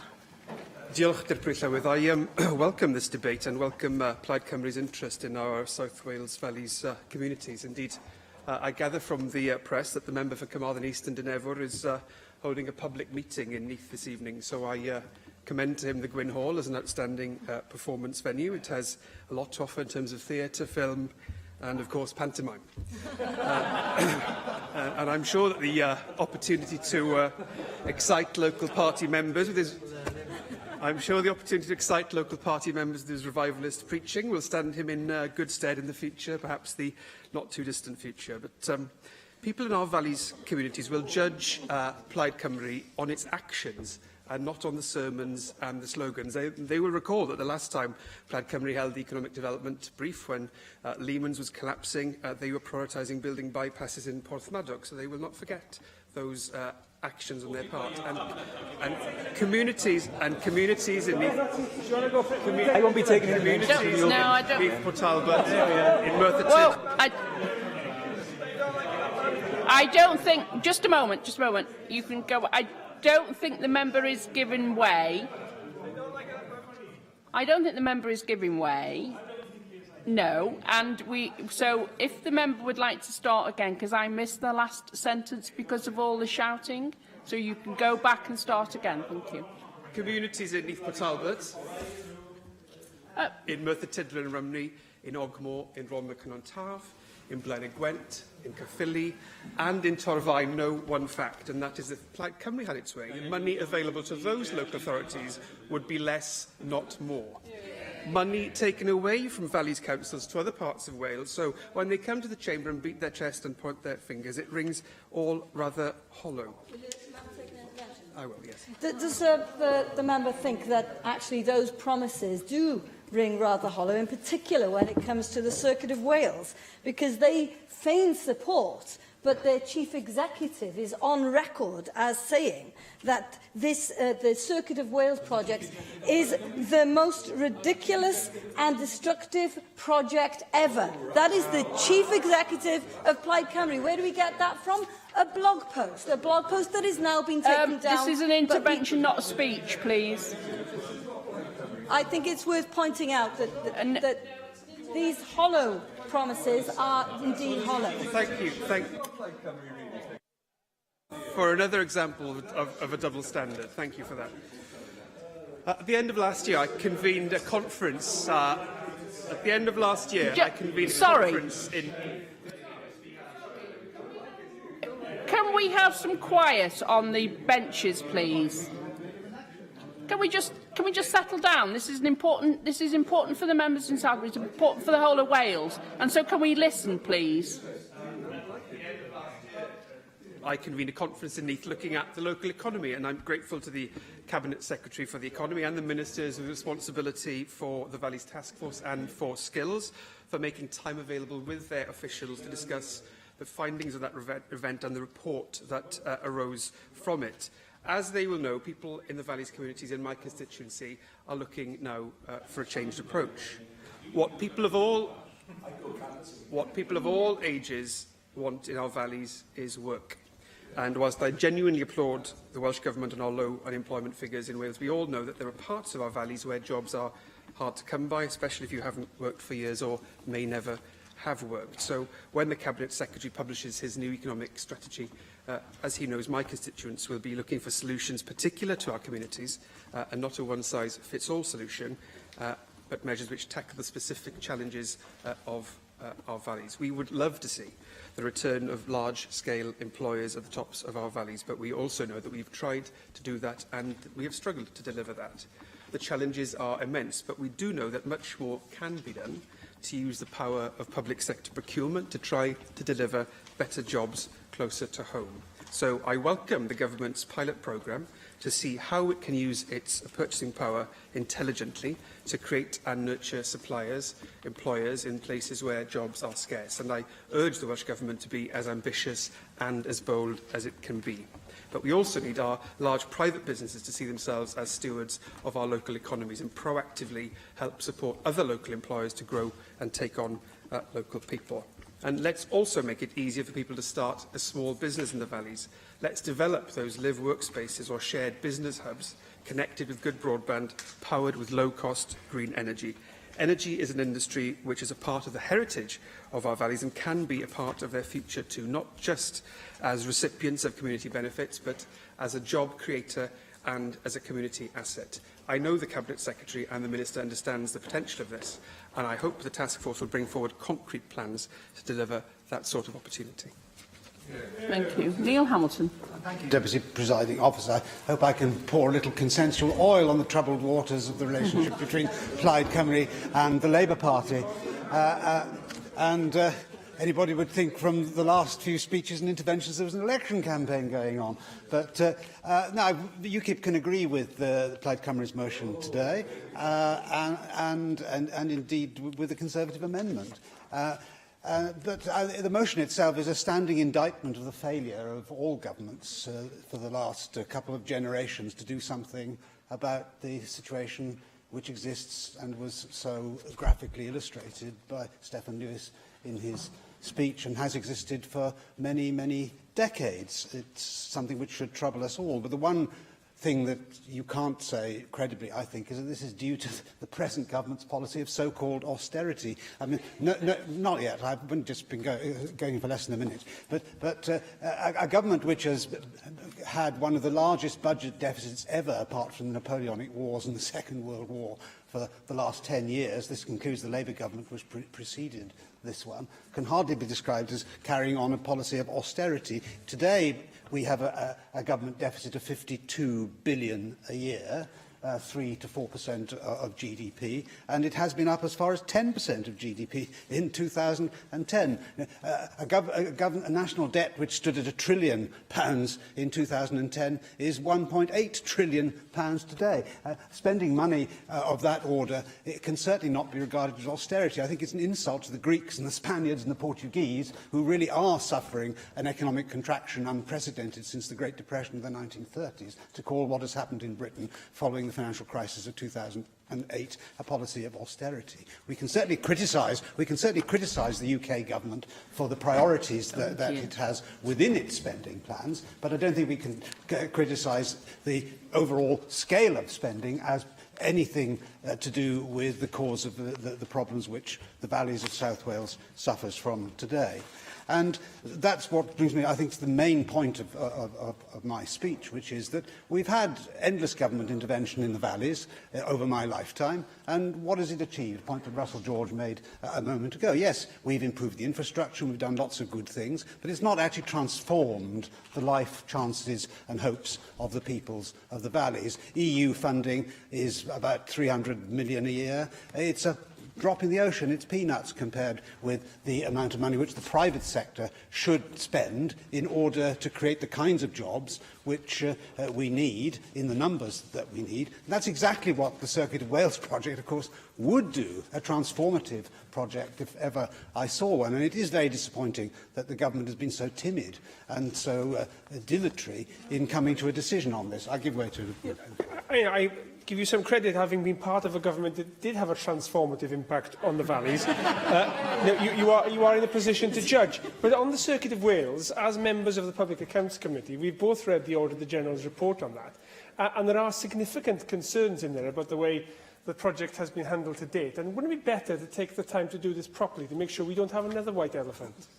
The point is that for all the delays and the so-called due diligence that has been undertaken by the Welsh Government, the Auditor General made no disparaging remark about the private sector project itself, but made lots of disparaging remarks about the capacity of civil servants and advisers of the Cabinet Secretary to reach a decision on what is a minute portion of the total amount of money which will ultimately be spent if this project goes ahead. Yes, of course we must do due diligence, but the limitations on the risks to the public which are evident in this project are out of all proportion to the proposed benefits which are likely to arise. After all that the government is being asked to do is to provide a secondary contingent guarantee of a portion of the private sector funding. There's no public money going into the project, the private sector funding, which will only kick in when the assets are actually created. So the contingent liability will be, which is less than 50%, will be secured on 100% of the assets, and it will only be a maximum of £8.5 million a year, which the Welsh Government would be on the hook for, because it would guarantee the annual payments which are due to Aviva, the principal funder of the scheme, over a period of 20 years. And so that although technically, if the project fails completely, never makes any money, and none of the assets can ever be sold, there is a potential loss of £8.5 million for 20-odd years. And that in the scale of the Welsh Government's, the resources available to the Welsh Government is nothing. And if this project were to go ahead and to be successful, on the back of the transport infrastructure improvements which Rhiannon Passmore introduced into the debate in her intervention earlier on, and many other good things that are happening as well, like the improvement of the Heads of the Valleys Road and, we hope, electrification of railway lines as well, then this would be the real catalyst of beneficial change to those Northern Valley communities who throughout my lifetime have been the Cinderella of the United Kingdom. Thank you very much. And a call on the Cabinet Secretary for Economy and Infrastructure, Ken Skates. Thank you, Deputy Presiding Officer, and I'd like to begin by thanking members for their contributions today and also for giving me an opportunity to respond. I'd like to reiterate this Welsh Government's absolute determination to spread prosperity to every part of Wales, including to the South Wales valleys. It's our aspiration to create prosperity for all. Now, as members will be aware, we are currently undertaking work to refresh our economic strategy to develop the economy of each region of Wales more fully, and so today's debate is indeed very timely. In Steffan Lewis's measured contribution, he essentially, I believe, presented the justification for the vision that I've already outlined for our new regionally focused, place-based approach to economic development. I think it's important in this debate to recognise both the challenges but also, crucially, the strengths of the economy of the valleys in order for us to develop that strategy effectively. And in looking at the data to understand exactly where our collective efforts should be targeted. Now, whilst GVA per capita is below the Welsh average in both the Central Valleys and the Gwent Valleys, productivity in the Central Valleys is the highest in Wales, whilst in the Gwent Valleys, productivity is the same as the Welsh average. So it's clear, absolutely clear, that the people of the valleys work hard, but they don't necessarily get the return they deserve for that hard work. Economic inactivity and the work we are doing as a Welsh Government through our new employability programme is crucial to addressing the structural problems in valleys communities and in many more post-industrial communities across Wales. Unemployment in most South Wales Valleys local authorities has fallen faster than the Welsh average over the last year. In that time, the unemployment rate fell in both Blaenau Gwent and Merthyr Tydfil, down by 2.8% and 1.6% respectively. But we all know that progression in work for those that have a job is still a major problem, as is the quantity of quality work available to people. All too often we've seen good, skilled, well-paid work replaced by poorer quality, casual work with little security and no certainty for the future. This casualised economy is not the future that any of us want for communities in the valleys. We must be mindful, though, that the valleys is not a single, homogenous area blighted by the same problems across all communities. In some areas, we have seen economic renewal, encouraging employment figures and improvements in skills, education attainment, health and well-being. Earnings in Rhondda, Cynon Taf and Caerphilly are close to or above the Welsh average. And the employment rate of 16 to 64-year-olds in Wales is on the up, growing fastest in West Wales and the valleys. These very latest statistics are encouraging, showing an improving employment rate, particularly in West Wales and the valleys. And in the last Assembly term, the government supported or created nearly 150,000 jobs across the supply chain. Many of these were of supply chains of many sectors, and across the Valley's communities, many thousands of people secured work as a consequence of our interventions. One only needs to look at the likes of General Dynamics to see the faith that employers now have in skilled workers across Valley's communities. But we also know that the gains, as I said earlier, of economic growth in recent years have not fallen equally across Wales, the UK, or indeed the world. Many communities in the heads of the valleys do not feel part of the growth story that we have seen across the country and the world. And so, as a government, we are working relentlessly to ensure the right economic conditions to create and safeguard sustainable jobs throughout the valleys and across Wales continues. Better jobs closer to home in all parts of Wales. Last year, we established the Valleys Task Force to help drive growth and economic prosperity across the area. The task force provides a real opportunity to support a strengths-based approach and to draw upon opportunities in the shifting climate to develop and grow the economy of the valleys.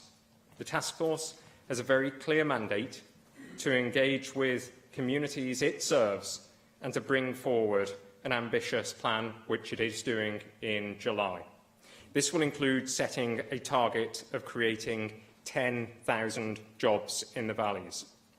But we also need to make sure that the people living in valleys communities have the skills required to compete for these jobs. And this is why the employability programme is also crucially important. The task force will be working closely with City Deal leaders to ensure that we maximise opportunities for people in the valleys. And we will maintain our programme of investment, including the dualling of the A465, the biggest road project currently being delivered today, stopped by Plaid Cymru, but being delivered by Labour. The South Wales Metro, as members have identified, will be a crucial catalyst for investment, and will be working with our local partners to ensure that benefits from economic growth are tied closely to the development of the Metro.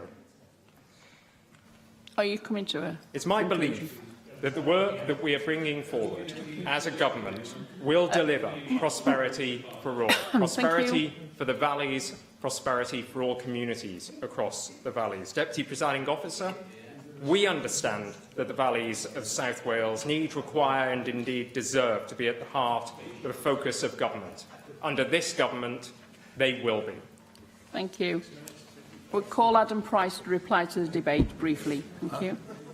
I have very limited time, so I'll say just this. I think that the valleys, the economic history, the political history of the valleys has been characterised by two forms of persistence, I think, over the last 80 years.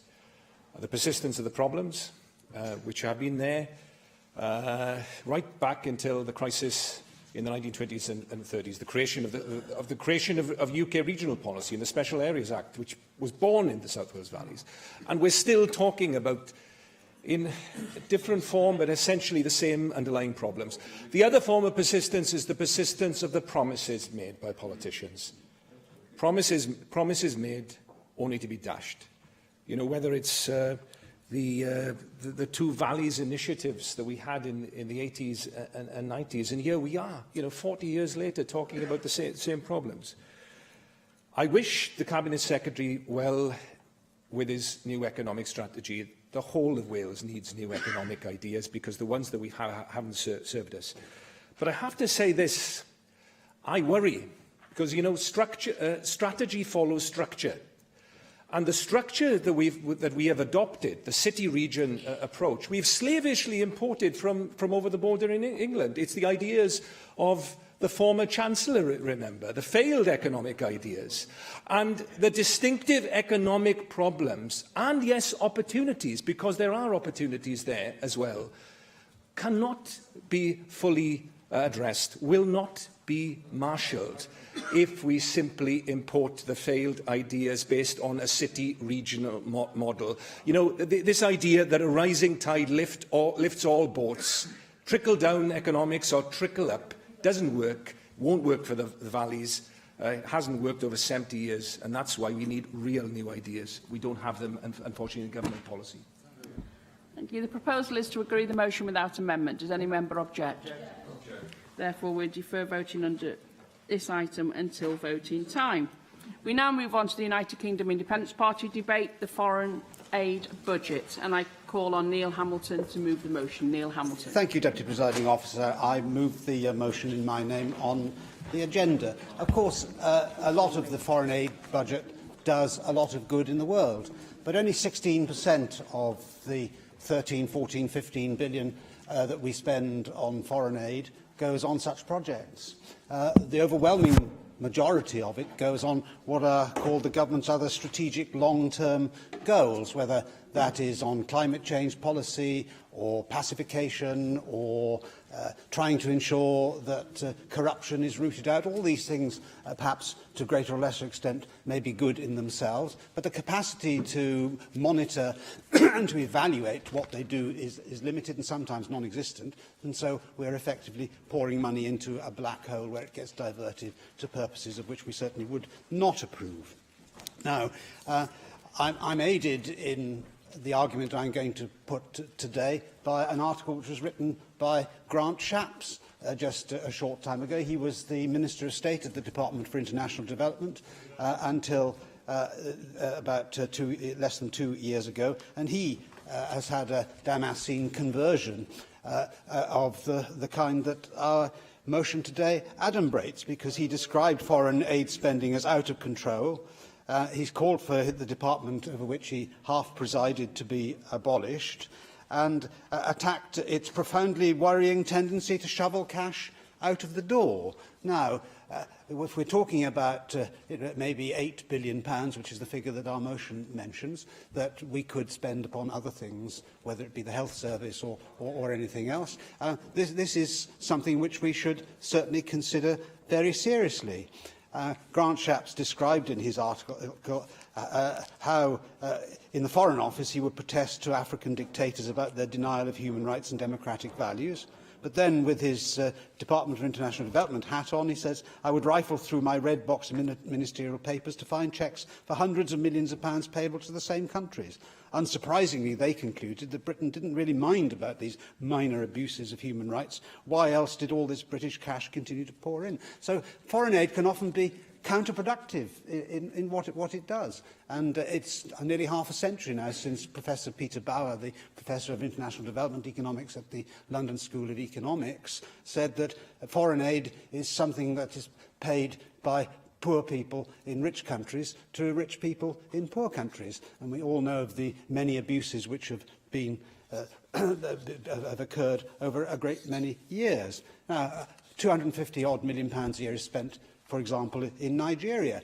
A lot of that goes in support of the Nigerian government's attempt to wipe out Boko Haram, now one of the greatest dangers in the world of Islamist extremism. But Western officials who operate within Nigeria are very concerned that the government of Nigeria's recently elected leader, President Muhammadu Buhari, is misusing that aid to persecute his own political opponents. And since he came to power in May 2015, a number of prominent members of the former ruling People's Democratic Party have been arrested and imprisoned without charge, and amongst those detained, the party's official spokespersons. Now, these kinds of abuses should cause us to wake up. Nigeria also has, you may be surprised to learn, a space programme.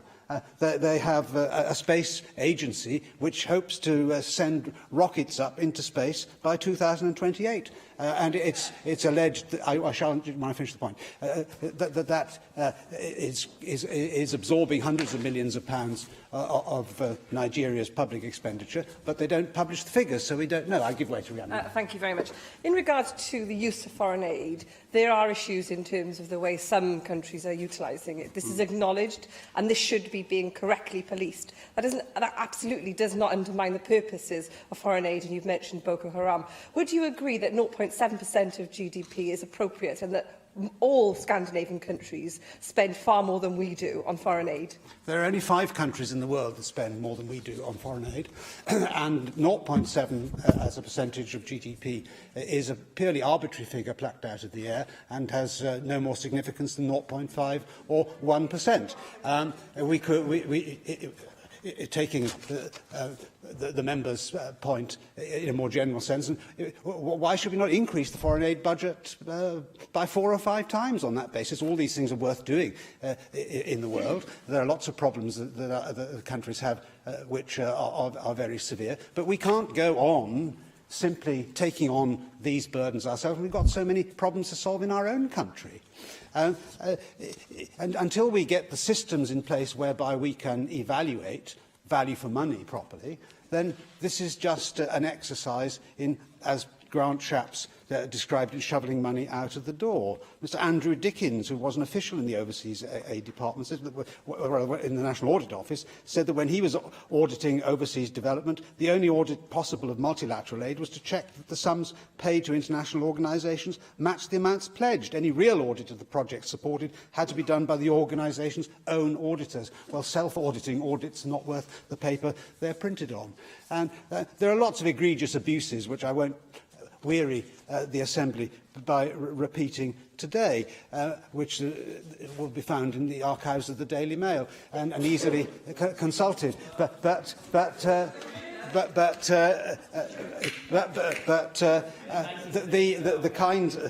kinds of projects which I mentioned in relation to Nigeria absorb very, very significant sums indeed, which in our view would be better spent at home on areas such as the health service. And the Labour Party's manifesto in the Westminster election, which is currently going on, says that they're going to spend another £37 billion on the National Health Service, a figure plucked out of the air.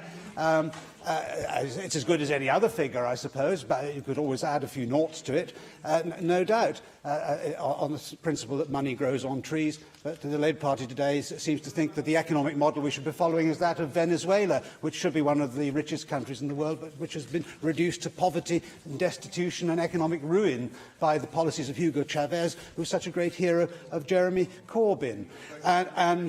So, whereas we could spend £40 billion we could spend £40 billion extra on the health service if we wanted to over the course of the next Parliament by taking £8 billion a year out of the foreign aid budget. So then we would know that it's being spent on something worthwhile.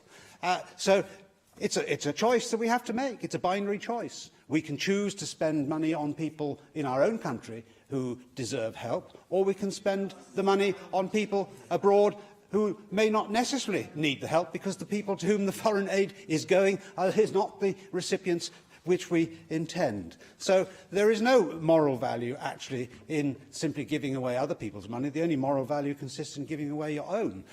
And therefore, to take a high moral tone about foreign aid spending, I think is inappropriate in respect of the use of taxpayers' money. Yes, you can make a case for foreign aid projects of a humanitarian kind, obviously, and to help with crises such as the effects of earthquakes or typhoons or whatever. Nobody would deny the necessity of playing our part in the international community in helping desperate people in desperate situations. But where we have political decisions taken, climate change policies, for example, which are controversial, and the recipients or the countries who receive these payments are actually going to be doubling or trebling in the case of India and China their carbon emissions in the course of the next 30 years, despite the Paris Climate Accords.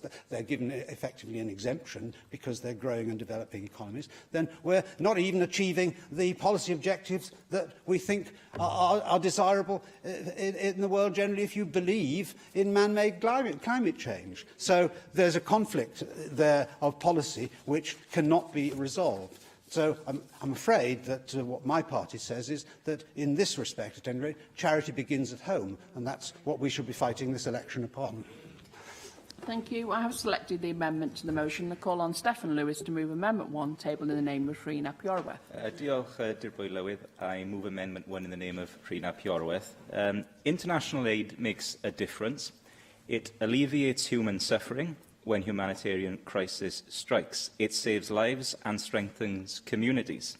By working together, for example, we have halved extreme poverty in the last 40 years and have halved child mortality since 1990. In developing countries, 91% of children are now enrolled in primary school. Between 2000 and 2014, over 6.2 million malaria deaths were averted, primarily saving the lives of children under 5. And we can be extremely proud of Wales's record. Our budget and the extent of our powers may be limited, as usual, and compared to the work undertaken at UK level by the Department for International Development. But the work done by organisations and individuals to build links with those who need our help around the world shows remarkable generosity and great success. The Wales for Africa project has been running for the last 10 years, and during that time has done incredible work with partners across Africa. Each health board in Wales has active links with Africa, helping to train doctors, nurses and midwives to deliver healthcare in their communities, and in turn, developing the skills of workers in the Welsh NHS too. To take an example from the South East, Midwives at Africa, based in Abergavenny, deliver effective, evidence-based training courses to midwife tutors and midwives in southern Ethiopia. It is a partnership that helps both sides. It's reciprocal, with healthcare workers in Ethiopia receiving vital training and the Welsh midwives involved developing their teaching, communication and leadership skills. They're a credit to our nation and to Ethiopia too. The next few years will see a fundamental change in and reshaping of Wales's relationship with the rest of the world, of course, as the result of our withdrawal of the European Union. And the rhetoric currently coming from some parts of the political establishment is worryingly adversarial. When the Prime Minister uses language that attacks our closest friends and neighbours, she risks damaging our nation's standing on the global stage, not just in terms of international aid, but in other matters too. And I don't want to see Wales's name tarnished at the same time. In that context, Dir Bwy Lywydd, it is more important than ever that Wales has its own global brand, that we continue to be an outward-looking nation, keep to build links around the world, and we cannot let a growing narrow nationalism in parts of British politics diminish our global profile. We need a dedicated international policy for Wales, and it should include a commitment to international aid as well. And I am of the firm view that this country requires a designated Cabinet Secretary for External Affairs within the Welsh Government to lead that strategy, and I am at a loss to understand why this government yet again refuses to do so. It should also include in that international policy our intentions on how we wish to build on development links. And we can look to other countries in these islands even. If we look to Scotland and see how an ambitious humanitarian aid strategy has been effective, even with the constraints they have there. Their £9 million development fund is predicated on a vision of Scotland as a good global citizen, as part of a wider international strategy tied to trade and educational exchanges as well. So as we strive to enhance Wales's stand in the global stage, I hope that international development forms an integral part of that strategy in the future, as it has done in recent years. Thank you. Caroline Jones. Diolch, Dir Bwy Lywydd. While I agree that it is our duty to help those facing disease, war or famine, the sad fact remains that much of the foreign aid budget is spent inappropriately. And we are not talking about trivial amounts of money here, as we spend £30 million a day on foreign aid, and only about 16% of this budget is used as humanitarian aid or crisis relief. Diane Abbott MP says, "What has given me great concern recently is the emergence of so-called lords of poverty. These management consultants are taking enormous salaries from the DFID, Department for International Development budget, in their role as management consultants. The UK target is to spend 0.7% of gross national income on foreign aid, and at the end of 2013, civil servants went on a £1 billion spending spree in order to hit this target, and no person should be rushed to spend taxpayers' money in order to meet a target. There has been much criticism over the way in which foreign aid money is spent, particularly at a time when we in Wales are facing a crisis in health and social care. As a result of austerity, our public services are struggling. Since 2010, spending across many government departments have fallen by over a quarter at a time when we should be investing in our health service in order to meet challenges. We see budgets frozen. In contrast, no, I'm sorry, because I'll be taking the 4 minutes in talking. In contrast, according to the IFS, the amount of money the UK spends on international development will increase by a further £1 billion a year over the next 4 years, and that will bring the budget to nearly £15 billion a year, almost as much as the entire Welsh budget. The UK's foreign aid approach needs a complete overhaul, and the British taxpayer is entitled to know where the money is being spent. As our national debt continues to skyrocket, how can we justify an aid programme that gives millions of pounds to nations with nuclear and space programmes when our citizens are living in poverty? My region, Aberavon, is one of the poorest areas, and even whilst walking in the town, there are several homeless people lying in the doorways. And this is shameful. So how can we justify an aid programme which seeks to improve the energy efficiency of Brazilian industry when Welsh taxpayers are struggling to heat their homes? We need a root and branch reform of overseas aid, which starts with dropping arbitrary targets of spending against national gross income. All this target has done is increase the budget, forcing DFID civil servants to entertain increasingly bizarre ways of spending British taxpayers' money. Our nation is struggling, and our citizens deserve consideration. However, we have evidence of monies being well spent abroad in response to Africa, where we combated Ebola in Sierra Leone and Liberia.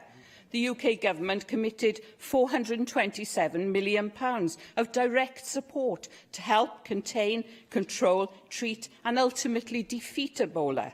UK direct support included deployment of medical experts from the NHS and the military, which supplied treatment centres, 1,400 beds for treatment, isolation beds to combat the disease. There were also 6 Ebola treatment centres across the country built, training teams to train frontline workers. 4,000 healthcare workers were taught logistics and how to be hygienists in the medical profession, which included the Sierra Leone Army and prison staff. People were also taught in teams across the country how to bury the dead safely. There were emergency supplies such as food and chlorine, and scientific research was carried out by building laboratories to understand how Ebola had spread. The operation was coordinated by the military. The operation worked because the government in the countries were not simply handed money and told to get on with it. The people had great pride from learning and were left with a legacy of trained clinicians. Healthcare centres, scientific support, research.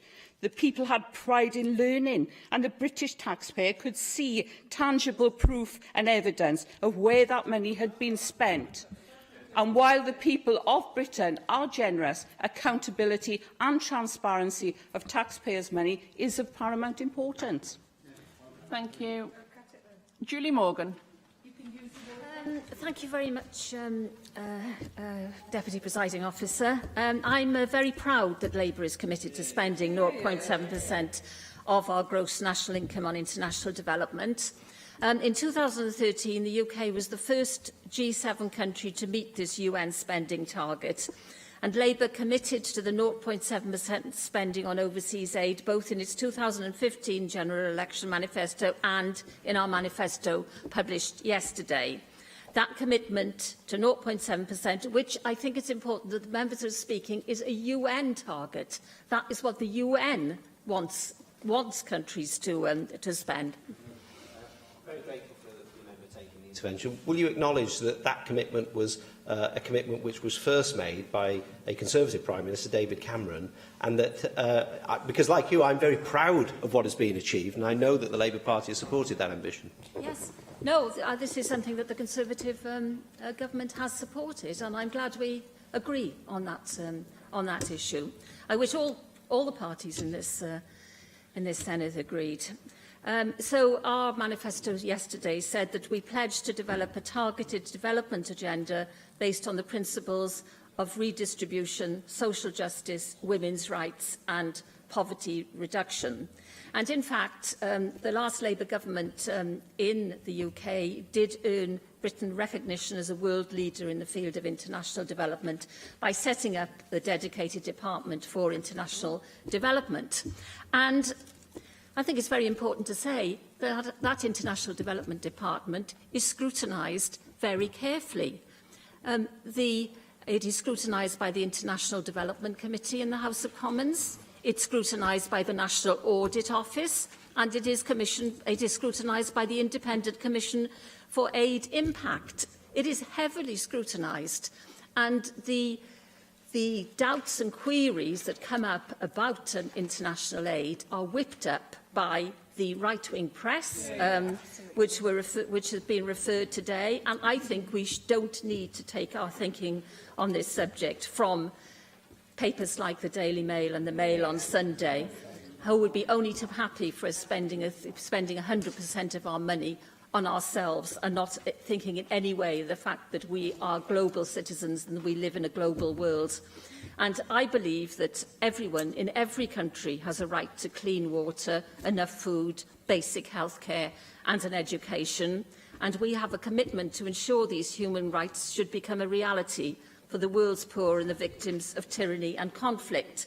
And of course, it is in our interest to promote this too, as because where there's poverty and lack of education, there's much more likely to be political instability, conflict and forced migration. And you've only got to look at what's happened in the European migrant crisis to see this. No one leaves their country if it's a stable place to live in, with enough food, with healthcare provision and chance for an education. And so it is in our interests to ensure that we make the world as stable a place as we can. And I believe that aid plays a major role in doing that. And think about what we've achieved. The UK is committed to global polio eradication and is the third largest donor to the Global Polio Eradication Initiative. And there are now only 3 countries in the world where polio is endemic: Nigeria, Afghanistan and Pakistan. And that is largely due to the aid that we have given. During my time in Westminster, I was fortunate to visit projects in Africa which had benefited from international aid from DFID, from the International Development Department, in particular looking at the joint treatment of TB and HIV in Kenya, Rwanda and Malawi.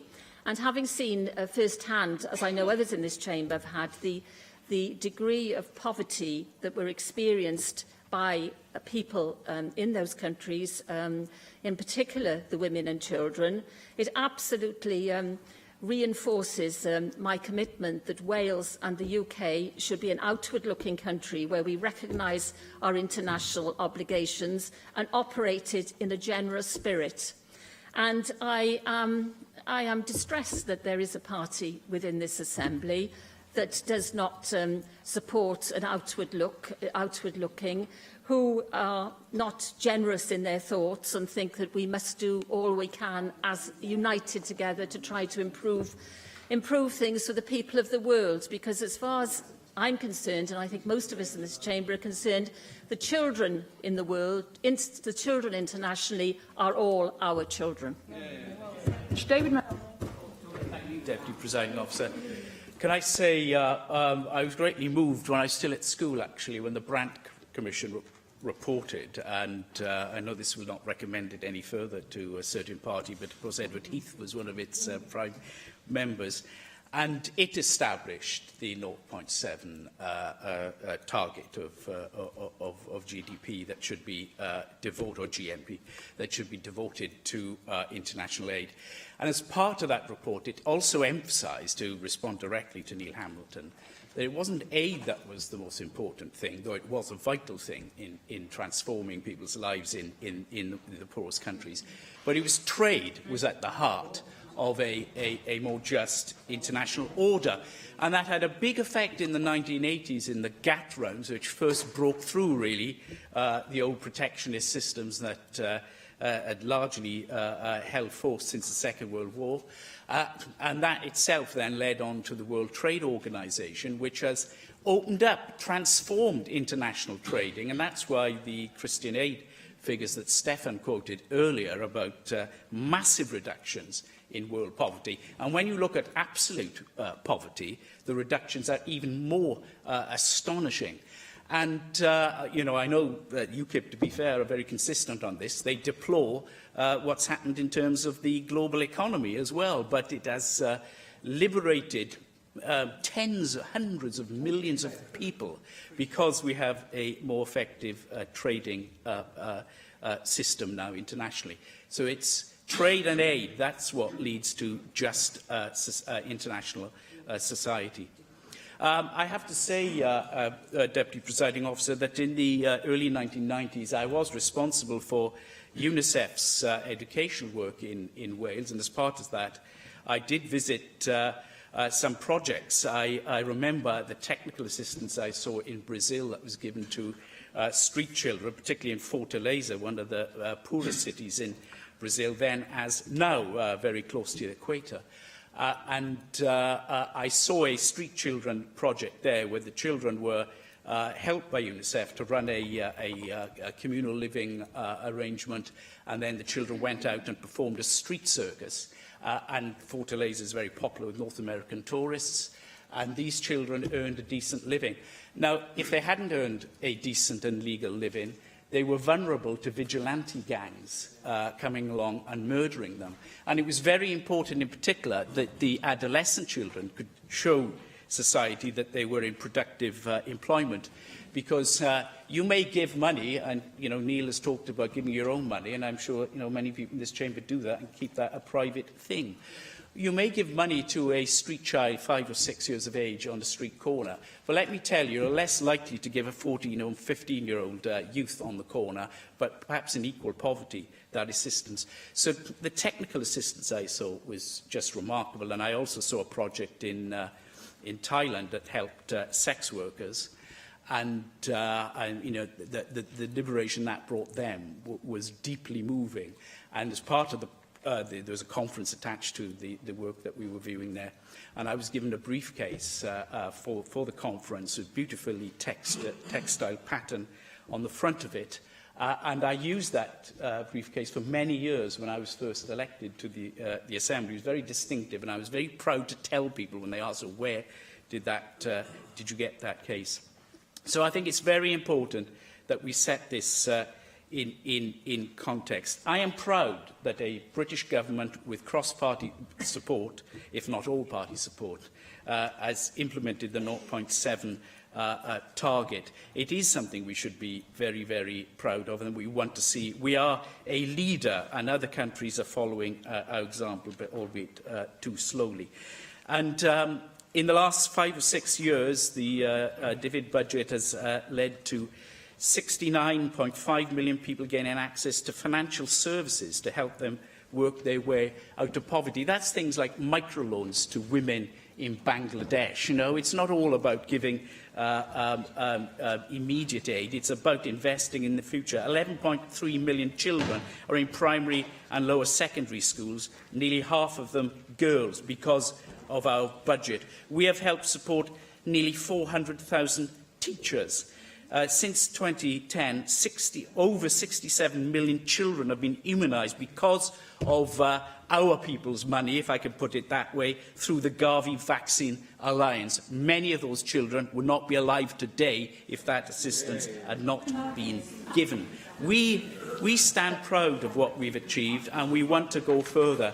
I think Julie Morgan made reference to the audit procedures. They're even more robust than Julie had time actually to indicate. And in the last audit, 0.3% of divid spending was reported as lost to fraud, of which 2/3 was then recovered. So we lost in the budget 0.01%. And I think that's what we've got to remember, that we have rigorous procedures. Can I conclude, Deputy Presiding Officer? Yes, please. Britain has been part of the solution in this area. Let's now not become part of the problem. Reject this shabby motion. Thank you. Gareth Bennett. Thank you, Deputy Presiding Officer. In 1964, a Labour government under Harold Wilson was elected. Yeah. It was a government that immediately made departmental changes, with 5 new government ministries being set up. One of them, interestingly, was the Welsh Office. Another, more pertinent to today's debate, was the Ministry of Overseas Development, headed by Barbara Castle. That was perhaps the start of the overseas aid industry. Now, in 2015, another newspaper, not the Daily Mail, may not be any more well regarded by the people to the right of me, but it's the Times. They began a series of investigative pieces covering the subject of overseas aid. That newspaper has continued to closely monitor this sector since then. When the Times began to explore this issue, the newspaper received an interesting letter from Gordon Bridger. He was the Director of Economics at the Ministry of Overseas Development when it was set up in 1964. Gordon Bridger pointed out that there were different types of overseas aid, one of which is budgetary aid. This is aid given directly by one government to another government. And this is what Gordon Bridger had to say about budgetary aid. By the way, he was referring to a recent piece which had appeared in the newspaper, in which it was alleged that British aid was bankrolling a legion of Ghanaian civil servants who didn't actually exist. Now, Gordon Bridger said, "The massive misuse of European and British budgetary aid in Ghana, recently reported, is no surprise, since almost all UK financial aid now takes that form. The Department for International Development is now giving almost 300 million a year to Ethiopia and many millions to Nigeria, Pakistan, Kenya and numerous others. It is impossible, indeed dangerous, to audit budgetary aid. An assassination attempt on Malawi's former budget director occurred last year after he planned to reveal government corruption. There have also been huge scandals over the way the governments of Uganda, Mozambique, Kenya, Rwanda and Nepal have misused this type of aid. And if anyone thinks that the 268 million going to Pakistan reaches poor people, they must be very naive. The DFID is being taken to court over claims about misuse of aid in Ethiopia, and it has been condemned by Amnesty International. Barbara Castle, who in 1964 was put in charge of the newly formed Ministry of Overseas Development, for which I worked as Director of Economics, instructed us to phase out budgetary aid as it undermined local effort, got diverted and was impossible to audit. Certainly. The UK government has phased out direct aid to governments. It doesn't happen anymore. We give aid to international partners like UNICEF, to organisations, to British charities that are working there, and to cooperatives and the like of other community bodies in these countries. We do not give money to foreign governments as aid. Do you also agree with the spending on consultants, though, which has doubled to more than £1 billion a year since 2012? Benefiting many expert companies in accountancy like PricewaterhouseCoopers, who are not particularly known for their ethical practices. But if you want to carry on given these... Simon Thomas. Thank you, Deputy Presiding Officer. And I think in 10 years that I have worked in some shape or form around this Assembly, I haven't seen a motion that made my skin crawl more than the one before us today. I don't say that the purpose or amount of overseas aid is not a subject for considered and well-argued debate. It clearly is.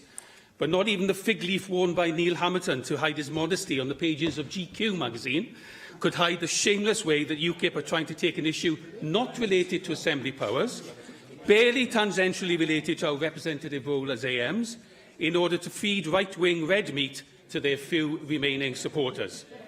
This motion is misleading and inaccurate, and I will demonstrate why.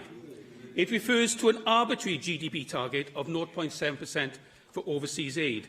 There's nothing arbitrary about it, as David Melding has just pointed out. It has a long and thoroughly worked-out international history. Indeed, it's such a recognised target that Neil Hamilton stood for election on a manifesto commitment to this target, because the 1997 Conservative manifesto said this: "We will continue to maintain a significant bilateral and multilateral aid programme, reflecting the aspiration of meeting the UN's target of 0.7% of GDP for aid as a long-term objective." So Neil Hamilton stood for election on such a manifesto. He's even responsible. No, you've had your bile. You've had your opportunity to give your bile to this place. He's even partly responsible for the fact that we have this 0.7%. Because after my old colleague Martin Bell defeated him in Tatton, the Conservatives of Tatton had to find a clean skin. And the clean skin they found was one George Osborne, who then, when he was Chancellor in 2013, exactly introduced this commitment of 0.7%. So Neil Hamilton is doubly to blame for the situation we're in. The next part of the motion complains about the UK debt, national debt of 1.6 trillion. Well, again, who's responsible for that UK debt? The long-term economic plan, supported by the Conservatives, supported by, sadly, the Liberal Democrats, but also supported by Messrs Reckless and Carswell, who always consistently voted for the budget process that's led to us having a 1.6 trillion national debt. I'm delighted to see Mark Reckless in this place. I thought the submarine strategy of the Conservative group wasn't going to let him up to breathe anymore, but he has met us for this. I won't give way. I have too much to say. I'm sorry. I'm simply delighted to see him.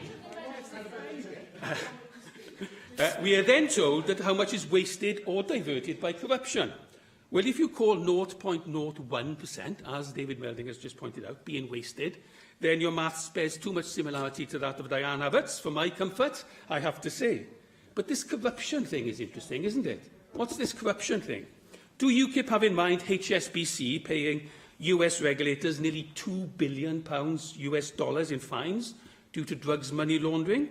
Or the £30 million settlement paid by BAE Systems to the Serious Fraud Office over the Al Yamamah jet deal with Saudi Arabia? I don't think they do. Let's see how the proposer of the motion spent his time as a Member of Parliament. He worked for a lobbying company called Strategy Network International, linked to mining firms in apartheid South Africa, which campaigned to lift sanctions and paid for Tory MPs to visit South Africa.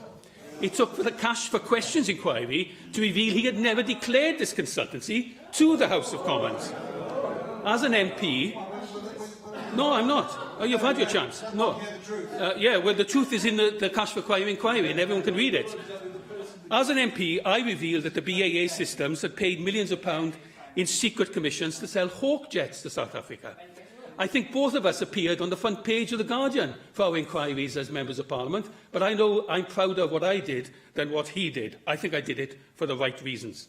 I also think that I was talking about the sort of corruption that we should be concerned about today, and not the straw-men arguments that the member has advanced. Now, after the electors of Tatton came to the same conclusion as the voters of Carmarthen East and Dynevor will soon come to, the member spoke at the apartheid-supporting Springbok Club in 1998.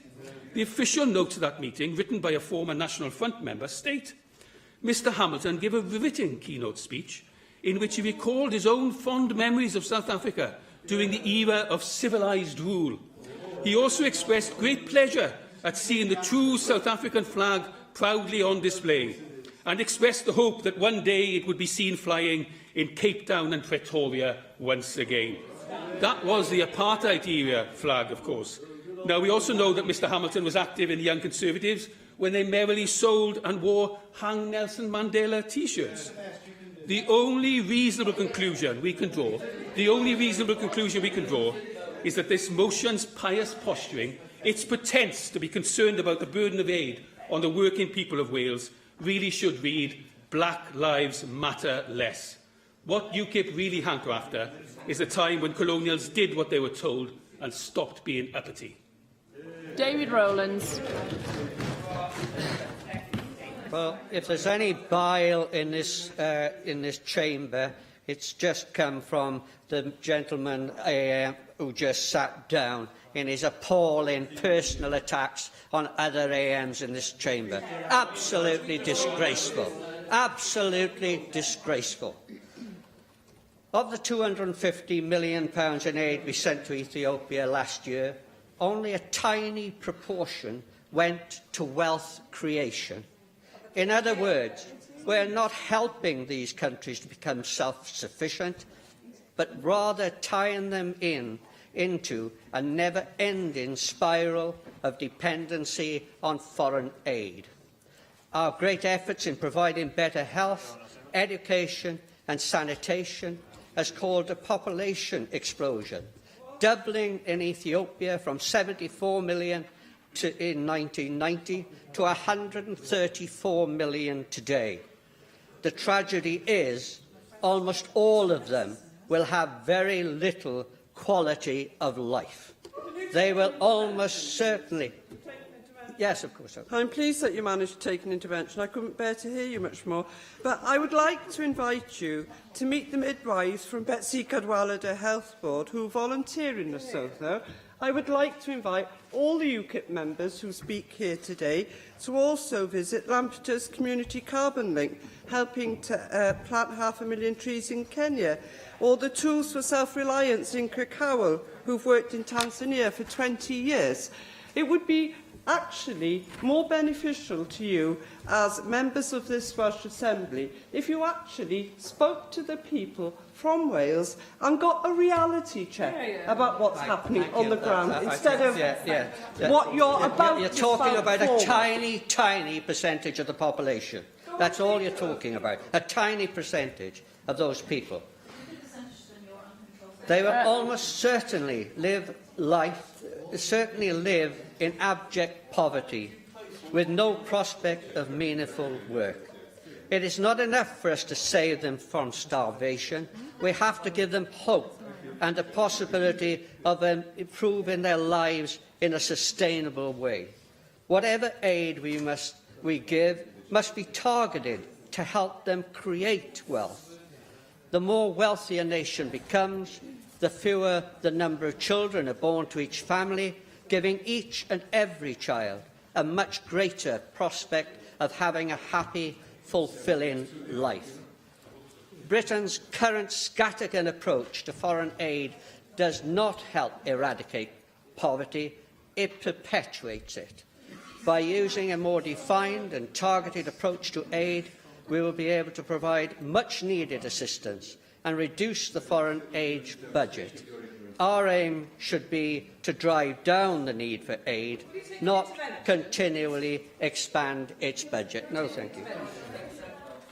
I find it quite appalling that many members in this chamber are quite happy to see the working classes of this country have their pockets picked in order to keep despots in power, such people as Mugabe, etc. That you're happy that huge amounts of money are wasted simply so that you can salve your own consciences and say we give 0.07% of our GDP. It's salving your consciences. It doesn't actually achieve anything as to what is needed.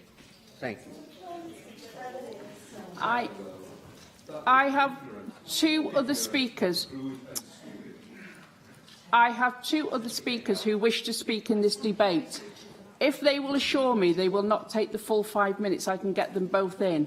and they're both two of my colleagues on the Labour benches, so I plead with you, if I call you, can you not take the full 5 minutes, and then we can get you all in. John Griffiths. Diolch, Deputy Lewis. I think at the root of this debate today is the fact that all of us here live in a secure, stable and prosperous part of the world. But as we all know, and as we've heard already, and as the briefings from Oxfam Cymru, Save the Children and the Red Cross provided for this debate show with their tragic statistics, very many people in the world are not in that fortunate position and live with death as a daily reality, unnecessary death and suffering, poor sanitation, poor health standards, lack of educational opportunity and lack of economic opportunity, and also, of course, great war and turmoil. So we are very fortunate, and that does give us a moral responsibility to help people in that dire need.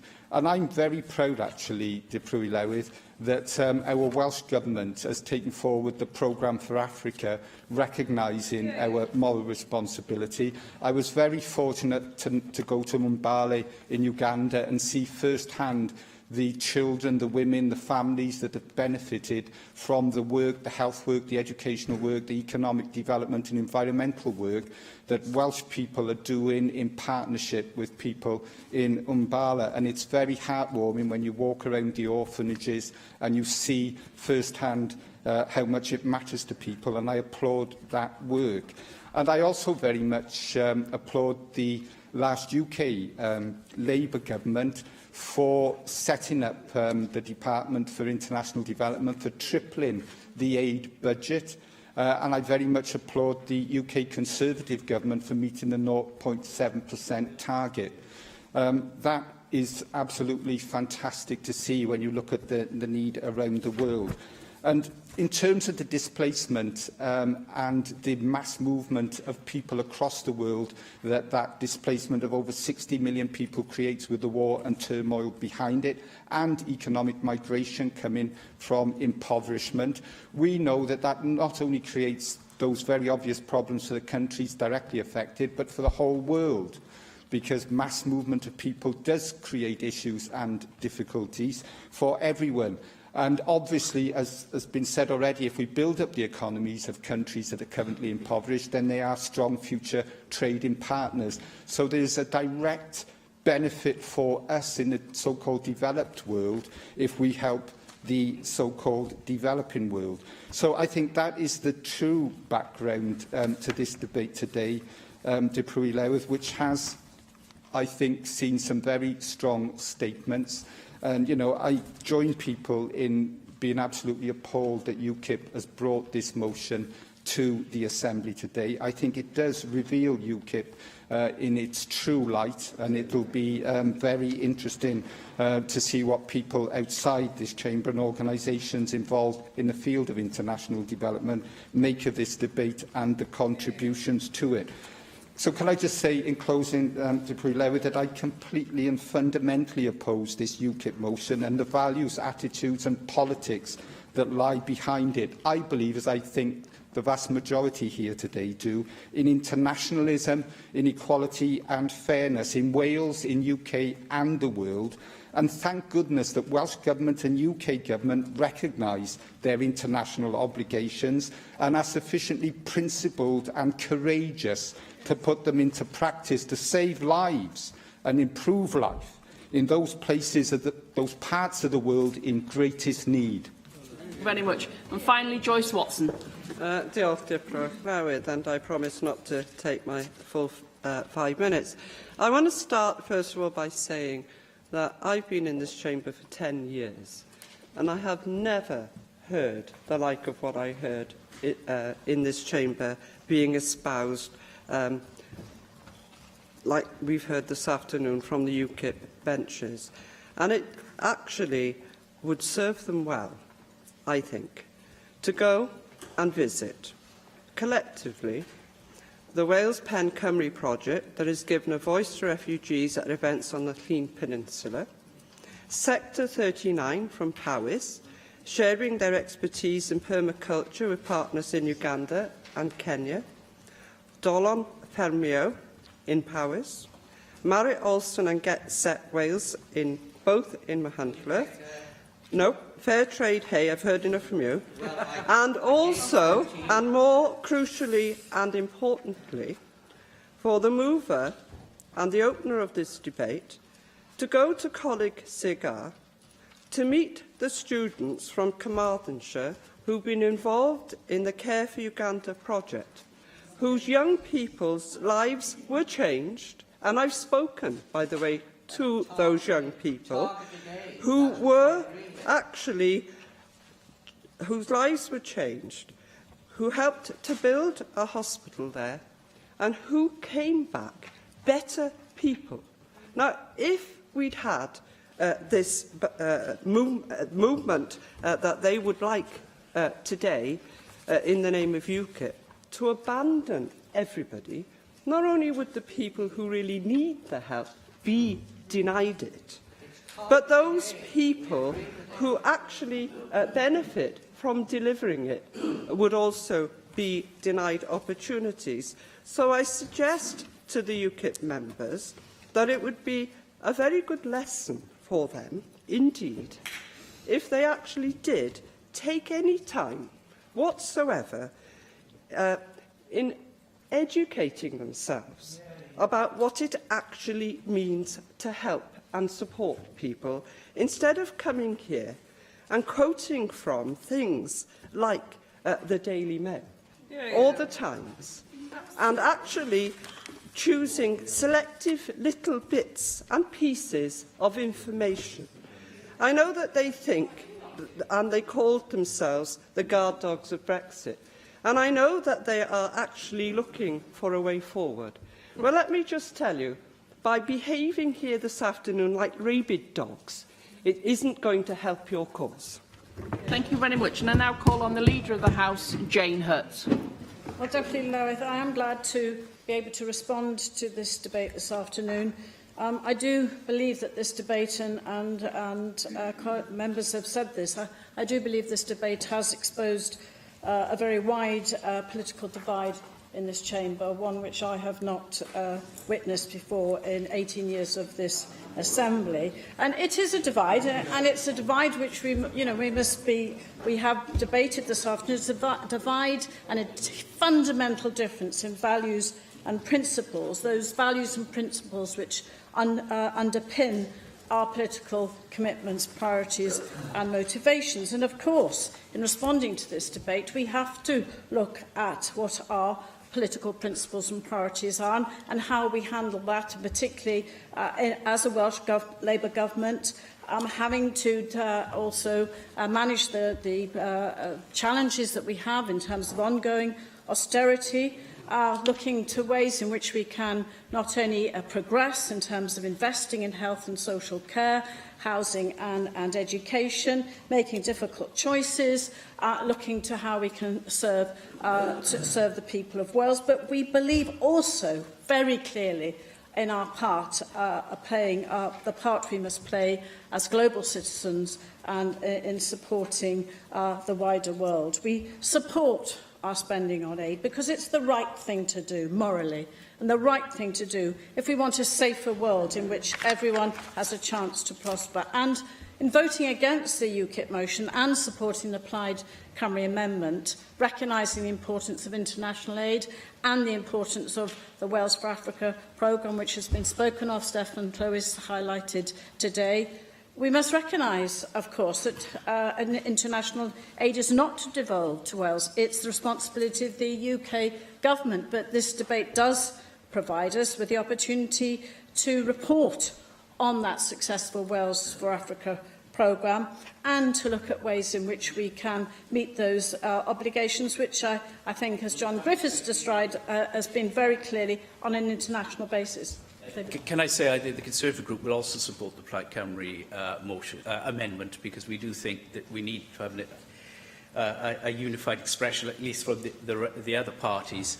And we interpret the call for a comprehensive international policy as one working through British institutions like the Foreign Office and the British Council.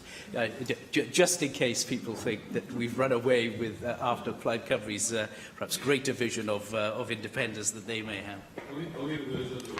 Thank you, David, and thank you, David Melding, for drawing attention to the Brand report in your contribution, which recommended the 0.7% target. And thank you again for reminding us, in terms of the robust and rigorous auditing and monitoring, 0.01%. I mean, the minute in terms of the ways in which we deliver and indeed the UK government delivers its international aid programme. I do want to set out again a few facts on international aid. The UK is just one of 8 countries in the world to meet the official development assistance spending target of 0.7% of gross national income. Less than 2 pence in every pound spent by government goes on foreign aid. Africa receives the largest proportion of UK aid. Humanitarian aid is the single biggest area of spend, accounting for 1/6 of total bilateral aid. A significant proportion of UK humanitarian aid was spent in Sierra Leone to help with the Ebola crisis, as well as in Syria, Yemen and South Sudan. The UK's aid spending plays an important economic and diplomatic role which becomes all the more important after we leave the European Union. And by providing aid to countries to support their ongoing development and growth, it helps to increase the wealth of their population. Aid has a role to play in ensuring and establishing international security. And as Julie Morgan said, our party, the Labour Party, supports the 0.7% target. An incoming Labour government would continue to spend 0.7% of gross national income on ODA, and of course we recognise the fact that David Cameron brought this in terms of a clear government priority and policy. And although, of course, responsibility for international development lies with the UK Department for International Development, there has been a demand, Stefan Lewis made this point, for an identifiably Welsh response to international development. For more than a decade now, we've had strong reciprocal relationships with countries throughout sub-Saharan Africa. The Welsh Government has supported and encouraged hundreds and thousands of people to get involved with links and projects through our Wales for Africa programme. And I declare an interest as a trustee of the charity Veil for Africa, who works in partnership with the Ugandan NGO, inspiring and empowering people and organisations in the Tororo district with people and partners in the Vale of Glamorgan. And the Wales for Africa programme is very special.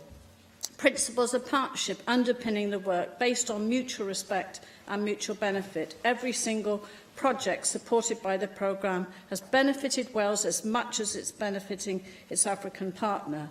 That's through health and community links, fair trade groups, diaspora, through professional development opportunities, making a profound difference to the lives of those in Wales and Africa. And there's no doubt that as a country, Wales, we are far better off as a result of this programme in so many ways, and the achievements have far outstripped its modest budget, and we're justifiably proud of the success. And let's just look at some of those achievements. 500 unique Welsh projects across 25 African countries. In 2015 alone, 80,000 people in Wales and 260,000 people in Africa benefiting from our small grant scheme. Every health board in Wales, at least one active link with a hospital in Africa. And we've planted a staggering 5.5 million trees in the highly deforested area of Mbali, which John visited in Uganda, as part of the 10 million trees project. This is helping improve the lives of more than 544,000 Ugandan farmers, offsetting the harmful effects of climate change, supporting more than 160 placements through our International Learning Opportunities programme, sharing more than 47,000 hours of expertise with African partners. So, Deputy Llywyd, as a government, we've been clear that we want to be an outward-looking nation, open to good ideas and engaged with the rest of the world. And I believe that's what the Welsh people want too. care and compassion for their neighbours here and across the world. We've had many representations of concern and evidence of how important international aid is here in Wales and to the world. British Red Cross, Save the Children, Oxfam. You've all had their representations, their evidence today.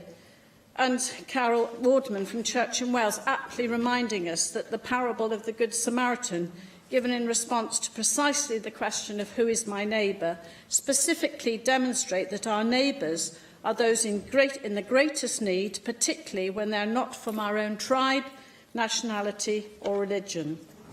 So I spoke at the start in my response about the divide here today, a divide that UKIP has brought to this place.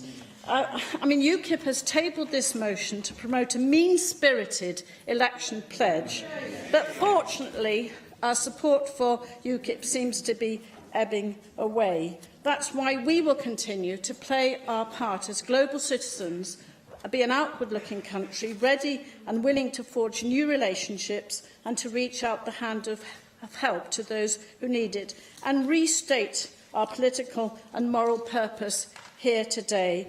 So let's oppose this shabby motion, as David Melding, which, as Simon Thomas says, makes our skin creep. And I call on Neil Hamilton to reply to the Madam debate. Deputy Presiding Officer, we seem to have hit a target here from the reaction of other members. We've interrupted the cosy consensus which existed before we arrived. That's what a democratic assembly is for. And I thank those who took part in the debate: Steffan Lewis, Julie Morgan, David Melding, Caroline Jones, Gareth Bennett, David Rowland, John Griffiths and Joyce Watson. I have no thanks, of course, for Simon Thomas for making his vile, crude, intemperate, personally abusive and misrepresentative speech, dredging up from the depths of the internet some of the lies and libels which have been told about me by his political confederates, no doubt, previously. But I don't intend to dip my toes in the sump of his speech. I'll leave him to wallow in his own filth quite happily. And in order to respond to the rest of the debate, I will just say I don't think that honourable members can have been listening to the way that I opened my speech, or can have read the motion, because the many examples of good aid which have been mentioned in the course of the debate today, and some of which were mentioned in the speech, certainly of Caroline Jones, would receive almost universal acclaim and certainly are supported by UKIP. I started my speech by saying that only 16% of the aid budget goes on projects of that kind. 84% goes on long-term strategic political goal type of aid, of the kinds that I mentioned, in climate change, etc., etc. And it's this kind of government-to-government aid, or government through international agency aid, as David Melding would have put it, that ought to be questioned. Now, the 0.7% of GDP figure is an arbitrary one. It doesn't have any objective justification at all. It can't have. It's a subjective figure. It could be 0.6, it could be 1.6, it could be 10.6. And so the opportunity for virtue signalling, which has been seized by many members around the chamber today to advertise what they see as their moral superiority over us on these benches and how to spend other people's money, is something which is not a question of principle, but only a question of degree, because it only starts to be morally advantageous when it starts to hurt. And I don't know whether the amount which individual members contribute from their own resources every year to I don't know when. Yes, plenty. Yeah, no doubt. The Education Secretary, who lives a very comfortable life indeed, I don't think it makes a great deal of impact upon her lifestyle, whatever she gives in charity to other causes. I'm not making any personal remark. I'm responding to the implicit. I'm responding to the implicit argument. Are you taking the intervention? In that? Yes. Yeah. I just wonder whether you'll recognise that actually some of the most generous people in Wales are those from the most impoverished background. And those people tend to be the ones who give the most, because they've often had a helping hand themselves in the past. Will you accept that? Yes, of course I do. Of course I do. What you do with your own money is at the heart of the issue.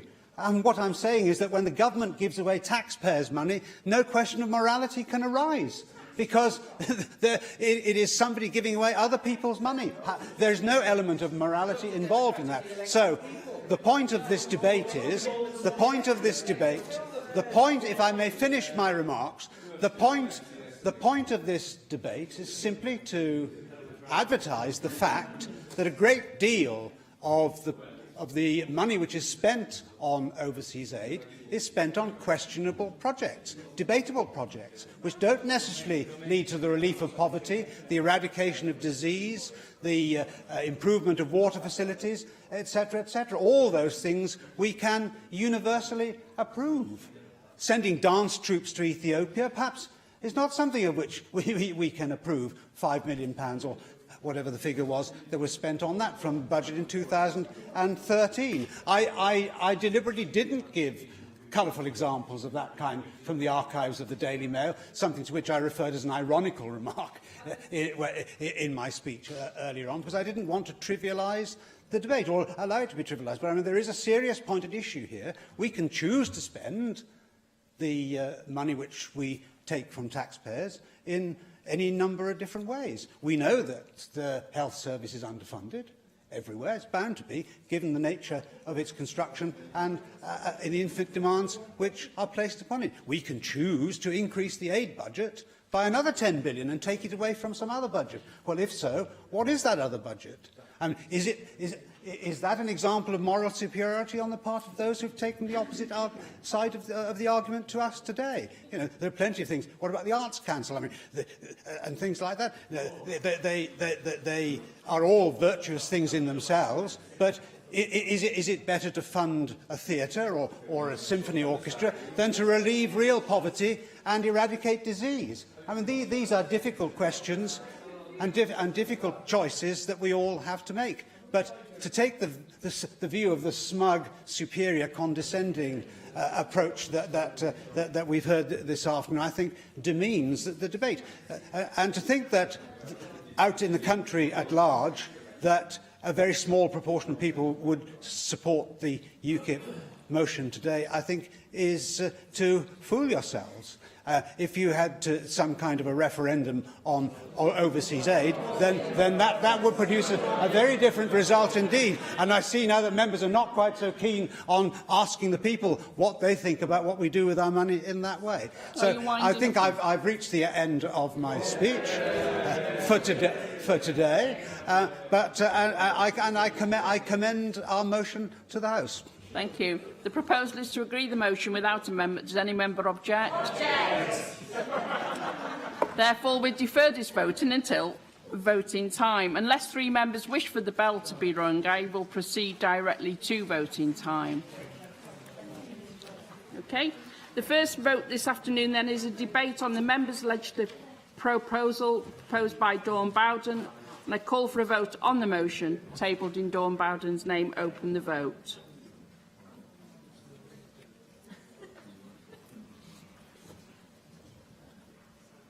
Close the vote. For the motion, 36, 11 abstentions, nobody against. Therefore, the motion is passed. We now move to the Welsh Conservative debate on child safety online. And I call for a vote on the motion tabled in the name of Paul Davis. If the proposal is not agreed to, we will vote on the amendment tabled to that motion. Open the vote.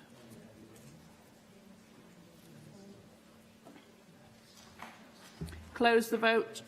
For the motion, 13, no abstentions, 34 against. Therefore, we will vote on the amendments. I now call for a vote on Amendment 1, tabled in the name of Green ap Iorwerth. Open the vote.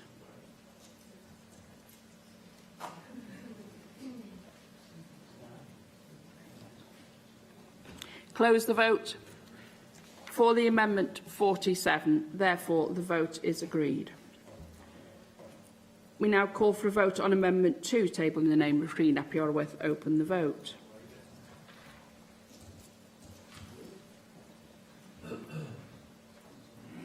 Close the vote. For the motion, 47, and that amendment is agreed. There were no abstentions, no against on either of the amendments. Therefore, we move to vote on the motion as amended. Open the vote.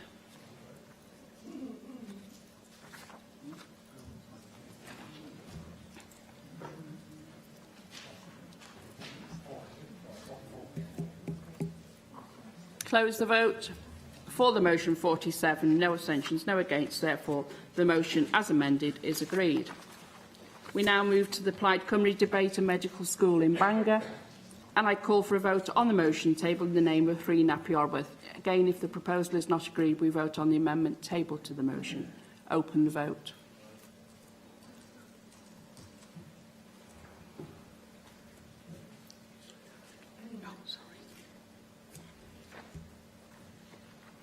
Close the vote.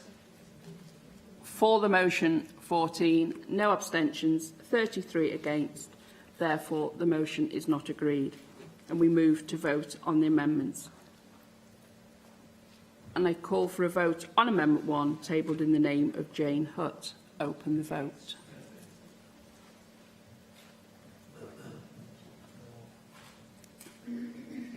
Close the vote.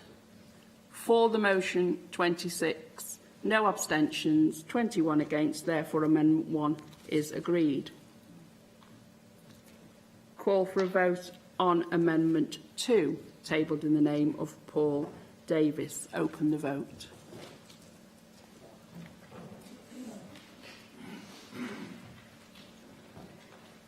Close the vote. For the motion, 46, no abstentions, 1 against. Therefore, Amendment 2 is agreed. We now move to a vote on the motion as amended. Open the vote.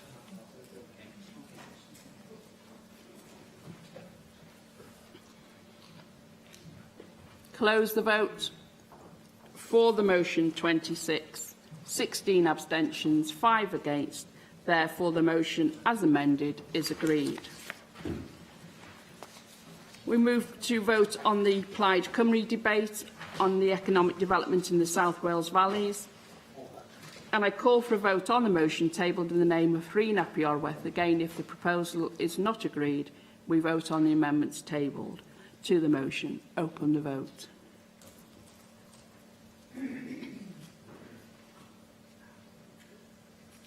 Close the vote. For the motion, 13, no abstentions, 34 against. Therefore, the motion is not agreed.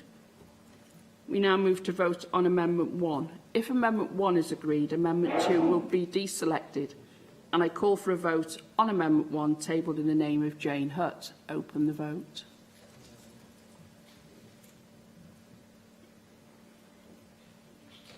Close the vote. For the motion, 27, no abstentions, 20 against. Therefore, Amendment 1 is agreed. And we move to vote on the motion as amended. Open the vote.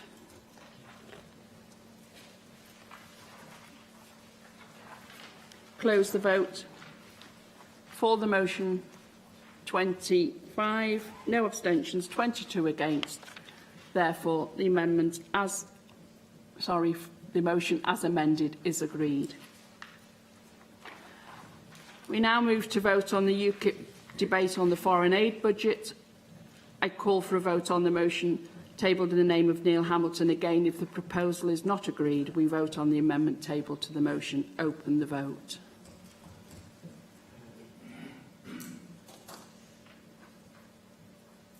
Close the vote. For the motion, 5, no abstentions, 42 against. Therefore, the motion is not agreed. Call for a vote on Amendment 1, tabled in the name of Freen Apiorwerth. Open the vote.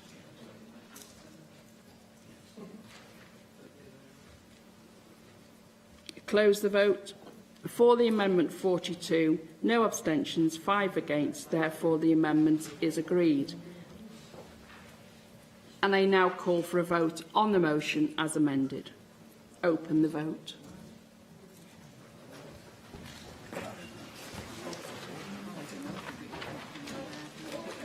Close the vote. For the amended motion, 47, no abstentions, no against. Therefore, the motion as amended is agreed. And that brings today's proceedings to a close. Thank you. Sorry, was I going too fast?